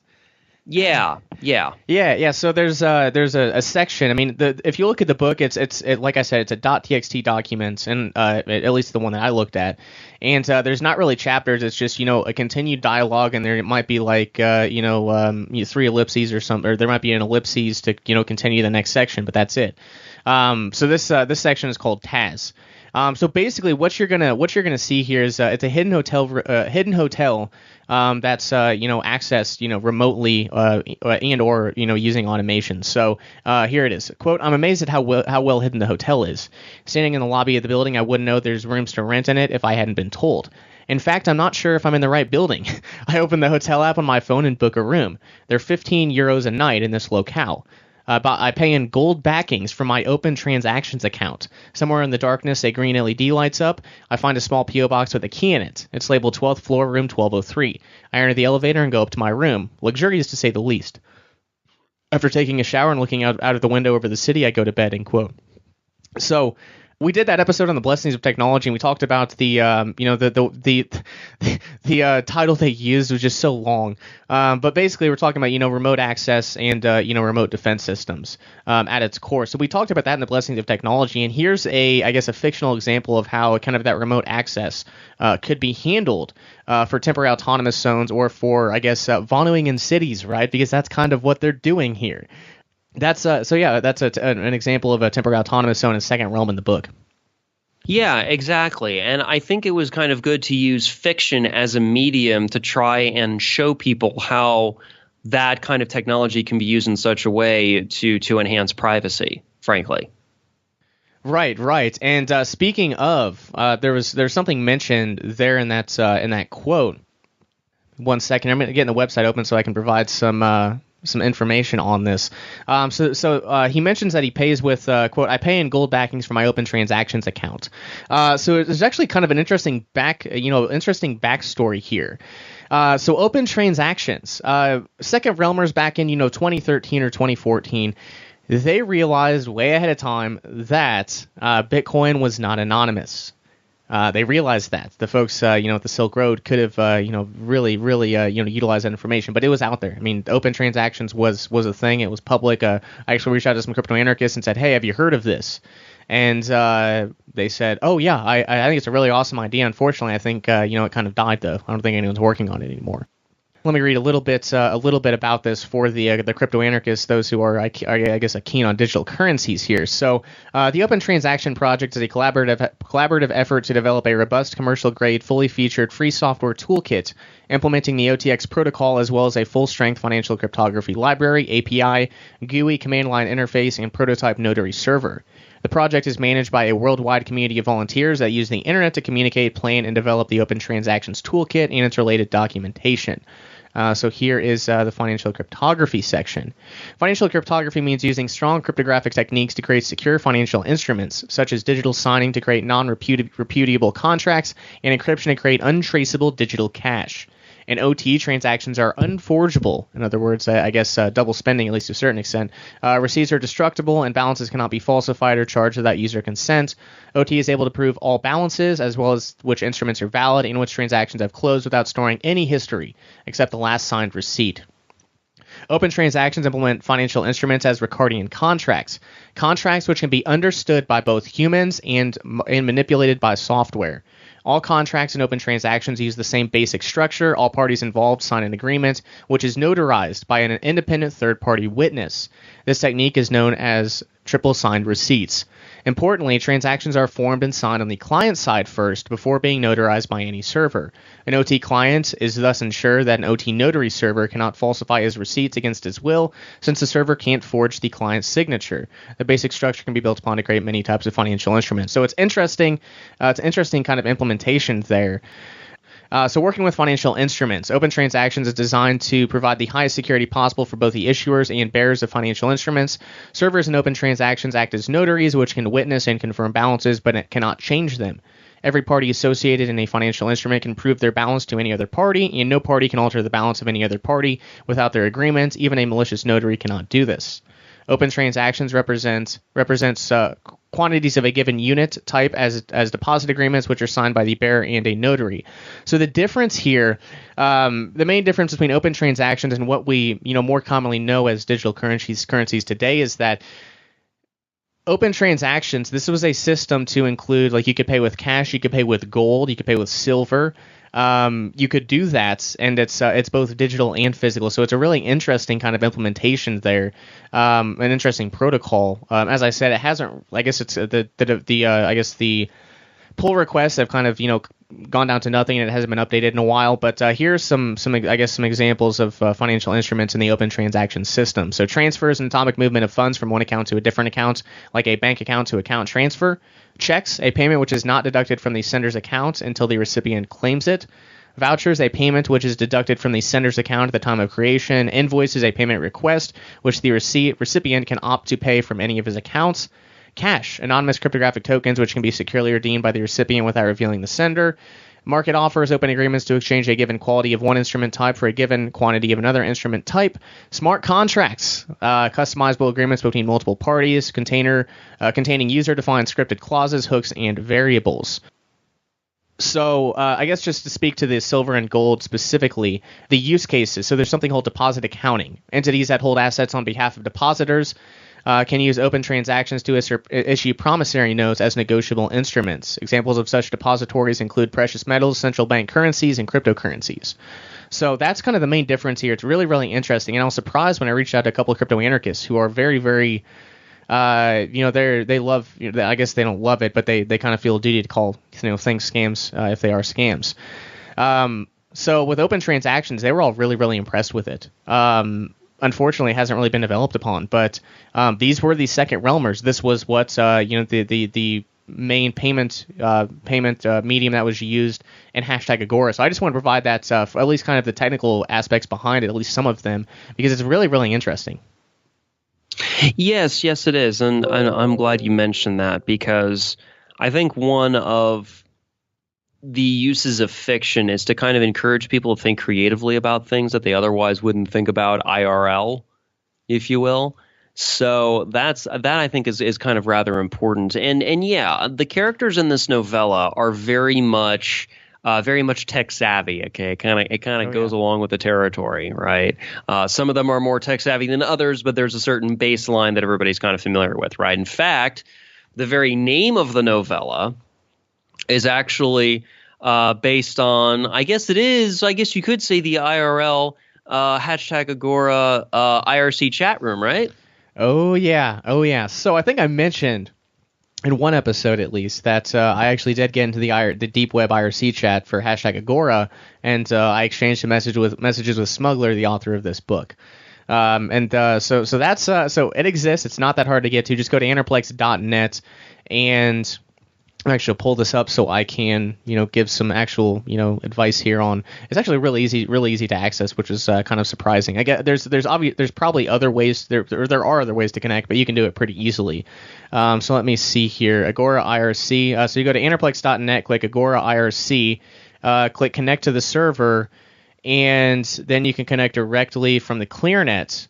There it says connect directly via Chatzilla, etc. You can click that link right there, and it should get that opened up for you. So it's actually pretty easy to do, and I've been in there probably a handful of times, and one time I was able to actually chat with people. There are about 30 people that just sit in there, but a lot of them are AFK. So I'd recommend go check it out. I mean, it's a really, really cool place to be. These people are these individuals are super hardcore. So if you can get a conversation with them, I would recommend that you do that. So yeah, the hashtag Agora chat, which that actually played a pretty major part in hashtag Agora too. As I said, the chat rooms there were kind of plot devices, and they talked about open transactions in there, which I know they did a few years back, and a bunch of other really cool stuff too. So yeah, I'd recommend checking that out. Well, Daniel, the protagonist, I mean, his whole story, how the novella starts, is in the hashtag Agora IRC. That's where it started. Yes, that's where he met Katie, and that's when they eventually, decided to meet up. Was from that IRC chat. Yeah, exactly. And so, yes, even the very title of the novella itself is a direct reference to something that you can actually go visit on the actual internet and such. So yeah, that's just kind of something to keep in mind. I mean, there very much is a art imitating life imitating art kind of going on here. Just to be clear. Yeah, definitely. So another interesting feature of this book is that they work in the modern anarchist community. So for example, and I don't think this is really a spoiler, and if it is, we gave that disclaimer earlier, but they're just really neat, a really neat implementation. So the characters in the book actually go to PorkFest. I think the main motivation for that was to sell more, quote, ghost pads. I think they were there on a business trip, and also to meet up with other anarchists and such too. But the characters go to PorkFest, and they attend Mises University there in Auburn, Alabama. And there's some pretty interesting interactions with folks like Jeffrey Tucker. He's in the book. There's some interactions with him. I think Bob Murphy's in there too, and there's some other ones as well. So I think you wanted to mention something about kind of the way that these characters, these real life characters, were portrayed. Yes. Well, let's see. Without giving too much away, because there's one particular detail I want the listeners to actually read about, because if I were to mention it here, it probably would be taken out of context and make another character look bad who doesn't deserve it, because if you understand it in context, it's actually pretty fucking funny and fits. What I will say here, a little preview, so to speak, is that Mr. Jeffrey Tucker, Austrian economist, with his affectation for a certain multinational conglomerate fast food restaurant chain, who shall go unnamed because they are evil, eat because, as opposed to their slogan, I'm not loving it. Yes, his affectation for that particular multinational conglomerate is very much emphasized here, like by name, and like even when they go sit inside one of the fast food joints, he's like tipping the waiter and stuff. It's not even a waiter. Or Not even excuse a me, yeah, waiter. not even a waiter. It's like one of The the janitor tipping the janitorial staff. I don't know.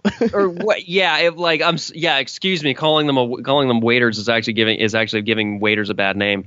Yeah, it's like he's tipping like the poor minimum wage slobs or whatever, and it's just the cashiers, I think it was, or whatever, and it's just like, oh my god, really? Like this is just.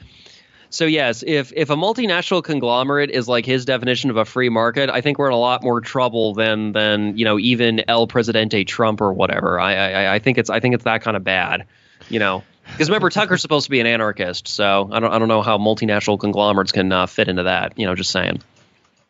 Right. But yeah, I did find that absolutely hilarious, and I mean, you don't really see that a lot. And there's not really a whole lot of anarchist Nagorist fiction, anyways. So that's not really something, the kind of that's interaction between fiction and also real life with real people that are accurately portrayed. So. I thought that was really interesting, and it just made the book that much better, right? It made it feel that much more real. Yes. So the fictional characters are actually meeting up with fictionalized portrayals of otherwise real people, which was kind of real cool. Again, art imitating life, life imitating art. I thought it was really kind of awesome because there were some caricatures of Mr. Tucker and even another Austrian economist. But I think a big property debate, big property debate. Between I think Daniel LaRusso and Bob Murphy and maybe one other person too. I don't know. Maybe it was Hoppe? No, it was actually Walter Block. Walter Block, Walter Block, But on the road, it was about the roads. Yeah. And some other things. So yeah, it was really good. I thoroughly enjoyed it. It was fantastic. And there were earlier references to like the Austrian School of Economics too. Even back in Germany, where most of the novella takes place. So when some of the characters hop stateside to go on their tour or whatever, it was really nice seeing everything kind of come full circle in a manner of speaking. Yeah, I think if the characters didn't go to come here to the States, I think I don't know, it wouldn't have been as good. Because maybe they do go to Pork Fest and such, right? Maybe these second realmers do attend those sorts of things. I don't know. That'd be pretty cool to think about, though. Or it is pretty cool. Yeah, it is. It absolutely is, and it was interesting too. Like once the characters come back from their from that side of the pond back to their side of the pond, so to speak, it was also interesting how that kind of segued into the ending of the novella and how everything ended. Not to spoil it, but how everything ended on an extremely unusually high good note. With certain developments that had been already set in motion earlier. So like it was an interesting crescendo of sorts, which kind of it's leading up to it. And then it's like holy crap, this is how they're ending it. Oh my God, this is fucking amazing. Yeah. Like it's like the thrill ride that just doesn't stop. Yeah, and the way it's kind of left, and I don't think this is a spoiler, but it's I think it kind of leaves it, okay, you start writing the story now, reader. You start writing the story. Very much so. Like when Katie's like riding away on that bicycle of hers, which actually, if you think about it, was at the beginning of the novel. That's how Daniel kind of met her. Was that she was riding on a bike. So she rides in on her bicycle, and then at the end of the novel, she's riding away on her bicycle, and she'll meet up with Daniel later or whatever. And let's not say what she said to him right at the end because that's kind of don't want to give it out of context. But there's a certain thing she says to him which in context makes sense, and she kind of kisses him as she essentially does her version of work. She rides away on her bicycle. So there's very much. I love the way this whole thing was written. There's very much a kind of a coming of full circle type thing. There's very much, actually, this is kind of a key thing that's been mentioned in many literary circles. The notion of I think it's called the hero's journey. There's very much a hero's journey thing going on here, especially with Daniel, the protagonist, where he kind of comes out the other side, like I said earlier, and there's very much a development and all that. And I suspect, too, that it's not just with him, but in some ways I even think it is with Katie, which I think is why she's my favorite character, actually, by far. Because Daniel is supposed to be closer to an everyman because he just finishes graduating college right at the beginning of the novella, and then this is his first big living an adult life type of thing, making a dying or living or whatever, and he's like going into this kind of what some people would consider to be an underground scene, making his money and all that, and yeah, I also like the scene where they get in trouble with the cops, which was funny. Read the novella for the full details on that one. But yeah, there's a scene where they actually – it's really the only scene, I think, where they actually have any direct contact with the government, I think. I don't think they have any other contact with the government throughout the rest of the novel. It's just like the one scene with the cops. Yeah, it was like the one scene – it was the one traffic stop and then the police – and then the next scene where they're at the police station and then, everything shakes out in a very interesting way, but basically it's like two scenes back to back over the course of like a night. And other than that, and that's what's very interesting for a novella that's very. And there's obviously security culture practice, and then they also had an arrest plan. Denton's lawyer came and got him out of there, and they didn't face any charges whatsoever. So it's much like a Watching of Wayfaring Men, where whenever the people they hire to monitor the various servers for the free digital economy, they hire people that have no idea what the hell is going on. So whenever it's eventually raided, they're arrested, and then they have a lawyer that gets them off of everything. So like there's very much an arrest plan and kind of, okay, you might have to go to jail for a couple of days, but we'll get you out of there, and we'll set you up with a great life going forward. Like that, like so it's like there's that preparation there, and it really shows. That I think that that is the only real interaction with the Bludgies they have, and I think that's because they practice such good security culture, and they're so prepared for everything. And if you remember when we were reading different passages, and if you've read it yourself, or I guess different excerpts from Second Realm book on strategy, that's very much a part of the Second Realm. So it's not a surprise at all. No, yeah, it is. And so, again, like I said, for such a consistent, an unusually consistent anti-political work of fiction, it's amazing how little direct contact there is with the state in the course of the story. See, most of it is not – there's like no direct contact with like agents of the state. In fact, I would say most fiction books have to have that for the conflict. But they didn't need, the author of this book didn't need that. Which it makes it even more wonderfully unusual. Right. So let me make a comparison here with a better well-known example, which of course would be J. Neil Schulman's Alongside Night. And by the way, for purpose of full disclosure, since this is public knowledge and on the record and all that, J. Neil Schulman is a regular reader of mine on my blog, by the way, because he's also commented and he likes my stuff basically. Even though I'm technically not an agorist, at least at this juncture, I'm actually more of a Vonuan. But it's kind of like, oh wow, it's like a yin and yang thing. Oh, whoop-de-doo, big difference, right? It's more of difference of emphasis. It's kind of like, do you want to use counter economics to abolish the state, or are you pursuing invulnerability to coercion? It's like, okay, they're both different forms of direct action, which are inherently anti-political. I think we're all on the same side here. It's just different ways of pursuing liberty or whatever. But yeah, like J. Neil Schulman's like a regular reader of mine, and I've written about Alongside Night at length. I'm very familiar with the story. I think it's wonderful for a lot of reasons. It really was the very first Agorist novel. And similarly, I think #Agora is the very first Agorist novella. So I think there's that distinction too. I would say one major difference between the two works of fiction, between Alongside Night and #Agora, which is this, and you were alluding to this a minute ago, Shane, is that there is so much direct contact with the government in Alongside Night because, like you said, the needs it for the story. I mean, the story. I mean, it's kind of like it's kind of like an American Renaissance of sorts, where things are kind of. The story structures are incredibly different between the two. It's not just the length of the story, novel versus novella. It's not just that. It's also this is subjective, anyways, right? Of course, but it's also we're doing some literary criticism here too. Let's be honest. But there's also literary comparative literary analysis. I think is what the eggheads at the intelligentsia basically like to call it. But yeah, there's also like the nature of the conflict itself between the two stories is very, very different. So with Alongside Night, it's very I would say it's very external. where you have different competing batches of people with very, very different worldviews, basically coming into conflict and at times engaging in violence, whether it be self-defense or coercion or whatever version it takes place, that at some point it comes down to violence sooner or later. I mean, there's also some good security culture things that were demonstrated in the Alongside Night story. However, I think #Agora is very different, where the conflict is mostly internal.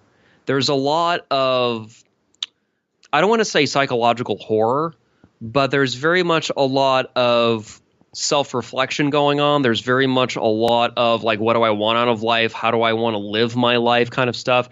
There's much more an emphasis on lifestyle changes rather than let's use counter economics to abolish the state.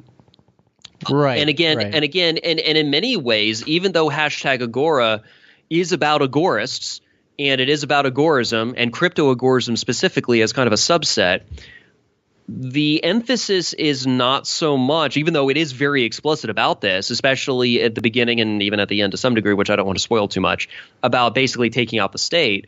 It's mentioned, it's clearly explicit, but the emphasis is not constantly throughout the story about that like it is in Alongside Night, because the purpose of this story is different.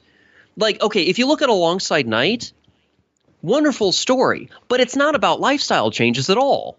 It's about using it's about promoting the idea of using counter economics to abolish the state, which is what Sam Konkin's vision was, and explicit mission statement in a new libertarian manifesto and so forth, right? It's very Janiel Schulman did that on purpose to make this idiot proof basically, and God bless him for doing so. That's not the point of #Agora. The point of #Agora is almost in many ways closer to Vonu, where it's much more about lifestyle changes, where it's much more about quality of life, where it's much more, in a lot of ways, actually really pursuing Vonu, that invulnerability to coercion, even though I don't think the authors necessarily intended it that way. Probably had never even heard of Reo or Vonu and all of that kind of stuff. But the emphasis is incredibly different, which I liked. And yet, you still have your ethical enclave / counter economy. You still have your black and gray markets. Like, all that stuff is still very much in #Agora, but it's very self-reflective. It's very introspective. It's about, hell, and we'll get to this shortly, but there's even issues of like romance, dating, and sexuality that are at play. Let me be clear about something. In Alongside Night, again, God bless Janiel Schulman, but it does not. Alongside Night does not really get into romance, dating, and sexuality, other than as like a minor subplot to explain the relationship between the protagonist and like another major character that happens like, what is it, a third to halfway through or something like that, and that's fine. But again, it's more like kind of just trying to explain something as it happens with the story. It's not like a major focus. It just isn't. In #Agora, it is a major focus. It takes up a lot, actually quite a bit of ink on the page. And actually, this is a part of the story we haven't gotten to yet, which we're about to hear shortly. But that's what I'm saying. So both of these fictional stories about agorists are targeting, it's not issues of just length, novel versus novella. It's also the emphasis, the subject matter, what gets emphasized, what gets de-emphasized, whether we're talking more about revolutionarily taking on the state or doing more self-reflective like lifestyle change type stuff. I mean, whatever it is, I mean, it's all good stuff, but do keep in mind we're catering, the stories are catering to different things, to people's different interests. It's a market selection, shall we say. Yeah, I definitely agree. So I think there were some quotes that you wanted to read. There was another point of discussion you wanted to bring up, and this is similar to Lodging Away Wayfaring Men, right? Where in that book there's discussion on spirituality, religion. Well, I guess actually let me back up. There is discussion on that in Lodging Away Wayfaring Men, but that's not relevant here for #Agora. But there's talk about in Lodging Wayfaring Men about kind of marriage and sexuality. There's also a focus of that in #Agora too, and I think that was one of the points you wanted to bring up for this episode. Yes, I did. So let's talk about my favorite character, who's Katie. Now, Katie, as was mentioned earlier, that quote I read was when she was trying to explain the economic reality behind people's valuation of why they would rather pay for the service of the modified laptops of the privacy enhancing technology of whatever the hell, rather than, as she put it, like taking an hour and downloading Linux and other software and such. So that's Katie. And so, if it was just kind of left there, you would think like, okay, she might be an interesting lady, maybe a little bit of an economics geek, but not much else going on there, right? Wrong. She is incredibly complex. And she's insightful, adroit, and she's rather quite charming, frankly. Like literally, I mean, seriously. I mean, if this was a real woman, I'd at least ask her out for a drink, maybe more if she was interested. Seriously, folks. Like I really like this character. Like, she's really wonderful. I mean, she seems real. I mean, like, I don't have this kind of reaction to fiction, but like this lady is like really wonderful. So that being said, all gushing aside, let's start with one of the quotes. So basically, through the first part of the novella, Daniel is attracted to Katie eventually, or technically right away, but they kind of like string it out a bit, which is fine. But you kind of get the idea that it's kind of like one-sided, mainly from him, because again, we're seeing this from his perspective, so of course. But then you kind of find out she's kind of into him too. And that's when things get very interesting, because if it was just like one-sided, unrequited, like horniness on his part, like who would give a shit, right? Like, he's a young, like 20-something just graduated, college or whatever, right? College grad. So like, who gives a shit about him, right? She's interesting though. So that being said, at one point when it's obvious, when she's basically like, okay, yes, I'm interested in you, Daniel, is basically more or less how she puts it. She then kind of tries to use that, same economics reasoning, the catalactics and Austrian, actually more specifically what she does is she takes the Austrian subjective theory of value and she applies it to dating and romance and even sexuality.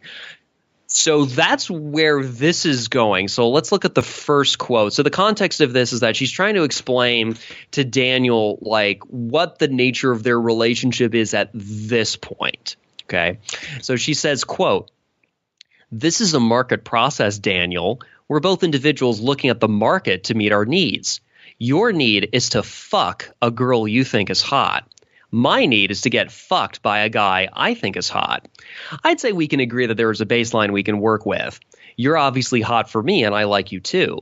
What needs to happen now is that we find a deal we both agree on. If we don't, we have to satisfy our needs elsewhere or leave them unsatisfied." Close quote. That took my breath away. And it's not just the it's not just the plain sensuality at play, obviously. I mean, that's kind of the obvious stuff. The more subtle thing going on here is that she's trying to explain like how sexual desire works, but like how you would explain like trading and such. I mean, kind of like how Ayn Rand would mention either in Atlas Shrugged or even in the nonfiction like objectivist literature. Ayn Rand was always trying to explain like how romance, even love, is pretty much a two-way street. Like, you're exchanging value for value, and there doesn't need to be money involved. I mean, there can be money involved if, like, you're talking like about something like prostitution, but that's just a straight market transaction. That's not, prostitution is not the same thing as romance. Can we be clear about that? Because some people kind of get the two. Yeah. Some people get the two confused. Hell, some people even think that the mixture of prostitution and romance is something called marriage. Jesus. Hey, some people. I guess in a way, maybe. Some people think like that, and you know what? Some of them may not be entirely wrong, especially when you look at some of those divorce settlements. Yeah. I'm just saying, I mean, there are people who really are just like that. Most of them are the mainstream servile society, first realm, controlled schizophrenic junkheads. So that being said, I think Katie's explanation about how you can basically take the Austrian subjective theory of value and apply it to dating, where it's like you're exchanging value for value, except of course we're talking about romance, dating, even sexuality, is actually rather quite amazing. And it's simple, it's to the point, and it's also, Shane, I've mentioned before that I think one of the greatest evils of our time is economic illiteracy. Because I personally kind of can think that if people were just more economically literate, even if they were still decided socialism was great because they hate their fellow humans and thus they want to hurt them through socialism or something, at least they understand why. That being said, I think a lot of people wouldn't be authoritarians of any stripe, commie, fascist, something else, if they actually understood how markets worked. Because once you understand that kind of baseline, you can then start applying it to other things where money isn't necessarily involved. It can either take the form of mutual aid or even just other things. And one of those other things would be something like romance. Yeah. So yes, I mentioned marriage a minute ago. Oh, this next quote is lovely. And this is probably the quote that's probably going to piss off just about everybody, but for different reasons. So let's get to it. The context for this quote is much later in the novel, after they've slept with each other multiple times, one of which was rather quite explicit and reads like something more out of like a piece of erotica. So there's no imagination left to the reader at all, and I won't read that here. But basically, at one point, Daniel's considering asking her to marry him because he's just that into her, and it's not just, being crazed with, satisfying his lust or whatever, and vice versa. He actually does genuinely care about her. Yeah, definitely. Without a doubt, yeah. However, and I do need to explain this in context, they actually went to I guess you could say like an underground party of sorts. And there was also a little bit of a lead up to this. I don't want to give too much away, but I'll say this because it needs to be mentioned because of the context of the quote. During this party, Katie finds out that Daniel is kind of attracted to other women, not just her, but his attraction to other women is just strictly more based on aesthetic. Like he loves her, but he's also attracted to other women just more sexually. So it's not quite like a polyamorous thing. It's more that, shall we say, he has a wide range of tastes. And that being the case, she's trying to kind of reconcile this and kind of make sense of this and all that. And obviously they have this long drawn, and later after the party, they have this long drawn out talk, like as in the context of, honey, we need to talk kind of talk, where basically they kind of come to terms with the fact that he is attracted to blonde. Katie's not a blonde. And the aesthetics involved here was that Daniel is very much attracted to blondes. He's also attracted to blondes who are, shall we say, well endowed with bosoms, let's just say they're not A cups and leave it at that. Okay. And I have to say that because it's relevant to the story and it's relevant to this quote I'm about to read. So that's kind of the lead up and the setup to this quote, where basically they've now had the talk. And he's asking her to marry him, or it happened a little bit earlier. Basically, this is all kind of happening pretty much at the same time. And then she said, I think they were just talking about it. Just kind of discussing. Yeah, and he does care about her, but that's not the point. It's that she's kind of trying to reconcile like his attraction to other women versus his genuine love for her specifically. And then there's the marriage question on top of it. And so this is what Katie says in response. This is her putting her foot down kind of thing. And I love this so much. There's so much good stuff in here. It's not very long, but here's the quote. This is Katie talking. Quote, "Listen to me, Daniel LaRusso. I will never marry you. I repeat, never, because I love you. Marriage is effectively a legal monopoly on another person's love. If we get married, we won't have as big an incentive to fulfill each other's desires and needs because we don't have to. The other person can't just leave or take a better offer. Incentives work no matter how hard you try to ignore them. I would get fat and puffy and I'd stop shaving my pussy. You'd fart in bed and not shave and leave your dirty socks on the floor. Besides, what would I do with my legal monopoly on your cock? sue you every time you're hot for a blonde with a rack? How's that going to stop your attraction to blondes? End quote. Again, folks, this is why this episode is NSFW.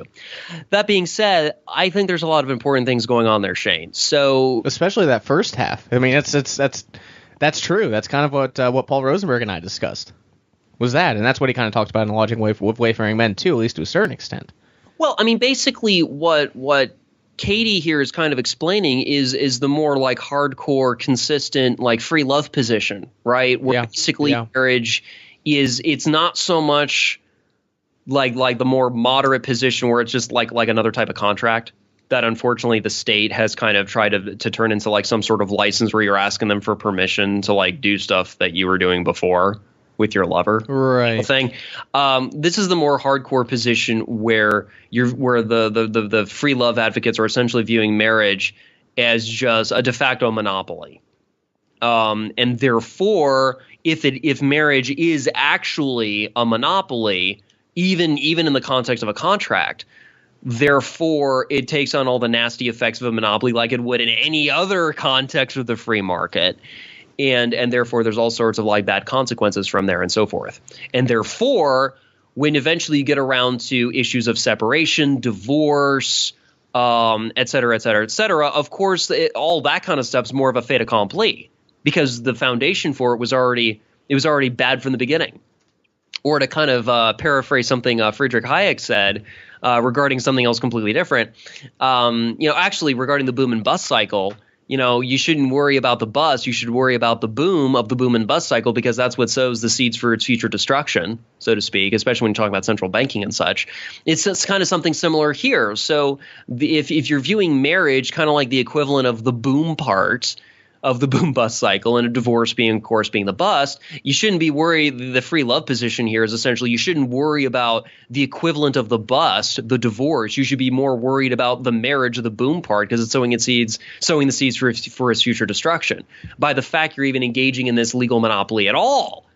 Is then why you have like awful things like this. What was the latest statistic that came out a couple years ago? Something about like half of all marriages end in divorce or some damn thing that nobody ever cites. Yeah, actually did a paper on it in high level indoctrination. Yeah, it's about 50%. Yeah. One out of every 2 marriages. It's so common. Right, and so if that's the case, if it really is this kind of ratio, then there's a big fucking problem with the way that marriage is conducted in society. If it fails 50% of the time, if we're talking about any other.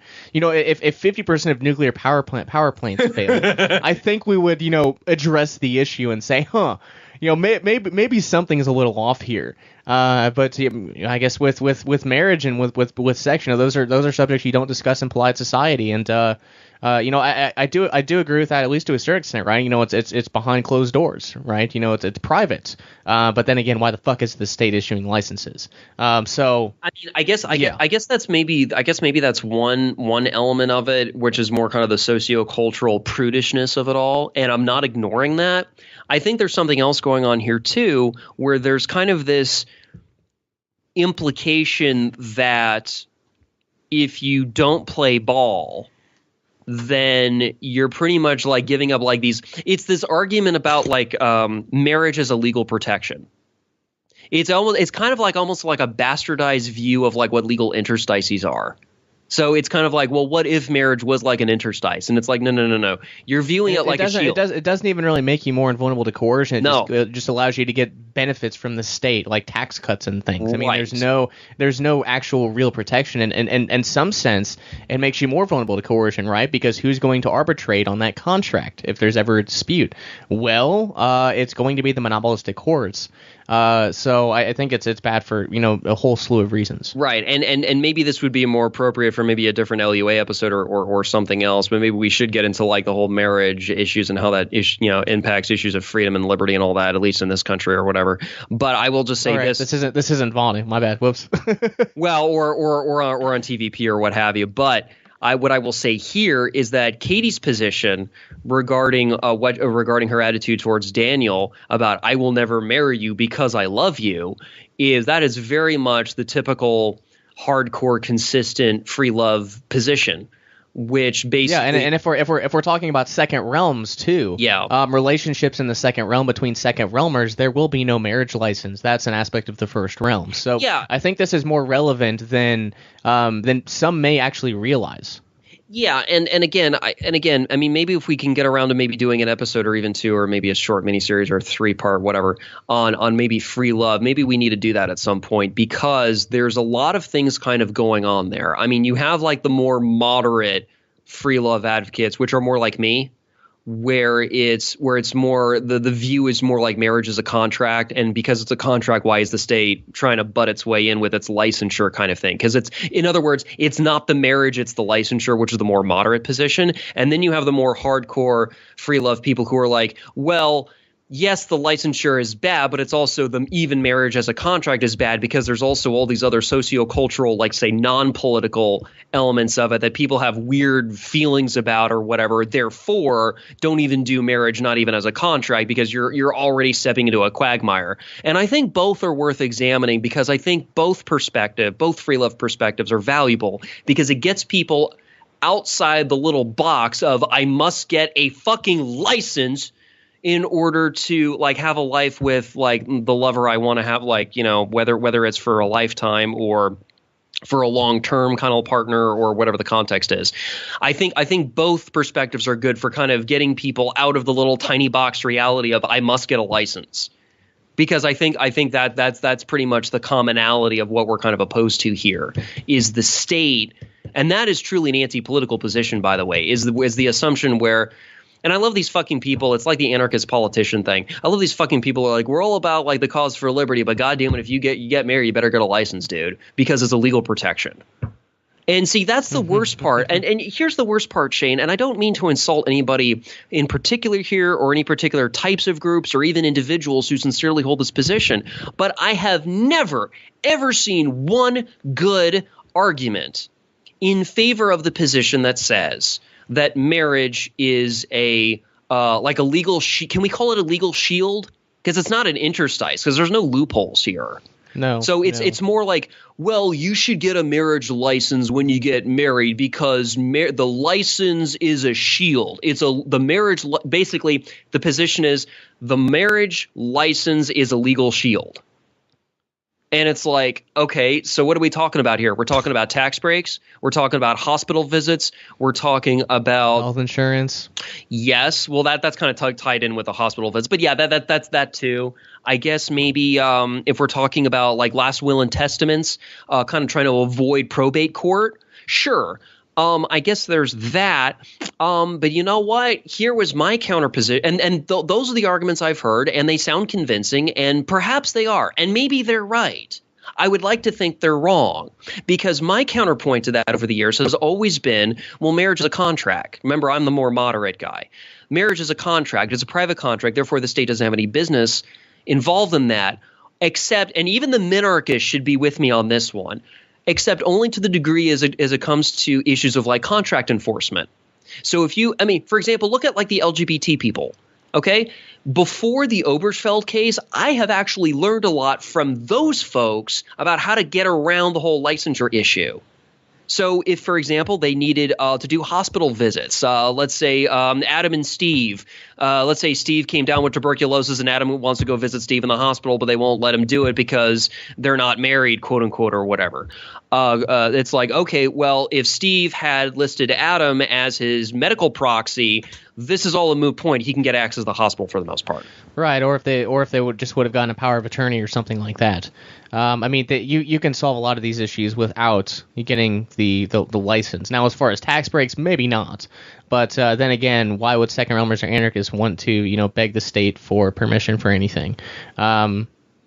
Yeah. Right. Yeah, exactly. Or to kind of go with another kind of somewhat similar example. Why would they negotiate with their slaveholders? I guess would be another way to put it. Well, yeah, and so let's say you also had another couple. Let's call them like Eve and Danielle, and let's say Eve kicks the bucket because they had like a May-December type lesbian relationship or something. Okay, Eve kicks the bucket, and Danielle is about to lose the house. And they technically didn't get a license because they just had a life together for, say, let's say 20 years. And then it's like, okay, what's going to happen with the house, because Danielle needs a place to live and she doesn't want to get an apartment, yada yada. Okay. Well, if Eve had a last will and testament naming Danielle as the as her chief and only beneficiary to her estate, which includes the house, can that just kind of hop, skip, jump over probate court and serve the same function that the alleged marriage license would purportedly have done? Yep. I would say so, yeah. So unless I'm missing something here. Now, I will say one thing. Because there's a good friend of mine who did offer an interesting rebuttal that I haven't yet come up with a rebuttal in turn, which was, okay, so if you want to kind of, as an alternative, not have a marriage license, but instead have a series of contracts, and I said, yes, that is my position, is a series of contracts that fulfills the same things that you want a marriage license to do for the most part. Okay, you instead have a series of contracts. Well, for that kind of sounds kind of complicated because it's like multiple contracts. So can you like boil it down to like a one-stop shopping type of legal remedy, like one thing? So it's like very simple to use and you can use it for like all of that stuff. And I'm like, oh, shit. Okay, let me get back to you on that. And so that's kind of where I'm at right now. That's a little side project of mine, by the way. I don't mean to go too off topic here because tonight's episode is about the #Agora novella. But yeah, the position of like free love, of not getting a marriage license with somebody that you actually do want to spend either your entire life with or at least long term with. Where it's marriage or marriage like similar to marriage in the conventional mainstream sense and so forth. And of course, this is all assuming, as a side note, this is all monogamous, right? I mean, if we're going to get into polyamory, that's kind of like its own separate thing almost, in some sense, right? But yeah, man. I mean, seriously, I think when it comes to issues of free love, marriage, dating, romance, sexuality, even. Things can get very shouldn't say complex. Convoluted. There we go. Let's go with that word. Things can get very convoluted very quickly unless you actually stay very, very focused. Because, well, let's be honest about something. We're talking about people's feelings here, and I don't mean feelings in the sense of like snowflake feelings or SJW feelings. I'm talking about people's real feelings here. Because we're now hitting like home and hearth type stuff. We're talking about what creates families. We're talking about where children come from kind of thing, if we're talking about heterosexuals.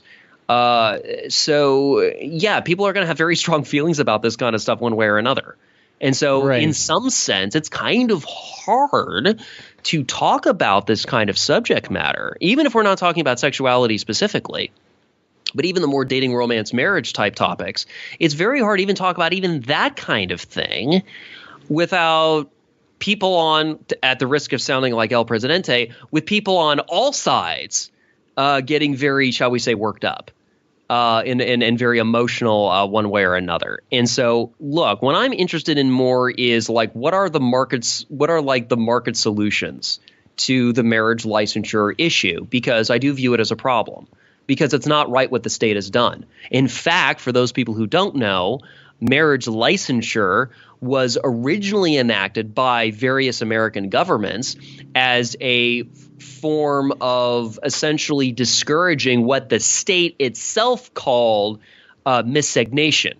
And for people who don't understand what that is, miscegnation was, of course, the practice of people of different colored skins marrying each other, especially when it came to reproducing children and such. So, yeah, so it was straight up racist. Genuinely that provable form of bigotry, a genuinely racist thing, was actually what marriage licensure is, ironically much like the fucking gun control laws, which were also just as equally racist, aimed towards not just people who were enslaved, but even the free black men in particular. I mean, it's just like, okay, so like I'm like a free Negro, but I can't have guns because the state said so. What the shit is going on here? So yeah, the government's racist. Okay, so I can't have guns and I can't marry people with different skin color. Oh, this is freedom. Oh yeah, I don't know. Maybe I should go to France. I mean, yeah, they're a bunch of bloodthirsty animals. At least the Jacobins are, but at least they're not gonna fucking be racist towards me. At least that's better, maybe. I don't know. I don't speak French, so I mean, it's about that, especially if you were one of those kind of people living at that time. But yeah, man, when it comes to marriage licensure, like you would think that the commies, socialists, so-called progressives, lefties in general would be kind of against racism because they claim to be. But then they talk about marriage equality all day, which of course requires the licensure. Right. The whole point of the Obergefell case in particular was expanding the enjoyment, the eligibility to even get the license to homosexuals. That was the whole point of the whole goddamn thing. So it's like, oh, now we can have more individuals, citizens of our great, democratic republics being eligible to ask the state for permission for shit that they were already doing with their lovers and such. And it's just fucking insulting. I mean, it's insulting to homosexuals. It's insulting to heterosexuals. It's just insulting just to pretty much anybody who cares about freedom in any context. And so, sorry, getting back to the novella, that's pretty much in a nutshell what Katie's kind of getting at here when she tells Daniel, I will never marry you because I love you, is that she's very succinctly, as opposed to me rambling on here, trying to give some background here, she's very succinctly basically saying all the stuff I just said about why marriage licensure is essentially a legal monopoly. Yeah, that's definitely true. That's definitely true. So I think that's the last quote. There's one other quote, but we should have started with if we were going to go with it. It was the one describing the first and second realm. We've already read probably 2 or 3 times in the series so far, so I'm going to move past it. But that's basically all the quotes I want to lay out in, or I guess quotes and discussion points I want to lay out for this, I guess, overview episode of #Agora.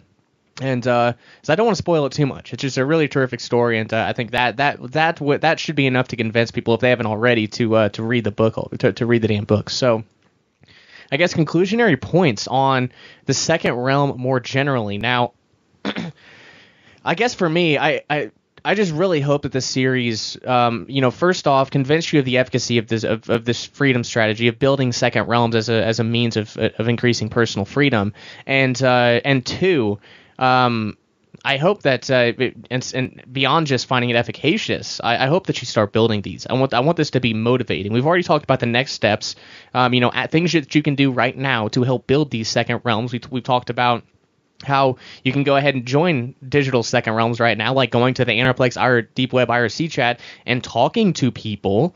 I just really hope that all that we've said in this series, I want to see some second realms. That's kind of the point here. Well, me too. I mean, there need to be options. I want to see more second realms, rather. Yeah, I mean, there need to be options available for people. And so, yeah, kind of the idea behind building the second realm is to, build the second realm. And you have to start somewhere. And so, like, the idea behind this podcast series, correct me if I'm wrong, Shane, was to kind of provide a starting point. So it's kind of up to you listeners to kind of, pick up the ball and run with it, to carry the torch, to, make up your own adage here.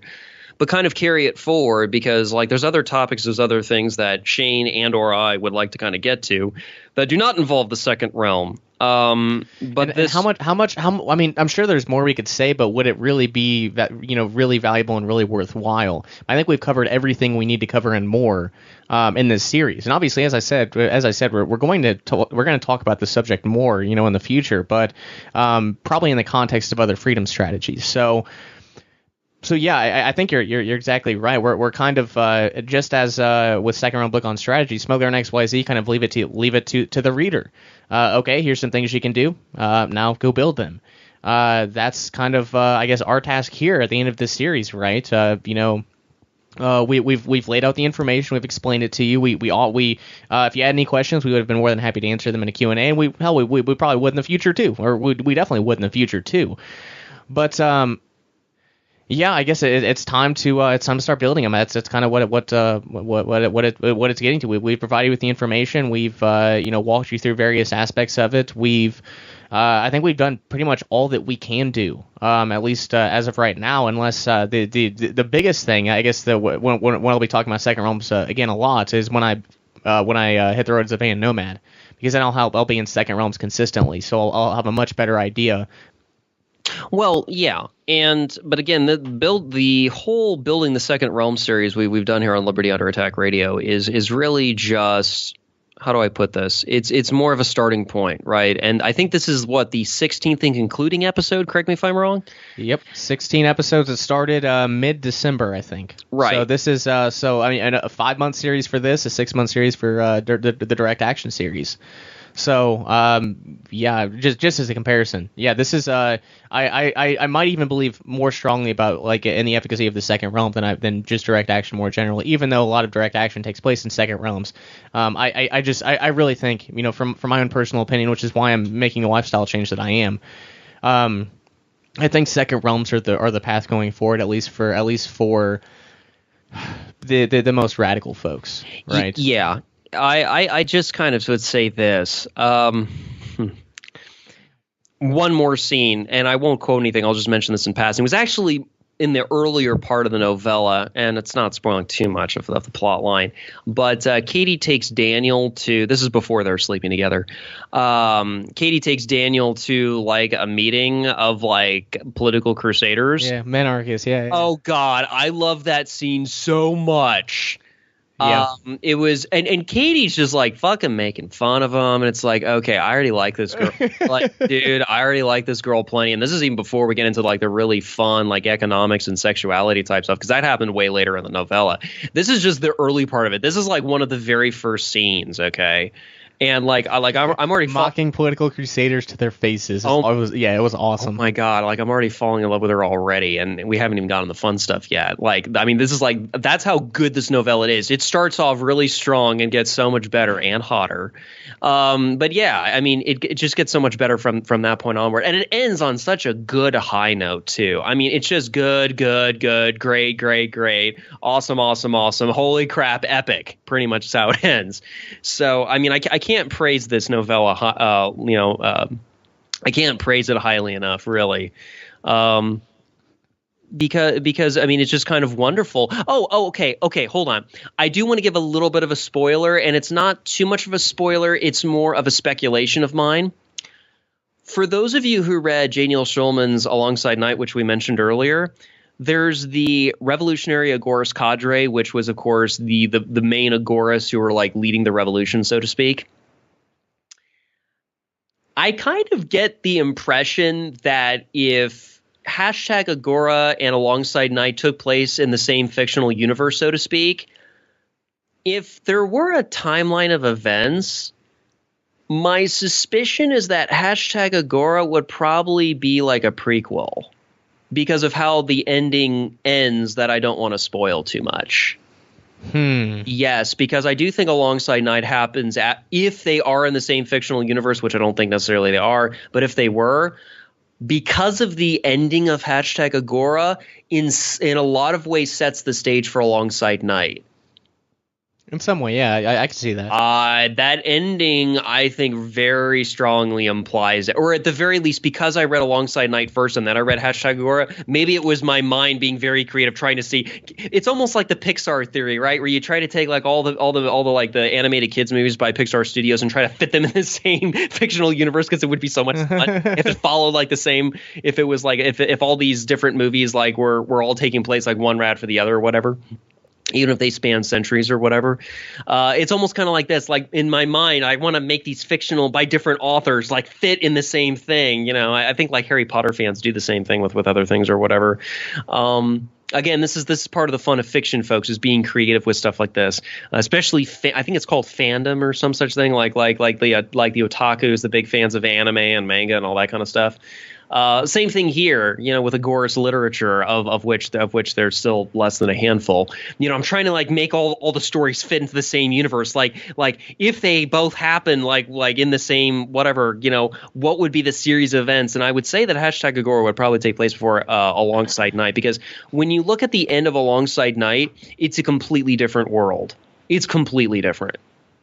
I mean, like, right. And not to spoil that story too much either, but basically the federal government falls apart completely, but it's a good falling apart. It's a good thing it happens. With #Agora, the state is still around, but it doesn't really matter because things are in motion and things are like way better than even the beginning. So it's kind of like the ramp up. And it ends on such a good note that I just go read it already. Just go read it. And we need to get that audiobook made at some point. Yeah, it'd be a fun project. It would be a really, really fun project, and it overlapped nicely with what I've been doing on Upwork for some freelancing. So, well, I would also say this too, like there's more than one way to kind of help build the second realm, right? Everyone has their own skills and attributes and so forth. You know, the tech guys can do all their 20 million different contributions, and other people can do other things. I guess your and my contributions wouldn't be just the building the second realm 16-part series here on LUA. I think it would also be probably putting together the audio book, or at least getting the ball rolling, or at least putting out the casting call, such as what we're doing tonight. Putting out the casting call for the audiobook version of #Agora, because it is quite possible that the very best single point of fictional advertisement or fictional work as a form of advertisement, kind of like how Atlas Shrugged was kind of like an advertisement for objectivism. Similarly, I wouldn't be surprised if #Agora wouldn't be the single advertising point, the thing that really grabs people's attention and kind of introduces them to the second realm. Because without #Agora, they never would have heard of it. And then from there, they get into the more nonfiction stuff like, oh, wait, there's an IRL of this? This is actually a real thing. This was just a fictionalized portrayal of it. But otherwise, there are really people that do things like use smartphones to like unlock doors remotely after they pay for like renting a room through using Bitcoin or another cryptocurrency or something. Like, this is a real thing. Yes. LibreOffice is a real thing. OpenVPN is a real thing. Multi-op VPN tunnels are a real thing. Yeah, everything exists that they're talking about today. So, yeah, I think it's not science. Yeah, as I said, I sat down and read this book in one evening, and I think as soon as you start reading, especially if you're a crypto anarchist or just an anarchist, Goris Venuan, once you start reading, I mean, it's not often you see this radical ideology, this radical philosophy represented in fiction, and done so in such a fantastic manner. So I highly recommend it. But Kyle, any final closing thoughts before I take us out? I would say that regarding the second realm, it's really, Rome wasn't built in a day, and neither will the second realm be built in a day either. It's kind of like put one foot in front of the other, put down one brick on one layer. Yeah, you consider the historical aspect of it too. I mean, it went from Rayo to Konkin to Hakim Bey to Paul Rosenberg and the other crypto anarchists of the I guess the 90s and the 2000s, the cypherpunks, and then it built into the second realmers at Anarplex, and now the Venuans are coming back, thankfully, and because of us though. I mean, not to toot our own horn too much, but let's be honest here. I mean, you and I have been kind of going the history of these different direct action strategies of one flavor or another, and then there's us. Like, if you think about it, Shane, I don't think there's anybody been quite like you and I, frankly, up until this point. I mean, I think maybe there's been some people who have tried to use podcasting as a way of trying to help build something in some sense, but I don't think it's ever been quite as comprehensive as what you and I have been kind of doing, whether it's LUA or even TVP more specifically.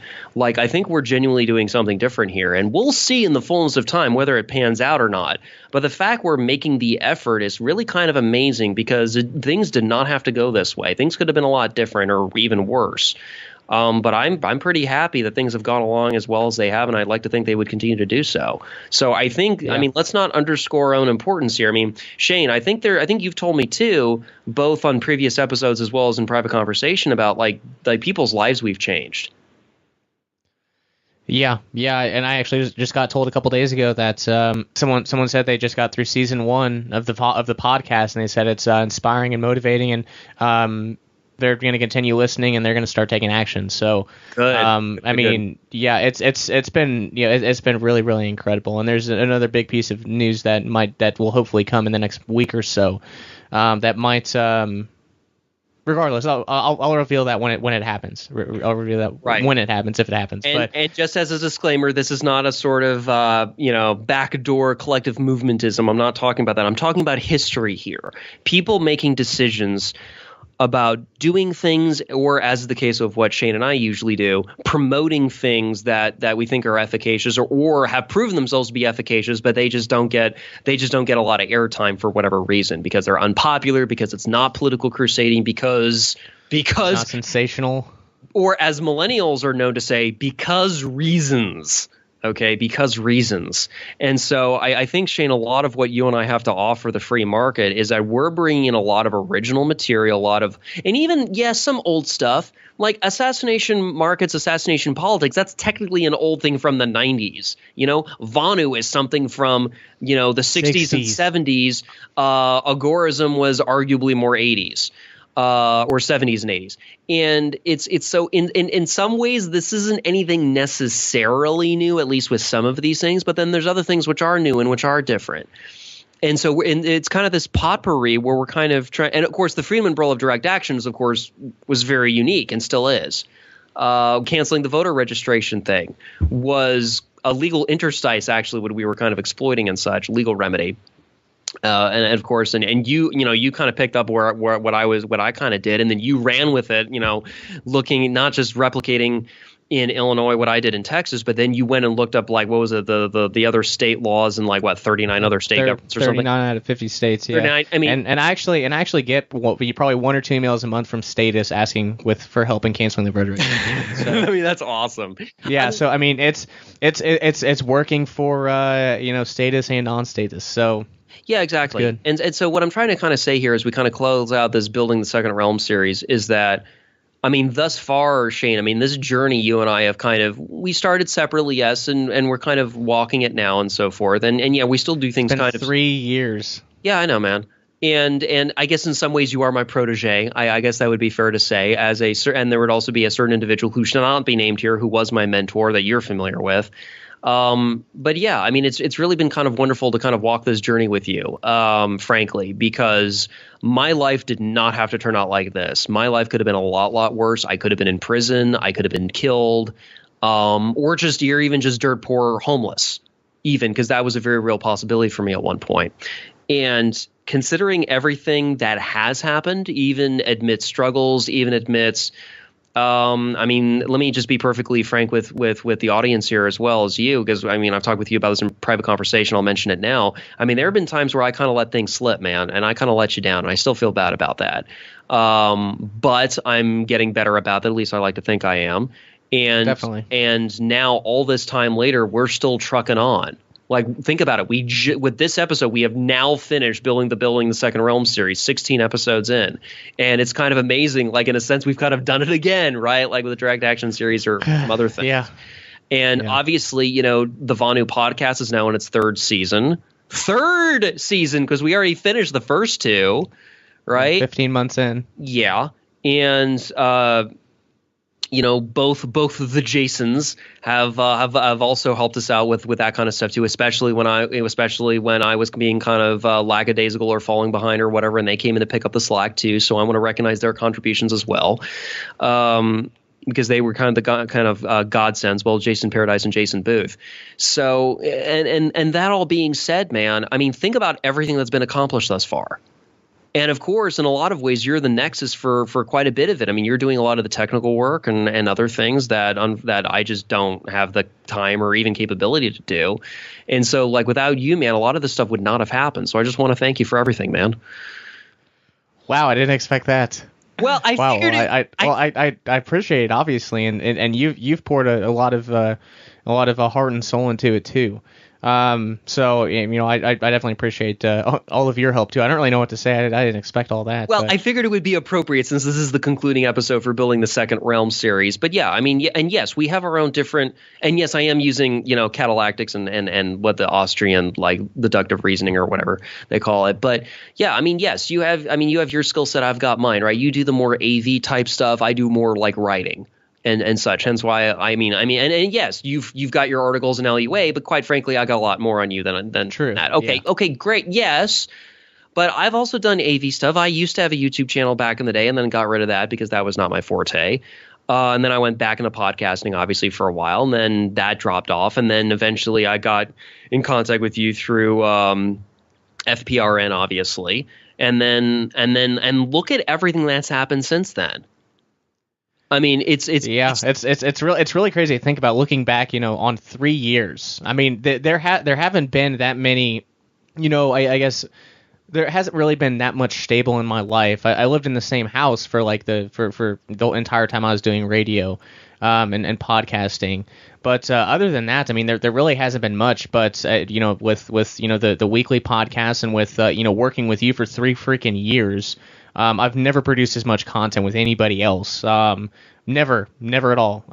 So yeah, and this doesn't count. I don't know. We've accomplished a fuck ton, man. And I'm just gonna be very frank about it. We've accomplished a fuck ton in 3 years. Yeah, I know. And I mean, you and for LUA, I mean, you've been kind of the guy behind the scenes, recommending ideas and sorts of things, and that's great. I mean, that's why I'm the creative consultant. That's why I'm the creative consultant. Yeah, exactly. The FUTA, the direct action series, the Building the Second Realm series. I mean, you kind of put the Second Realm in front of me, and I didn't really have time to look at it for a month or two, and then I finally did. Sat down and read it, and then here we are concluding the series on April 27th, which will be released on Sunday. But yeah, it's been a crazy journey, and to think that it really does. As a little bit of a tangent as we conclude this episode, but we've talked before about the efficacy of decentralized peer-to-peer, I guess, open source, content creation sort of stuff, right? Mm-hmm. And I think all of the stuff that we've done over the past 3 years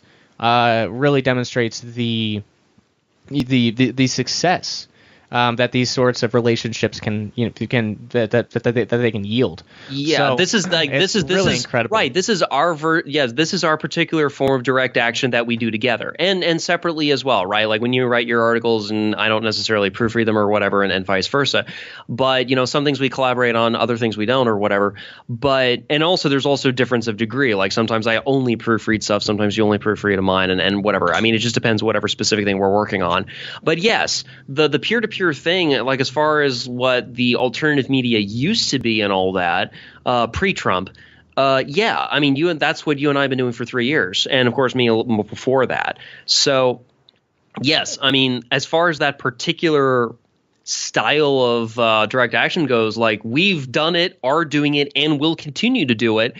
And the efficacy, the actual proof that it works is look at and by the way, folks, let me be clear about something. It's not about the stats or the metrics, as one of my employers likes to mention it. By the way, the amount of content on LUA is about as big as the Monero blockchain. When I have to back up the site, it's about 45 gigabytes right now. The Monero blockchain might be early low to mid 50s, 50 gigabytes, something like that. I can believe that. If you want to, and I mean, I'd say half of that has, whether it's the archives, obviously take up a lot of space there. Some stuff I've hosted for you and helped you out with.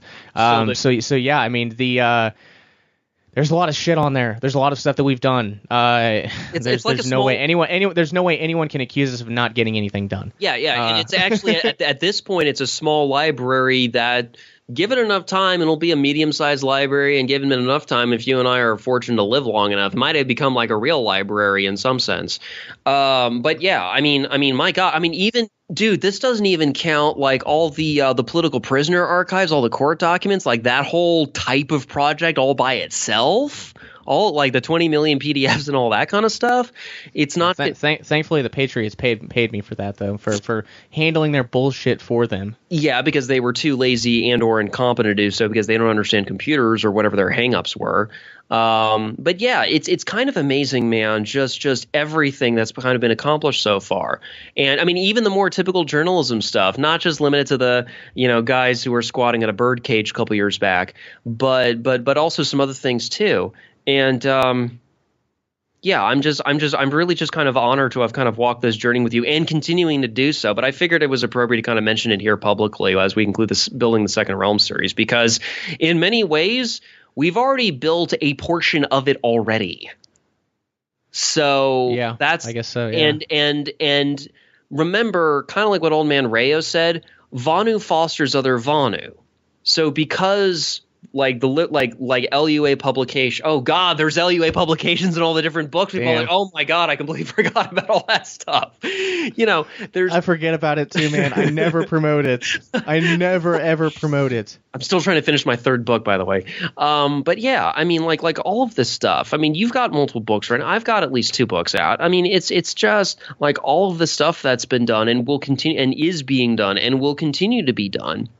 It's really staggering to think about like what's happened at least up to this point. And that's what I'm kind of getting at, is that when people are pursuing liberty or Vonu or building a second realm or however you want to phrase it, different contexts for different things, different specific goals and all that, like you can see like this long chain of, like when you look at the state, you can kind of see like this long chain of abuses and usurpations invariably pursuing, an end and all that, to kind of loosely paraphrase old man Jefferson.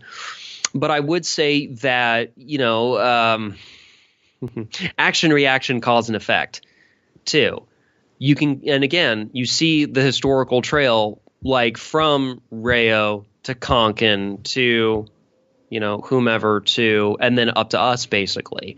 And I'd like to think we're part of that same tradition, that the idea is basically we're building something completely different and completely new that's never been done before. Ben Stone and I just talked about this past week. So I mean, yeah, we kind of talked about that this exact same thing. So yeah. And although the different authoritarians of 20 million different flavors who pretend to be so oppositely completely different from each other because one is red and the other is blue or whatever, what is that? Where does that leave us? Yeah, really. Well, actually, libertarians have actually, if we're talking about, as a side note, if we're talking about colors, typically the libertarian color has always been the blacks. So kind of like how the commies are the reds and the monarchists are the whites, libertarians have always been the blacks. But that's a side note about colors and symbols and such. But yeah, I don't know. But because the authoritarians claim that they're so completely opposite from each other, and it's like, no, you're just statists. Then there's like 20 million different flavors of that with their own little like 20 million different special interest flavors of whatever the hell they want to pursue this week. The special interest agenda of whether it's gun violence or it's, they want to have whatever god-awful social engineering scheme it is this week about political correctness or whatever. It's kind of fascinating to watch them trying to control so much. And everything is slipping through their fingers, not right away, to be fair, but over time it is. At least I like to think so. And so when there and yeah, for a while people do feel kind of lost, at least for a while. And then they come across people like us. And then we show them, at the risk of using the collective pronoun, yes, mea culpa, mea maxima culpa, different individuals similar to you and I, there we go, present these lost souls with different options for doing things, whether it's something taken from the Fuda or whatever else, some form of direct action usually, Vonu, agorism, or something else, building the second realm in this case, and showing them like, hey, there are other options. There are other ways of handling things in your life that can help make your life better or freer or what have you. And then people really kind of run with it because they didn't even know those options existed. And that was the original purpose of the alternative media, by the way. It wasn't just as a workaround the mainstream corporate media in terms of like current events and such. It was also a way of trying to get across to people things that they didn't even know existed or even would have access to that are actually realistic options, like for direct action and such. So like what people would kind of, using the bastardized term activism, was also part of the alternative media, the old alternative media as well. And I like to think we're kind of continuing that same tradition, whether we relabel it the free media, as Alex Ansary has suggested, or you call it something else. I mean, that's kind of the idea. We're trying to do a workaround. We're trying to genuinely grow something here, build something here. And we'll find out in the fullness of time whether it's successful or not. But at the very least, we're making the effort. And so far, man, and let me be clear about something, as I was about to mention a minute ago. In terms of measuring like our own efficacy, in terms of producing like, content and so forth, it's not just about like what one of my employers would call metrics, right? It's not just about, or really even mostly even about, like whether you call it live listens or reads or clicks or views or whatever the specifics are. It's a dedicated community that we've built on TVP and I've built on LUA for the past 3 years. I mean it's quality over quantity because apparently a lot of people don't like podcasts on Solution. They'd rather have entertainment, politics, sensationalism. Yeah, they'd rather watch. So yeah, it's not metrics. It's the fact that the people reaching out to me, or reaching out to us, that they're the highest caliber people. So you listening, yes, I mean that's you too. I mean you're one of one of the high caliber people, libertarians, anarchists, whatever. So yeah, and even if they don't self-identify as such, but they at least want to learn because they're just whatever their current lifestyle situation is, they're willing to start over. Let me just keep it kind of maybe neutral in that sense, right? They want to start over. They want to see what's out there, and even if they don't necessarily agree with like my views, your views, etc., at least they're willing to at least give us a fair shot and at least keep an open mind until they have come to their own conclusions about what they think is right and just and moral or even just efficacious if they're more utilitarian and so forth. They're at least willing to give us at least a fair hearing, because most people will not. You look at the Servile Society, you look at that first realm, they will never give us a fair hearing. They will fucking string us up if they get a chance. Yep. Whether figuratively or either figuratively or literally, maybe even both. They'll do it figuratively first, then they'll string us up for real, like we're escaped slaves or something. I mean, view that however which way you will. The point is we don't get a fair hearing in any sense. So the fact that anybody would be willing to give us a fair hearing, even if they don't at least initially agree with us, is kind of a miracle in some ways. At least I think so. And see that. Oh, and that's the other thing too. One other thing I want to mention here as we start to close out here. My goal over the years has never been necessarily to proselytize. If people want to proselytize, you can get that pretty much from anybody, right? You can get that from all sorts of people who I shall not name here because I don't want to give free advertising. And for some people, that is what they're looking for, and maybe they do deserve to be proselytized at because they have no foundational ethics of any kind. Like they don't even understand something as basic as like the non-aggression principle kind of thing. Like we're starting like over from like bare bones basics where they need to understand even good old fashioned voluntarism kind of thing. Like they don't know their head from their ass and like what's an ethics kind of it's just complete ignorance of that kind of thing because it was just never brought up when they were growing up. And that's fine. That's fine. But that is not who you and I have been really kind of in some sense our target audience. I mean, yes, we can kind of appeal to that to some degree, but that's not the main focus. The focus is more doing things in the real world, especially with people who already kind of at least have something representing an ethical backbone, whether that came from other folks who they've already been proselytized at or by or whatever, and then after that, then they come to us for like the more kind of nitty gritty type stuff, which is fine. It's a market selection in alternative media. It's kind of like it's not exactly a linear line. It's more like a distributed network. So I think what I'm trying to kind of say here is that it's really been kind of a blessing to have this opportunity to even do this kind of thing. Because let me put it this way, not to sound superstitious or spiritual on you, but the stars did not have to align in such a way for this to happen. And the fact that it did at all is really kind of nothing less than a miracle. At least I think so, because things could have turned out very, very differently, especially if you get into like, parallel universe type stuff, not to get too sci-fi on you, but in parallel universes, things would have been very, very different and so forth. Some people might hypothetically speculate better or worse. I'm just saying different. And so the fact that things turned out the way they did, I think is really, really fortuitous, such as it is. And to kind of as a sneak peek for other potential episodes we do, seriously, man, I think we need to do something like either an episode or 2 or 3 or something on like free love type stuff, because it is something I've been looking at lately in part because of the book I'm trying to finish. And oh my God, it is so complicated and convoluted both that. So it's not just Katie in this novel that was kind of the topic of tonight's episode, but it was also like all this other stuff that whenever I bring it up with even some of the locals here, who you would think, because I live in Austin, Texas, that you would think they're a little bit more, lefty, but at least open-minded, if not necessarily lefty. But yeah, it brings up, and then they're like, no, you must get married, marriage license, marriage equality. It's like, oh, Jesus Christ. Anybody in a mental straitjacket? Maybe it's just me. I don't know. And maybe I'm the bohemian here, even though I don't dress like one.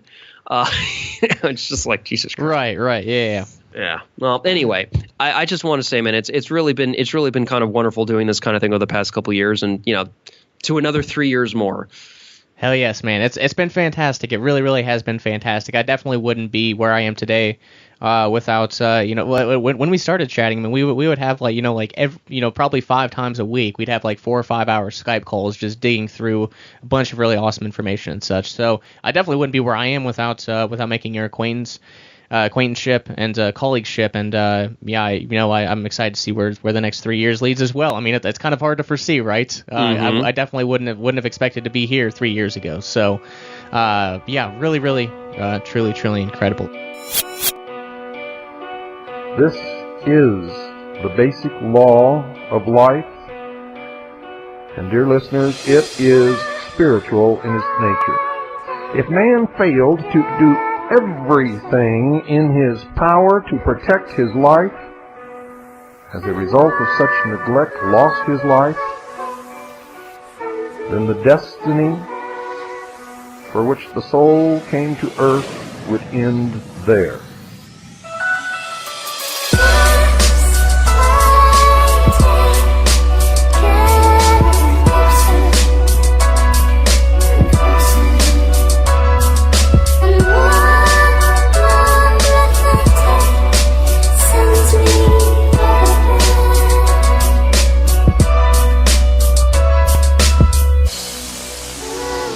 Without life, a body or medium to function through spiritual attainment would be impossible, ladies and gentlemen. Spirituality would then be forfeited.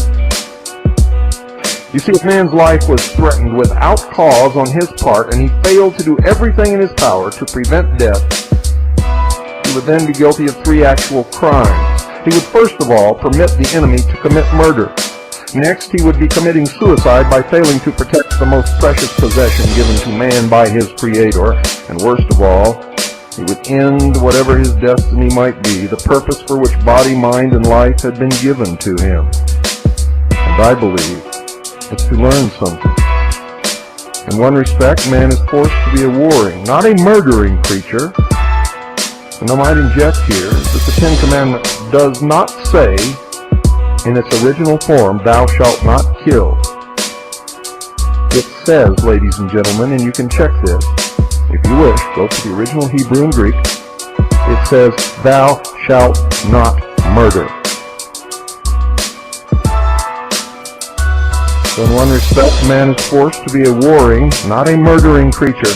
From his birth, the law of self-preservation forces him to be on guard against every inimical force attempting to destroy him by one means or another.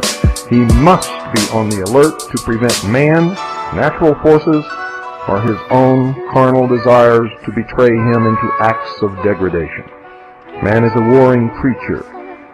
But his war, I tell you, his war is an honorable one. It is one of protection. First himself, so that he may protect those he is responsible for, but in doing so must not take unfair advantage of others, nor be guilty of unrighteousness.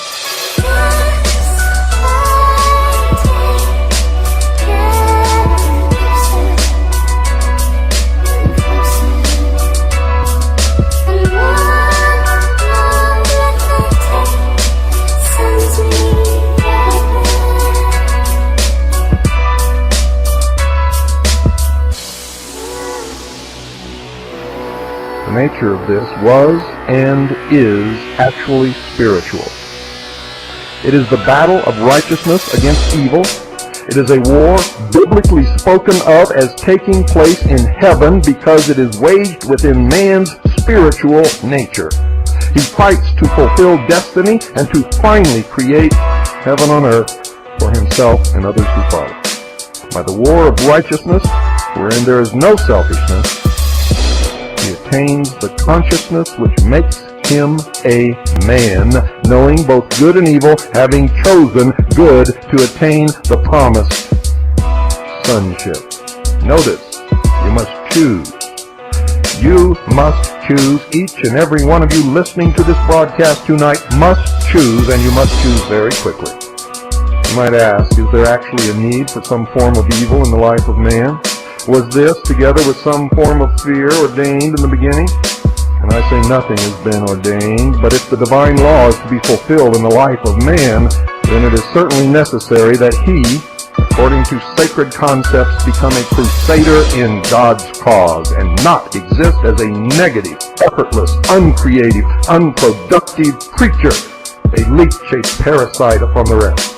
The first command is that he must become a man in the true sense of the term, and this implies that he must prepare himself to meet the enemy that is ever alert to destroy the best that he has created. He must meet evil as the soldier meets the enemy. Doing this in the righteousness of his conscience neutralizes fear. Many of you call and ask me, Bill, aren't you afraid? My answer has always been and always will be no. No, no, and no.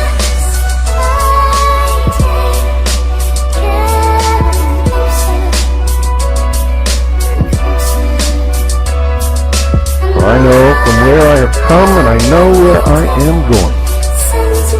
I know who I am, and I know that I possess a soul. I fear the actions of no man. I fear the judgment of no man. I fear only the judgment of my God. And I know that if I am doing what is right, I need not ever fear that judgment. And therefore, I am not afraid.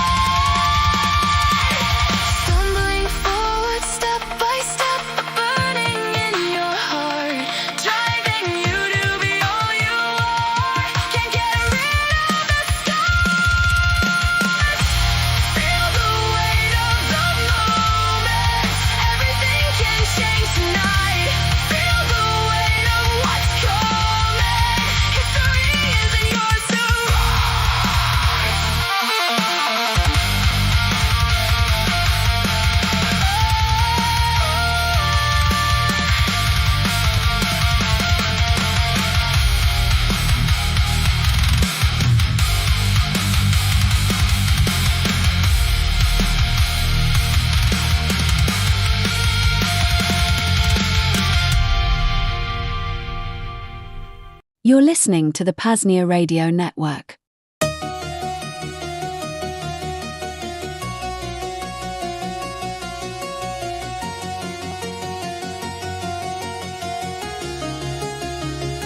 There are those who blaze trails, whose actions tip history scales. They endure pain and frustration to prepare for the coming devastation.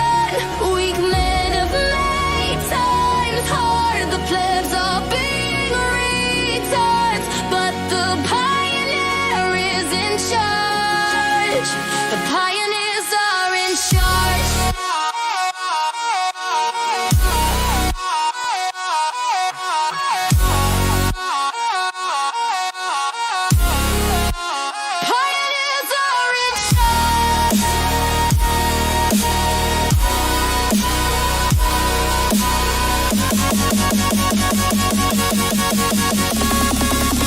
Pioneers are in charge.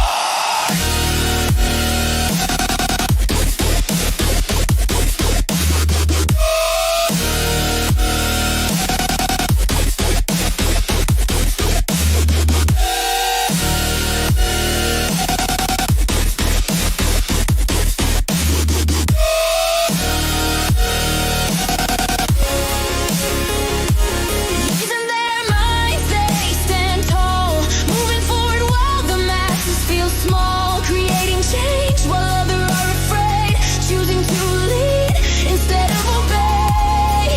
Weak men have made times hard. The plebs are being retards, but the pioneer is in charge. Pioneers are in charge.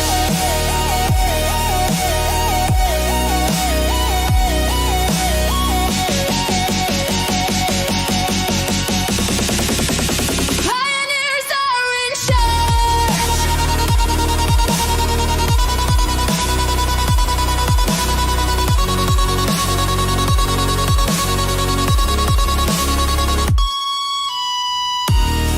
There's a small remnant that is scattered. They rebuild when everything shatters. They have a vision and a goal, and will never be controlled. Weak men make times hard. The plebs are being retards, but the pioneer is in charge. Pioneers are in charge.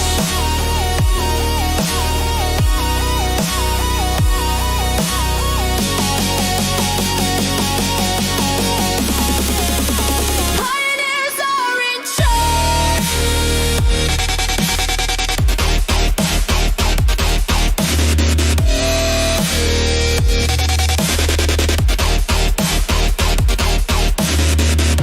The masses stare at their screens while the pioneers pursue their dreams, unswayed by the whims of NPCs. They are the ones the world needs.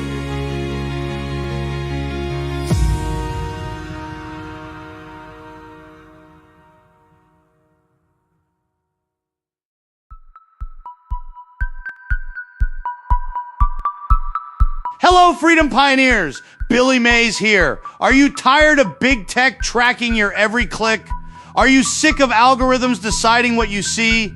Are you bored of Netflix subscriptions that cost a kidney and Spotify ads that last longer than the song? I know you are, because I'm fucking bored just thinking about it.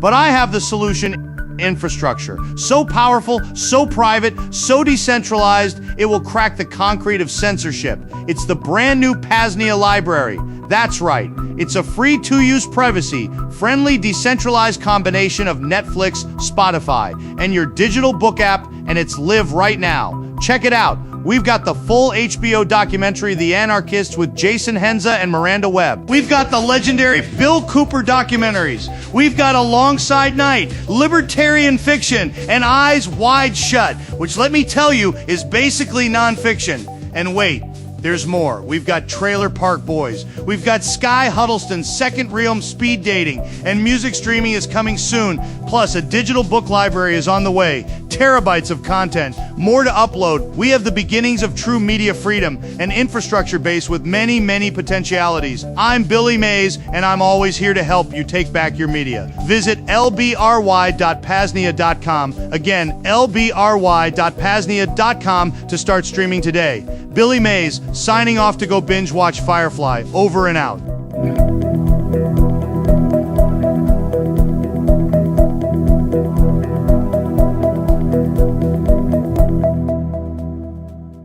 You've just heard a transmission of the PAZNIA Radio Network, the entertainment and propaganda arm of the Free Republic of PAZNIA, a public service